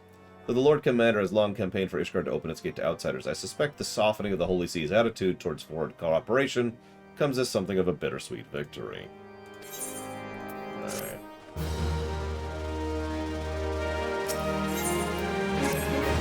So, we have to help. But first, go tell Minfilia so she feels like she's involved. She's totally involved! Alright, so... Cashel says, what would you call a sequel to FF14? Final Fantasy Online. I've actually thought about that before. Eject the numbers. The marketing purpose behind them has served its purpose. FF14 has enough weight behind itself that the people who actually matter and care would know that FFO is FF14 too.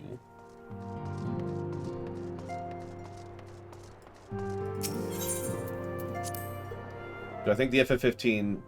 I think that FF15, the DLC that we were supposed to get, would have been better than a book. No, but then again, I didn't like FF15 all that much. Quite frankly, I think it was a doomed project from the beginning. Oh, I have some sympathies. In fact, I have a great deal of sympathies for the developers of FF15, but the game sucked.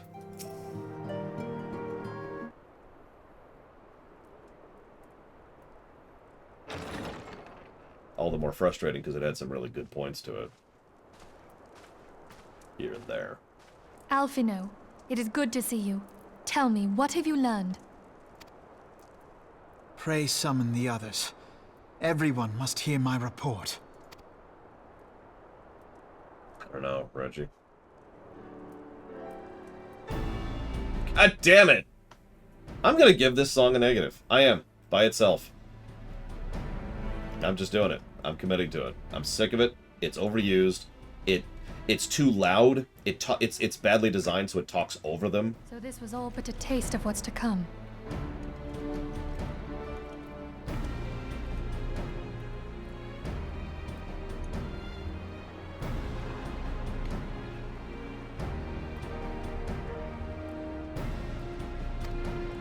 Indeed. The main host advances upon Ishgard as we speak. Whose vaunted defenses have been nullified. Shorn of its wards, the city will bear the full force of Nidhogg's fury. All those people. Alphino is right. The Dravanians cannot be allowed to prevail. If Ishgard falls, all of Eorzea will suffer the consequences. Then you agree that we have no choice but to intervene. For the good of the realm, the Scions of the Seventh Dawn and the Crystal Braves must join the defense of Ishgard.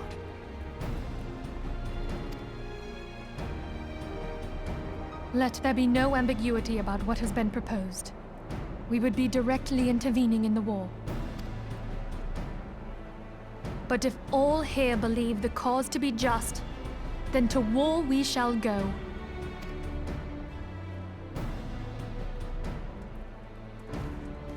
The path we now embark upon is perilous, but I pray you will walk with us to the end. No, I'm actually out, sorry. For those we have lost, for those we can yet save.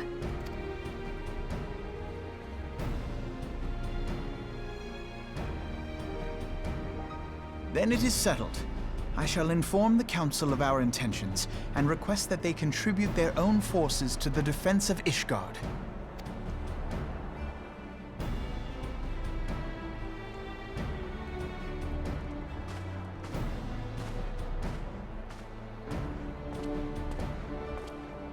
What's the name of that new farming thing that isn't out yet? That's hopefully awesome, that we know very little about. I'm actually kind of excited about it. It's just we don't know anything about it. Island Sanctuary. Yeah, sorry, I gotta go to the Island Sanctuary. My bad. Hey, Ilbert's talking to needs to be stabbed.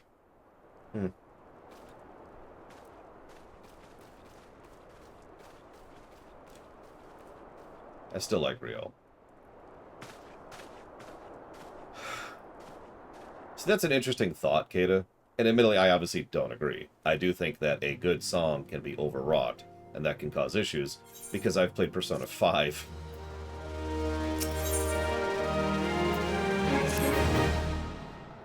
But that's just my opinion. It's not like there's an objective thought there. It's just, I think, for me, when you play a song over and over and over and over and over and over and over again, it just gets worse. Each time I hear it, it gets worse. Until it gets to the point where it's just painful.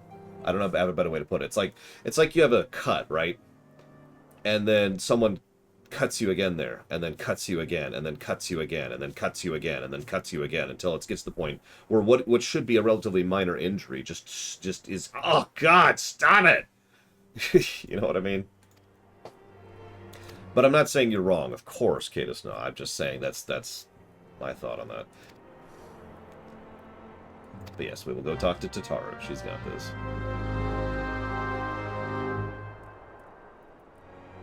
And yeah, Persona 5 has some great music in it. That's the irritating part. After I finished Persona 5 and like a couple of months had passed for me to recover, I went back to the soundtrack and was like, oh, hey, holy crap. And I made several accordances from it just because I liked several of them so much. But I had to distance myself first.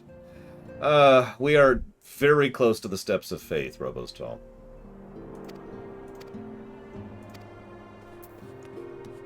Yeah, like that's actually a good example, like the Cinderella song in Birth by Sleep. I will admit, however, I think I actually agree with both Dakoita and Kata in a weird way. To explain what I mean by that, if I was to make a bar, right? And this is quality. I'm going as fast as I can, Omega Legion. Actually, that's not true. I could be going faster. I'm sorry. We're gonna get there, I swear! We gotta do some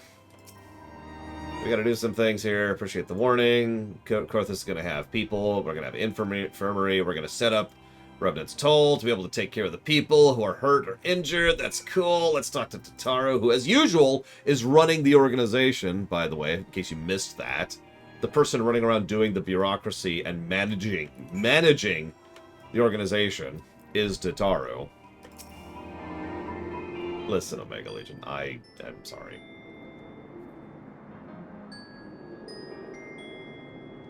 I'm not in the habit for volunteering for lost causes.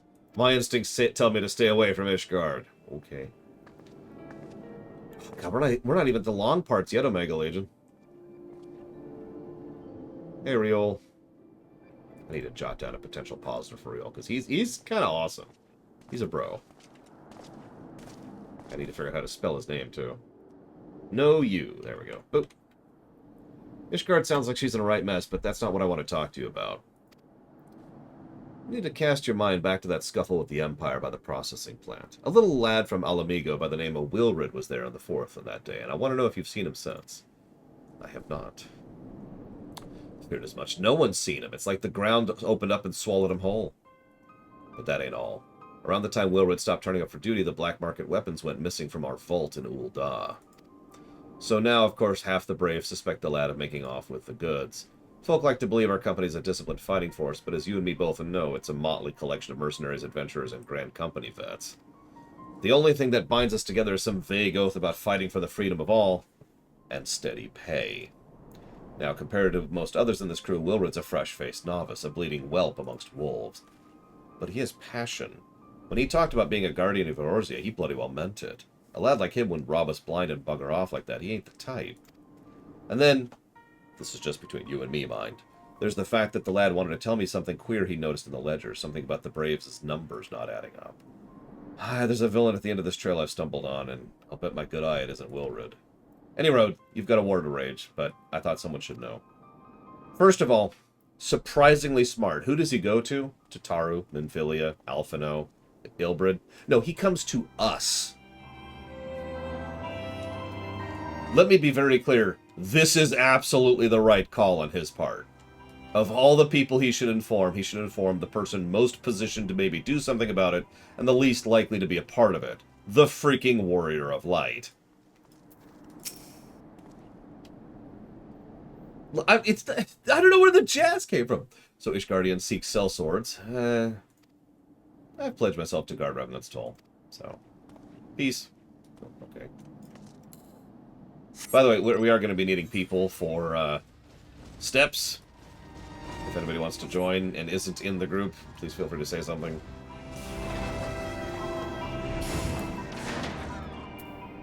Okay, so we need to get Kata in here. Come on, there we go. Get up, buddy.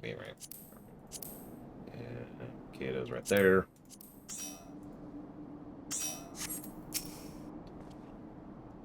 Sell my blade to the Ishgardians. Well, the dragons are a fearsome lot, but I'd sell my fair share if the coin was good. I've worked with one of them knights before, you know. Watched me like a hawk he did, but I'd put up with worse than that for a purse.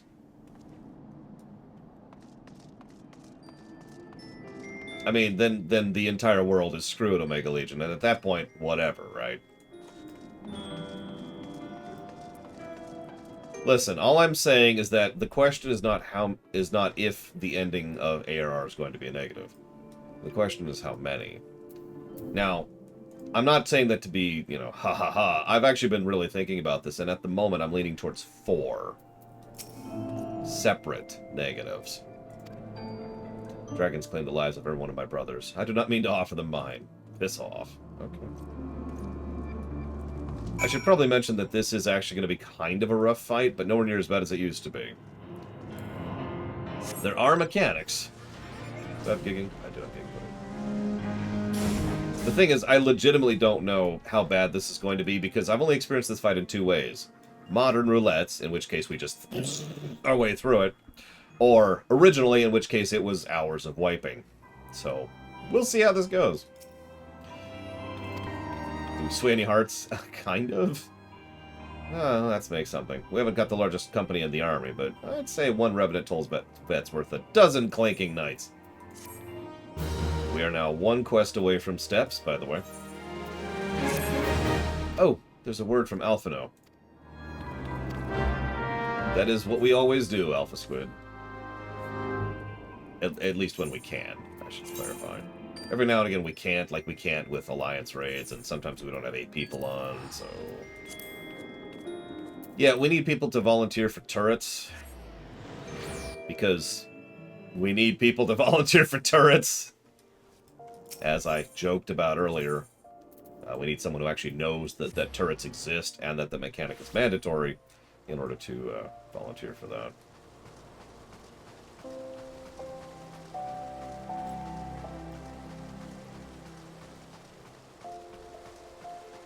Oh. For Omega Legion's sake, go! Run faster! We need to talk about the leaders and how stupid they are. I mean, I can't actually blame them for what's about to happen. So, the Alliance leaders are already seated. 2 guesses to what their reaction to Ishgard is going to be.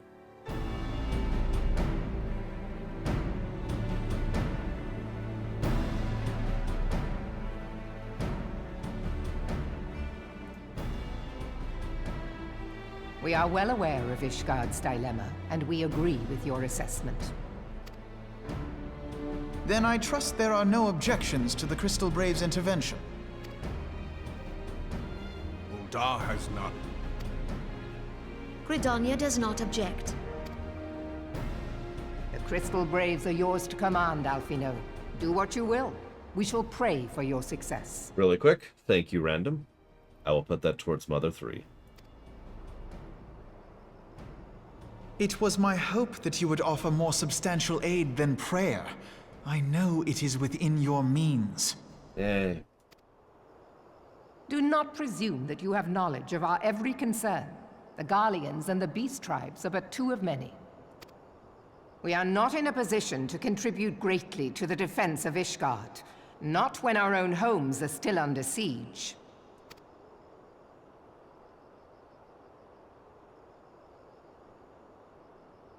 We dare not leave our interests in Cartano undefended as well. Telegi Adalegi and his ilk would seize control of the territories in our absence. The enemy is at their gates, and you would cower behind yours? I do like Roban's reaction to all this, by the way. Did you catch that? He doesn't say anything, he's just... Well, this sucks, but there's nothing I can do about it.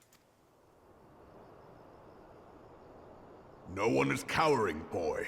We will offer what support we can. Aye, support. A handful of men and no more.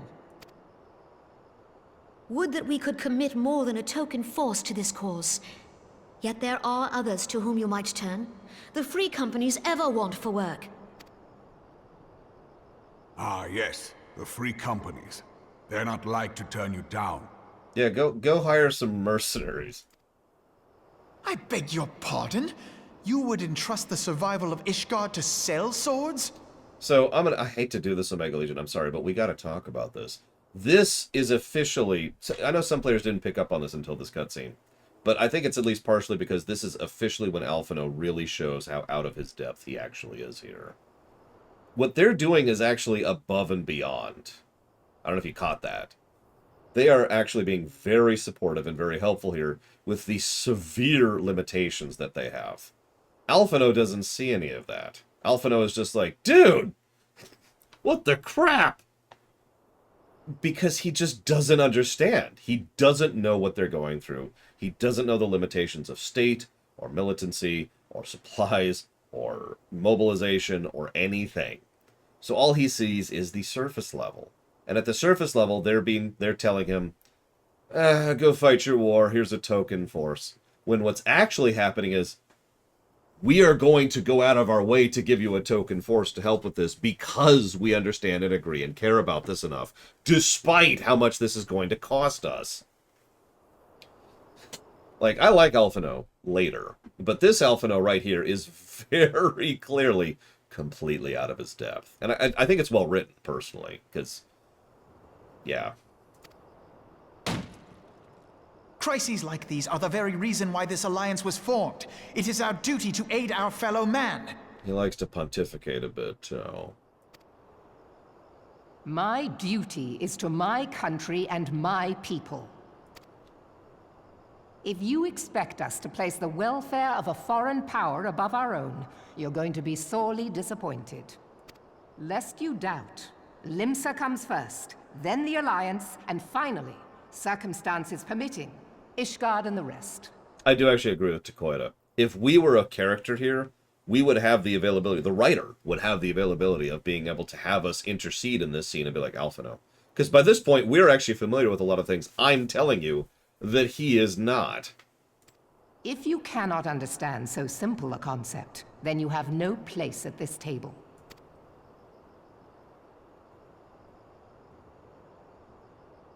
Forgive me, Admiral. I was careless in my choice of words.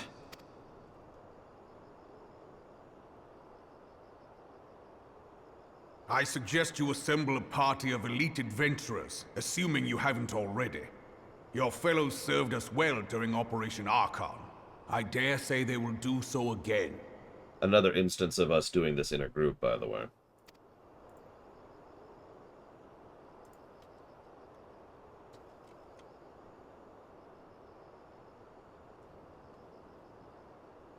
If I may, Your Grace, I wish to propose a redistribution of forces.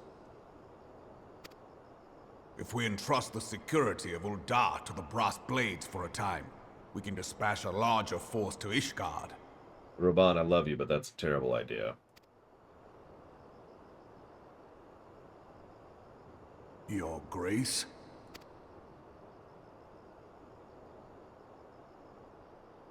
Yes. Yes, of course. Do what you will. Yeah, that's not ominous.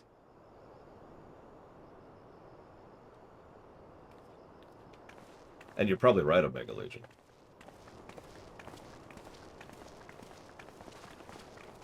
Oh, we are super an elite sellsword. We just don't get paid. Again, that's not me making that up. We do what we want. We do what we do because it's the right thing to do. So I think at this point we've probably officially chunked out of sellsword territory. To the best of my knowledge, Her Grace is in perfect health. I see. Carry on.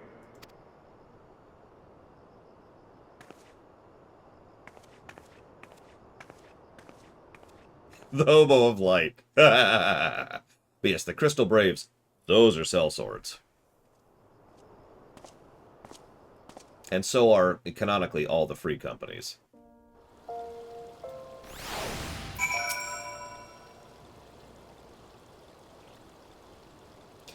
Once again, I owe you an apology. It seems you've been conscripted into leading a contingent of adventurers on another mission of inestimable danger, but I fear we have little time for the alternative. We cannot well abandon Lord Hashafong and Sir Ermeric to their fate.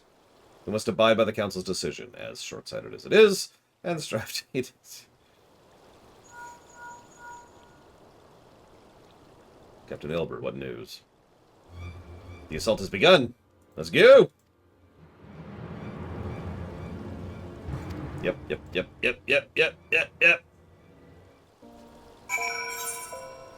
Alright, hang on. 1, 2, 3, 4, 5, 6. I'm missing one person.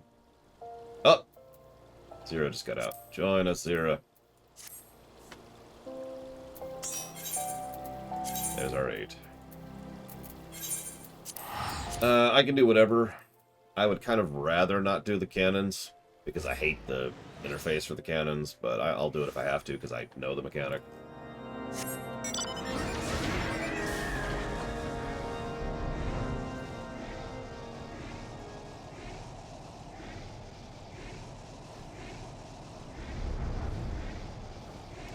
I will need another... Well, do we need a second tank? So the tank... I should talk about this fight a little bit. The healers are going to be busy. The tank's job is to try and gather all the crap that we're going to be fighting, because there will be a lot of trash in this fight, right up underneath the boss. That's the tank's job. I could probably do that by myself. I don't know. I feel like there's a tank swap mechanic I'm forgetting right now. I've never actually tanked this fight. I've healed this fight before. And DPS'd it. Yep.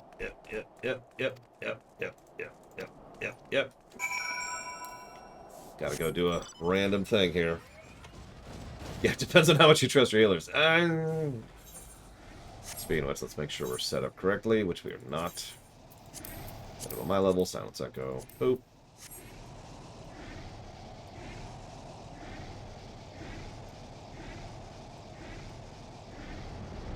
Is there no tank swap? Okay. Then we're cool.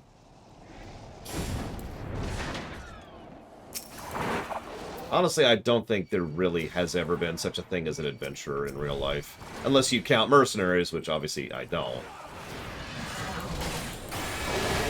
Don't mistake me. There is obvious parallels between the two, and I agree with Dakoita. Most works of fiction have no idea how to distinguish between adventurer and mercenary. But in my mind, they are two fairly different things.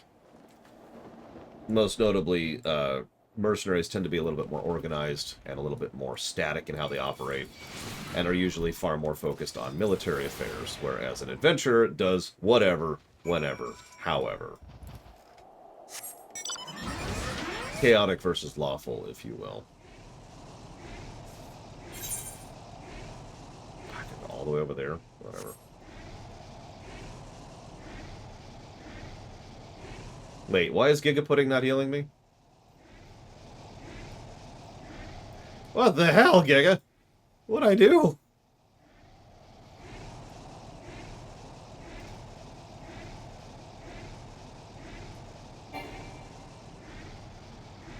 Yeah, adventurers also can do a much wider variety of jobs, whereas a mercenary almost always does, you know, defending, guarding, fighting, you know, military affairs, like I said.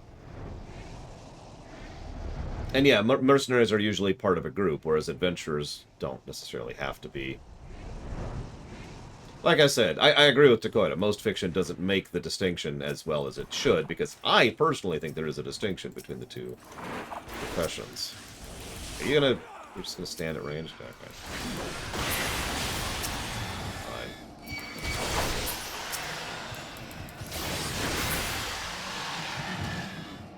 Well, a conscript doesn't get a choice in the matter, Reggie, and is usually paid less, and is usually taken care of less, and receives less training, and is worse in every way. So that's the difference between a conscript and a mercenary.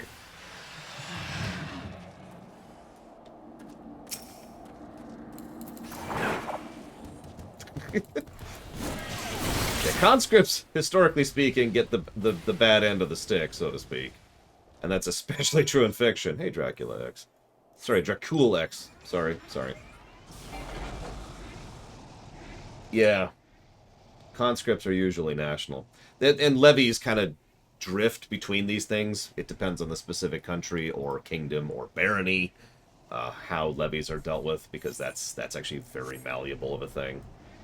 Levies just means raising up an armed force. That could be mercenaries, that could be local peasants who are armed, that could be conscripts, that could be people who are professional military. Levies hits a whole bundle of categories.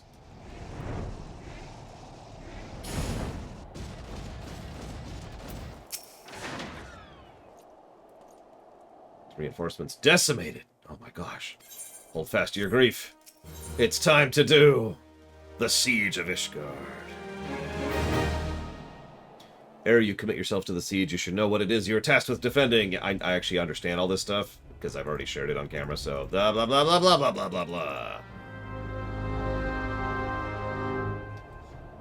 I actually agree that MMOs need both. FF14 is interesting in that it's almost entirely vertical. That is to say, there's very little horizontal leveling in FF14. This is the horizontal leveling in 14, your gear. That's it. Now that works. We actually had a huge discussion about that when it came to customization of MMOs and player design. And it is a very complex topic. It is something that needs a lot of thought and effort and care being put into it. I personally prefer an MMO with more horizontal leveling. More stuff, more cool, more mutators, whatever. But FF14 does actually manage a fairly decent thing. I'm going to do a ready check.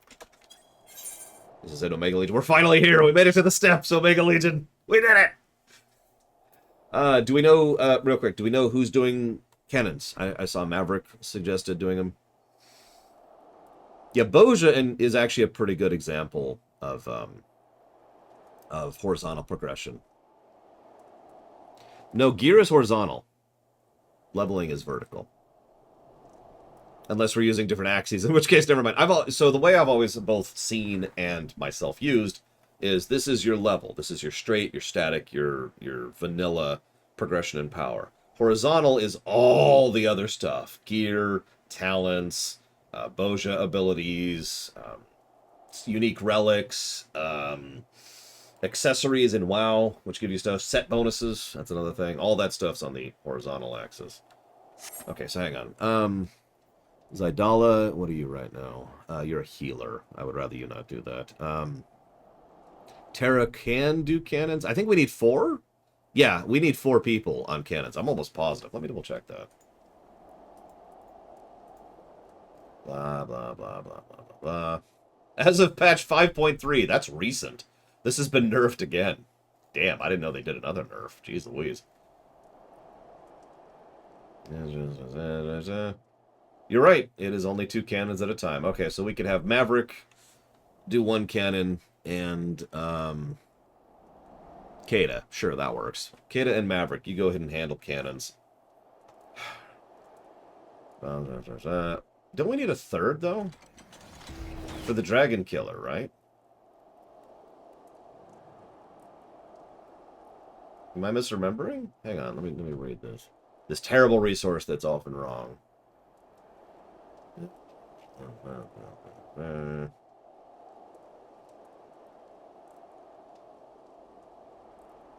This is not clarifying. We do, yeah, I was saying we do actually need a 3rd. I'm right. I actually have decent memories of this fight because again, I did this back in the day. So okay, Maverick, you get one of the lesser cannons. Kata, you get one of the lesser cannons.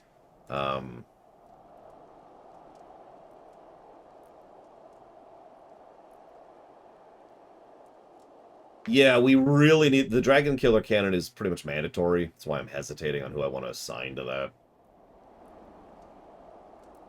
Yeah, you know what?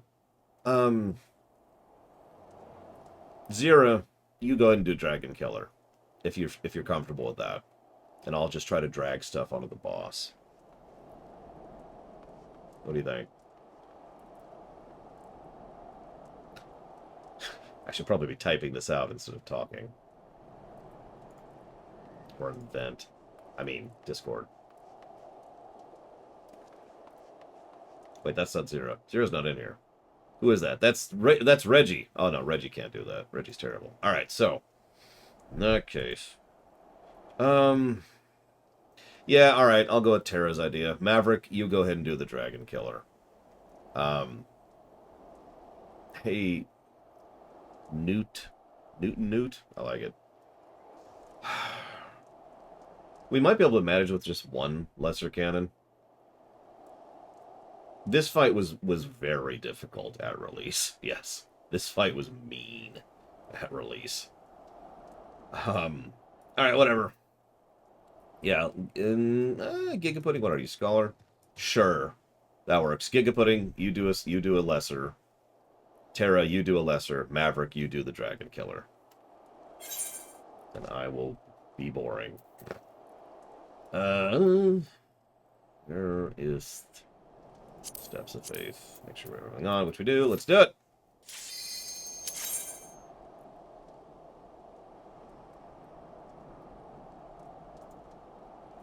Dramatic pause. Yes, snares are important. No, really. We will actually need to use snares to use Dragon Killer. So those of you on the lesser cannons, remember to use your snares on the 2nd and 3rd waves. So that's the boss.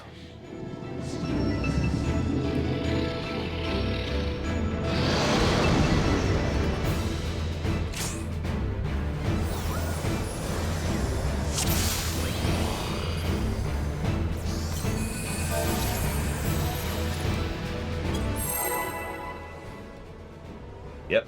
Go ahead and get under cannons now. Might as well.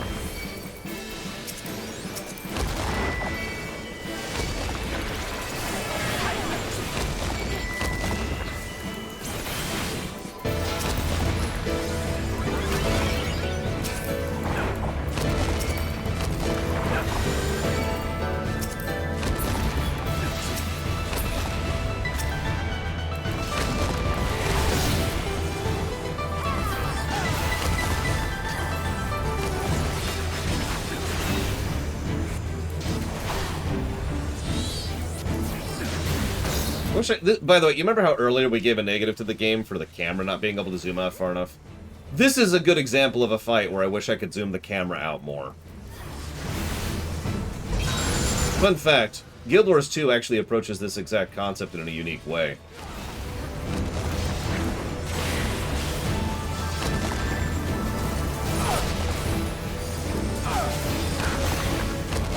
For those of you not aware, sorry, I should clarify that. In Guild Wars 2, for fights like this, they actually specifically, uniquely changed the camera so it can zoom way out. Like, we're talking double or triple far out from where it currently is. So you can really see what's going on. And then once you finish that unique encounter, the camera zooms back into its normal distance.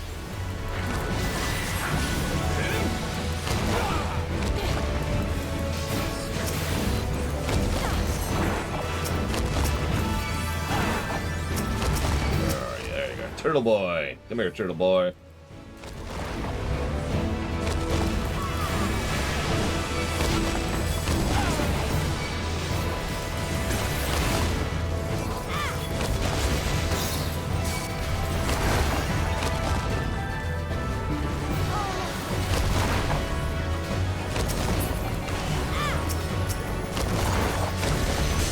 Back to me. What I know.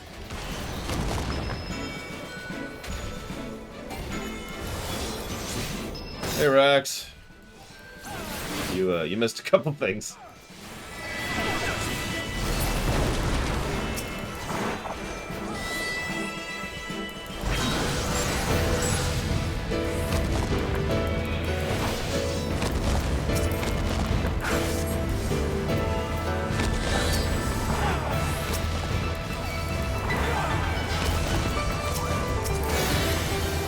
One of the only fights in the entire game. God damn it.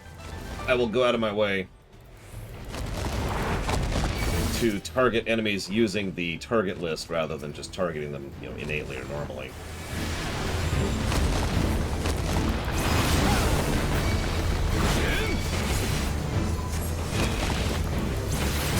It's okay, I understand. You gotta earn them bucks in, or whatever the currency is in Elite, which I actually forgot off the top of my head.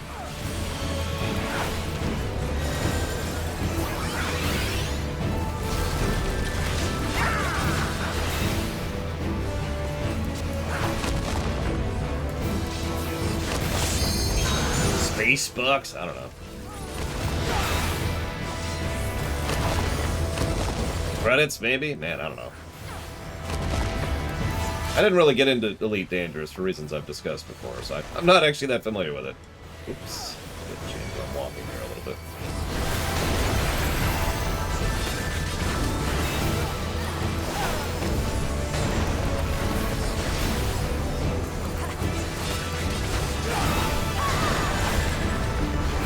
I knew it, Zedslayer. Secretly playing a game instead of watching me play a game. How dare you! This is the greatest of all insults.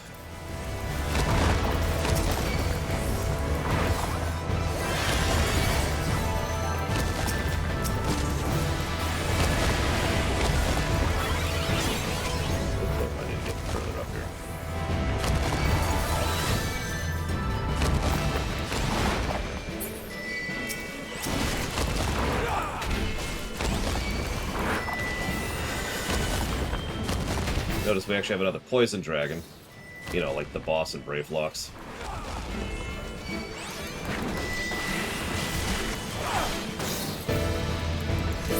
In case it's not obvious to our viewers, what I'm trying to do with the ads is to hold them kind of center mass, so that as many of the cannon shots that are hitting V-Shop are also hitting the ads. Try to clear that crap up.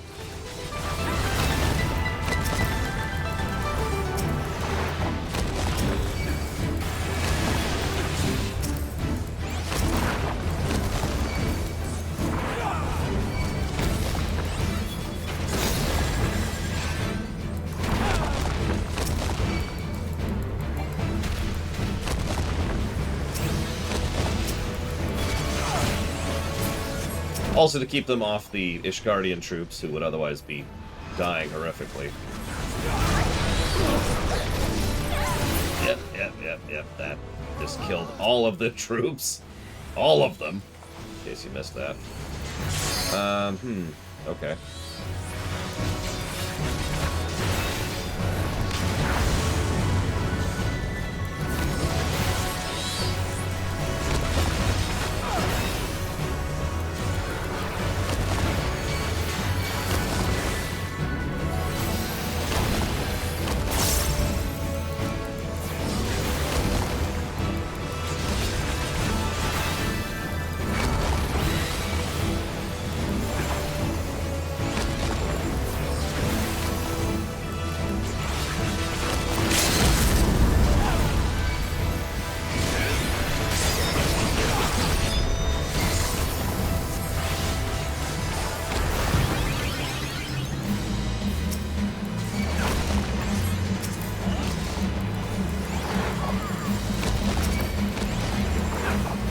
Oh, no, you don't. Come here. Come here. I remember the first time I did this. Jesus Christ. Good job, everyone. I remember the very first time I did this, I thought the first barrier was it. And so when V-Shop smashed to the first barrier, I was like, oh, crap! And I just kind of, pulled my hands off the keyboard, like, well, whatever. And then the fight kept going on, I'm like, wait, what? Oh, God. Yeah, we had technically hit the DPS timer at the end there.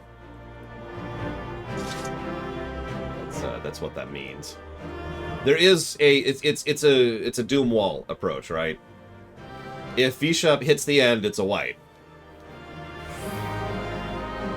So you can see how that fight was so much meaner back in the day when he had less health, more health, and did substantially more damage and all those other fun things.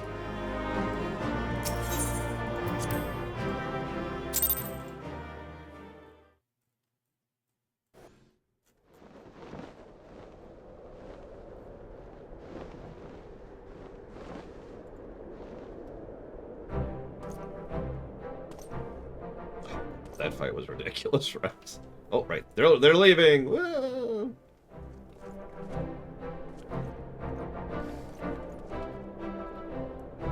Go to sleep, Omega Legion.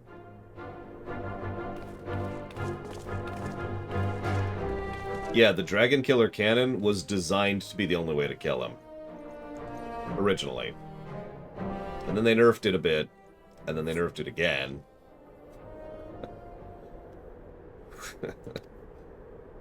Yeah.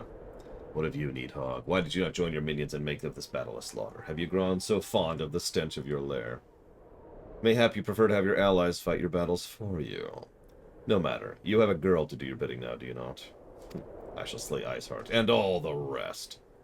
I yearn to spill the blood of a great worm, and only your death will sate my lands. Kill Needhog?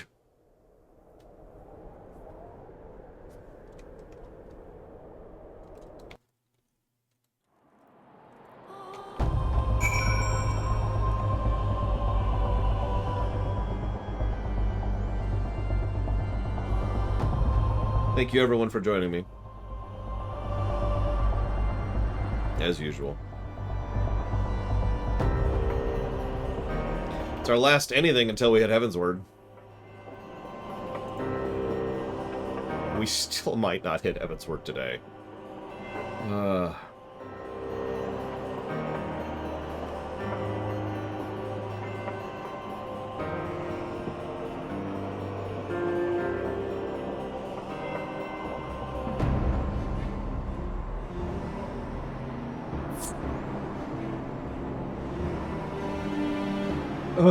Okay.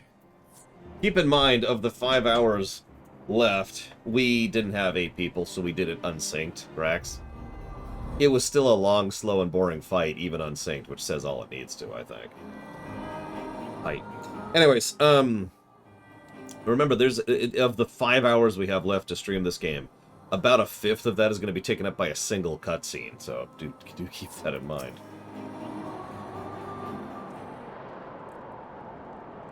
You're welcome, Robostal. Do not get this relic, though. This relic sucks. So we did it. Yay.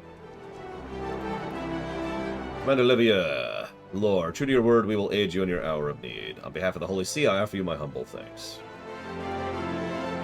Yeah. Ugh. Though I would stay and lavish you with well-deserved praise, I fear I must oversee the aftermath of the siege. Not all the dragons are fled. There are many yet wounded who need to be carried from the field. Pray lead us on. Yeah, I forget who said it in chat, forgive me, but I fully agree with the idea that our inclusion and presence at that fight, along with Alphino, along with Aymeric vouching for us, along with Honchefont vouching for us, is why they finally decided to open the gates to Ishgard to us. It was just like, bam, bam, bam, bam, bam. Okay, fine. Fine, we'll let you in. They have equally significant. The Holy See must now recognize the necessity of cooperation with foreign powers. Long have they barred their gates against the outside world, but I am confident the day will come when they proclaim themselves a member of the Eorzean Alliance. Much have we sacrificed in our struggles against dragons and primals, Ascians, and the Empire, but step by step, everything's going well. Everything's going amazing. I mean, probably, Takoida. The demands of duty, however, give me a little time for levity. Ilberd and Ul'dah and yada yada yada. And everything's gonna go to hell. Alright, so. Hang on. We have a question here from Ross, who is probably not here to hear the answer to that, so we'll skip that for right now. What? Rigid Brock says, off memory, or from memory, excuse me, the meanest fight in ARR that isn't a raid or an EX.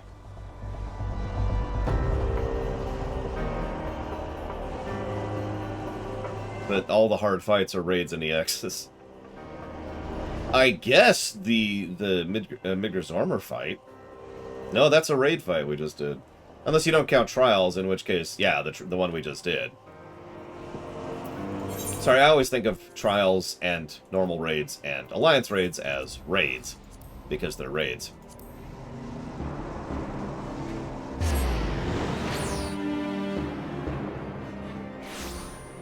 I suppose there is one fight which might qualify, which is legitimately a non-raid fight, even by my definition. And that would be the first boss of Pharaoh Sirius.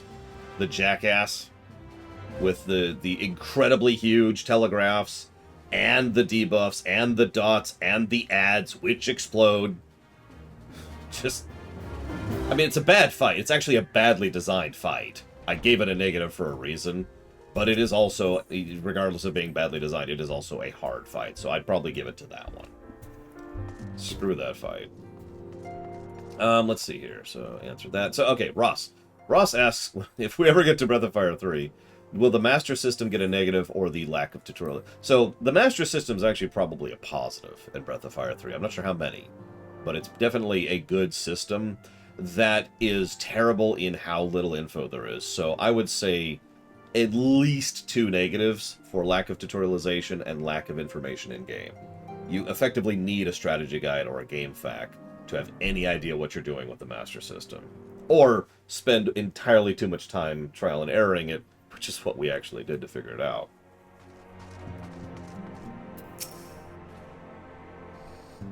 Welcome back. Alphino sent word of the siege, and of course the role you played in ending it. Your deeds never cease to amaze me, Laura. Yeah, it's funny, of all the fights... Here, let me go free everyone.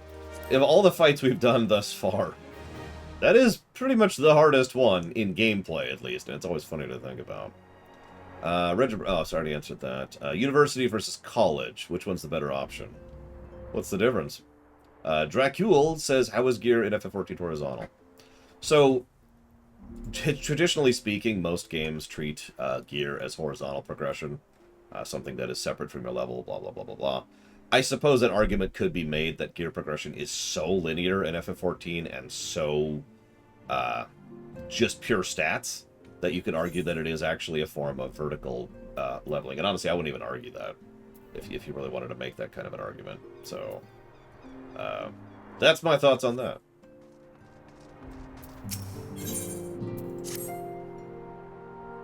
Have I ever played the old Elite? Actually, yes. Although not in a very, very long time. You must be weary, Lore. That would have been the 90s, I think? Hang on. When did Elite come out? When did Elite come out? Because I feel like that's... Really old.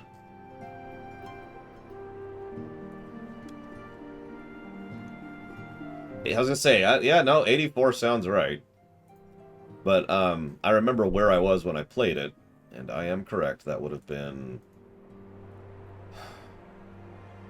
that school. So that would have been somewhere between 92 and 94 is when I lived there. So somewhere in that range was when I played Elite. You must be weary, Lore, and you may well be our only chance to... ...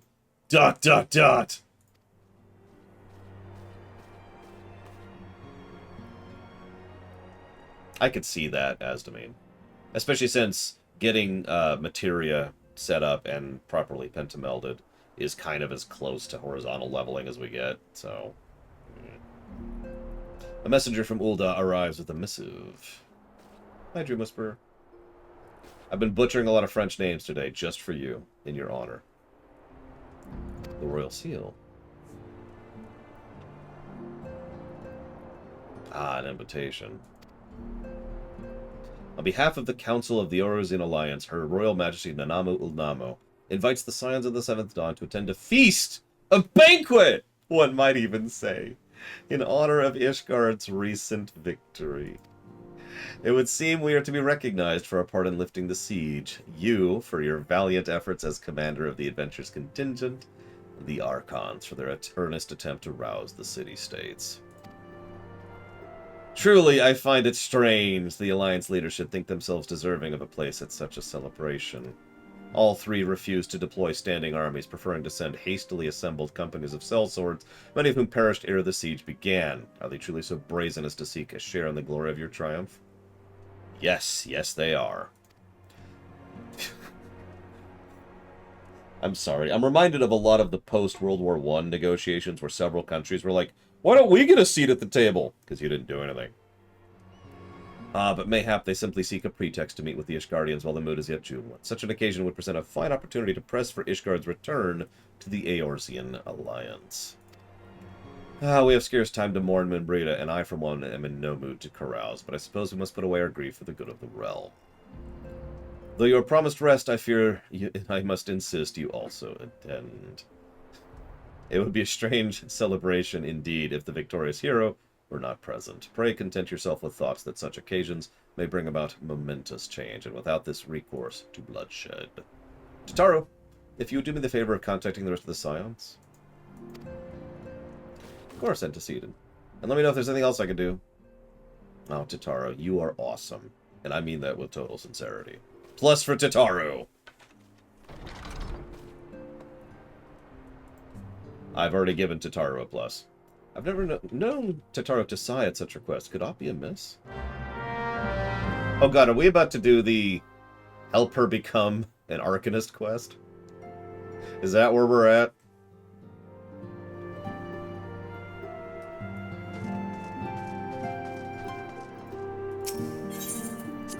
Or whatever it is. I don't remember. I haven't done this since they fleeced things. So I don't actually know.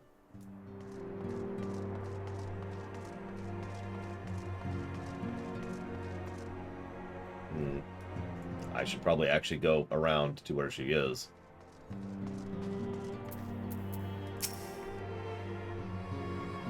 Have you witnessed the scene over yonder? Such is the fate of he who would toy with women's hearts.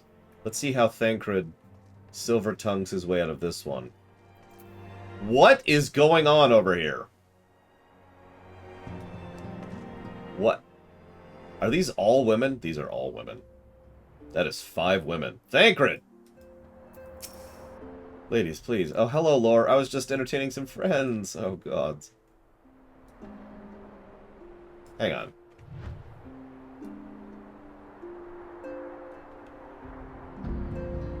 I think that one and that one are the ones we saw in the cutscene in Ul'dah. I'm not sure who the other ones are.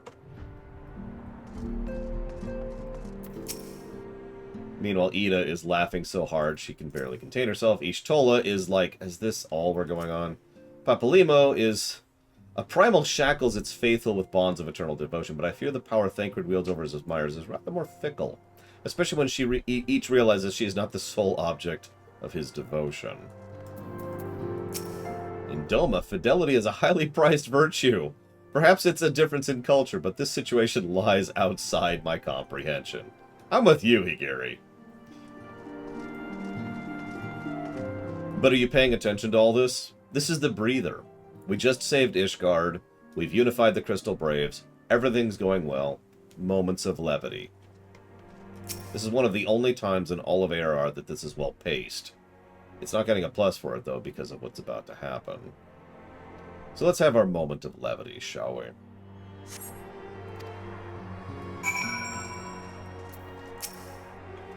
Tataro? Oh, she just went outside. I see.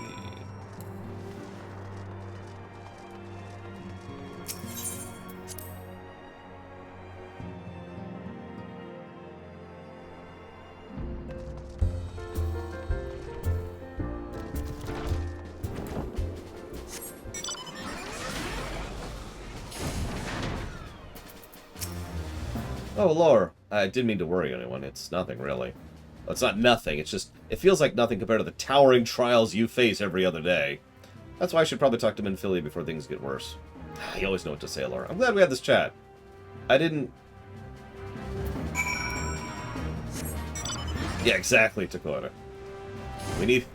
Throw a feast to lower our stress levels because we've just been through effectively 3 wars in a row. By the way, Zero, that's not Zero. Whoever Keepa is, I think it's Reggie. You should totally burger.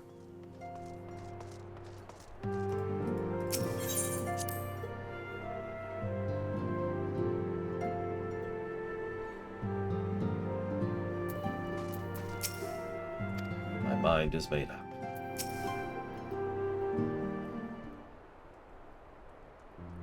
Yes, Tatara, you have my undivided attention. I've been hesitant to broach the subject with all the excitement, but Lord made me realize there's no time like the present, and time is what I'm here to ask you for. I'm not sure if I understand. If you wish to be excused from your duties, then you've certainly earned the rest. But I suspect lying abed is far from your intent. You know me too well. There's in fact something I've been wanting to try my hand at. Along with the adventurers and the Crystal Brave, the Scions are constantly being thrown into dangerous battles and deadly predicaments. Even Hori Boulder and Kultane have been promoted from guard duty to fill the need for competent warriors. So it seems only right that I should have created the power to defend myself, and others, more importantly. When in return, I shall be both your receptionist and your bodyguard.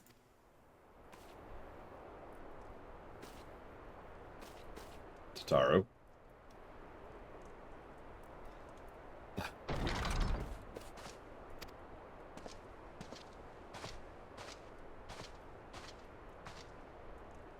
That's the first time I've almost knocked to the ground by a Lalafell. I've never seen Miss Tataru so determined. Has aught befell that which I might help, antecedent? At present, no. Was there something you would ask of me? Oh yes, pray excuse the distraction. An adventurer who was to join us for escort duty was injured on patrol. I fear we cannot properly defend the scholars and trust to our protection without at least one more guard. So, I humbly request another adventurer of the capable kind, of course, be assigned to our party. Very well.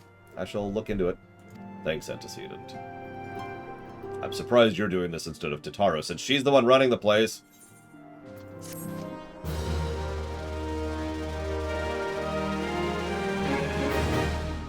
But yes, we shall do everything in our power to allow Tataru to become the most powerful Lalafell in the entire world.